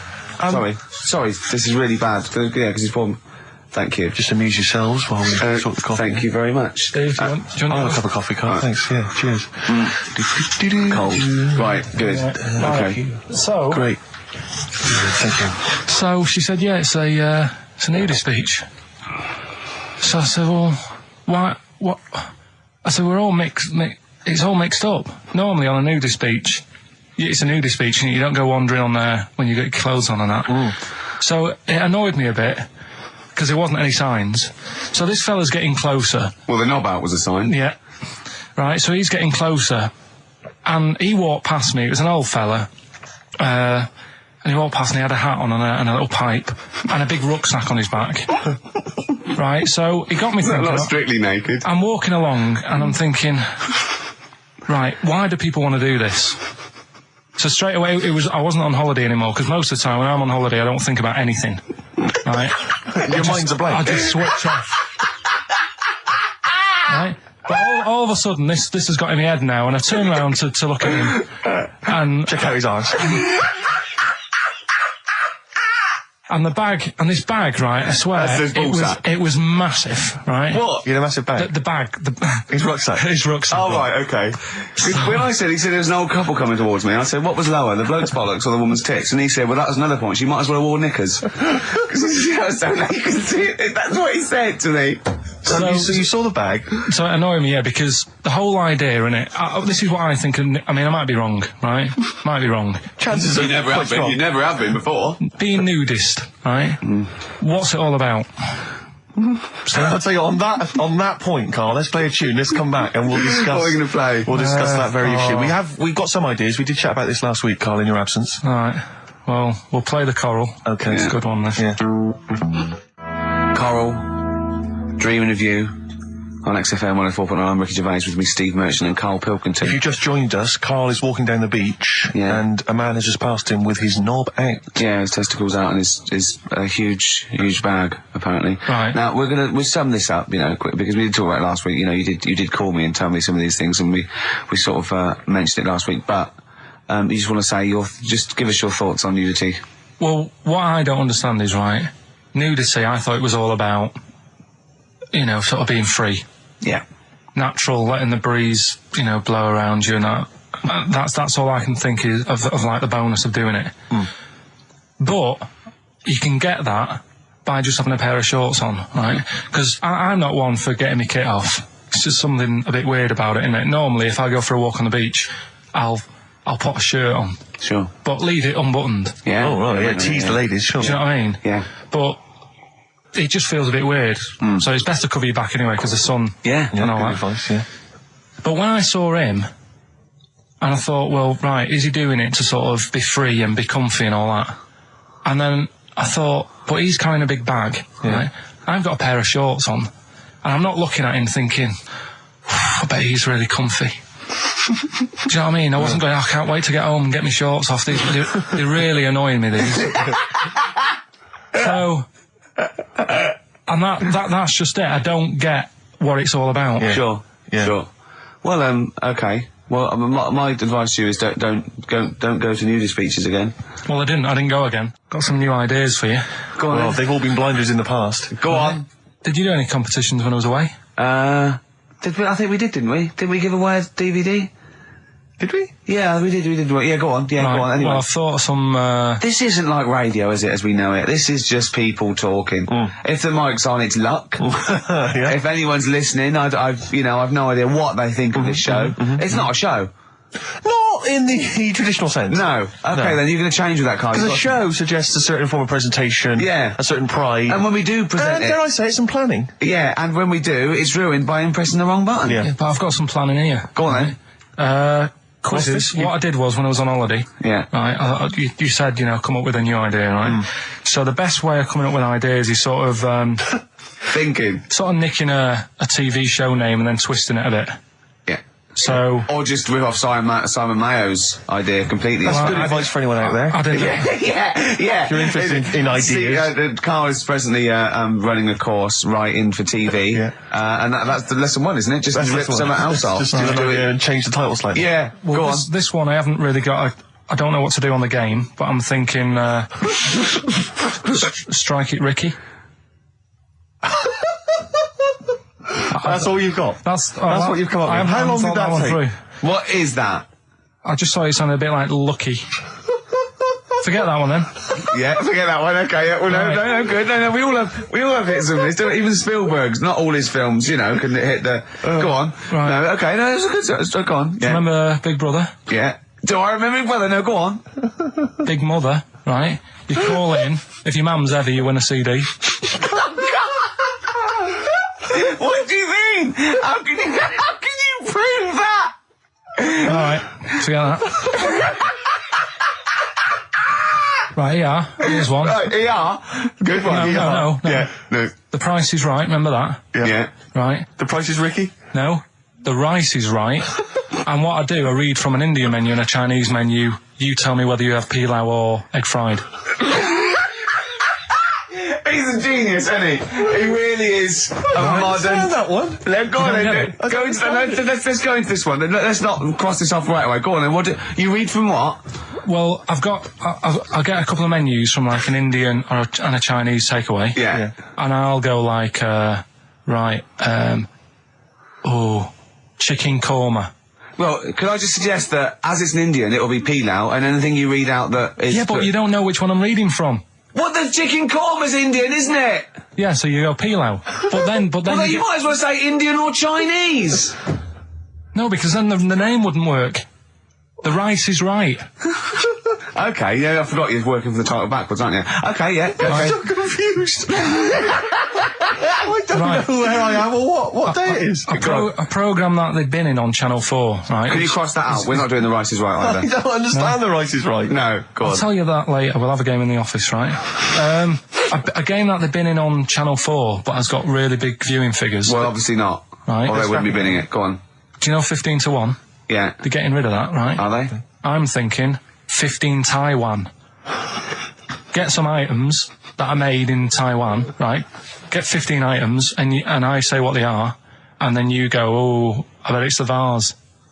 Or something. That's the one that's made in Taiwan. Yeah. Can you just explain that again very quickly? No, don't, Carl. Alright, forget that. Cross it out. 15 Taiwan. Right. Go on. This is the one that I've prepared for, because I think this isn't daft, this is good. Let's play a tune and let's hear it after that. Oh, God. I'm very sure? excited. Are we going to play it after that, or are we going to save No, it till you can explain it after. I'm very excited. Could do that again. It's Oh, fantastic. Waiting on a Friend by the Rolling Stones. Yeah? Go on then, Karl. On XFM 104.9, Ricky Gervais, Steve Merchant, Karl Wilson. Go on. Right, this one. Remember Blockbusters? Uh-huh. Right, this one is good, and we'll do this one. Rockbusters. And remember how Bob Olmus used to give you a letter? Yeah. And it'd give you a question, and the answer to that question is that letter. Yes. Right, well, it works like that. So if I said to you, we'll test it out on you, Steve, right? Right, welcome to the show and that. Hello. Let's play, right? And I say, right, your first one is W. Mm-hmm. And the cryptic clue, because it's done like crosswords.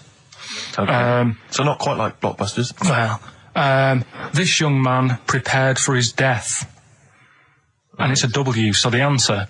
And it's not always going to be like our sort of music, it can be any sort of music that's out there. So the W is the name of the answer. I understand that, but is the answer always the band name, or is it? Yeah. It's always the band name, is it, or the artist? Yeah.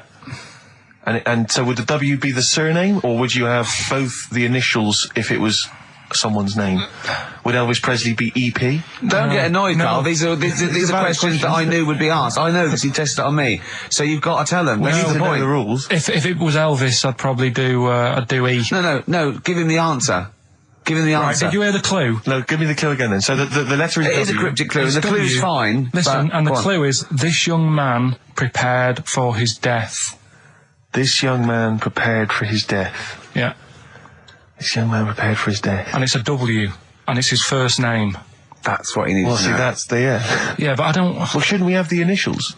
Wouldn't that make it easier? I mean, Yeah, wouldn't- but it didn't do that on Blockbusters. It just had one letter. No, they did if it was if. The gold run they often had us for 3 or 4. Did they? Letters, yeah. But it was normally just one word. It wouldn't have been a name or something. All right, then. W. Y. W-Y. Will Young. Excellent. I Right, didn't so understand it. What was this the young Will man... prepared for this young man.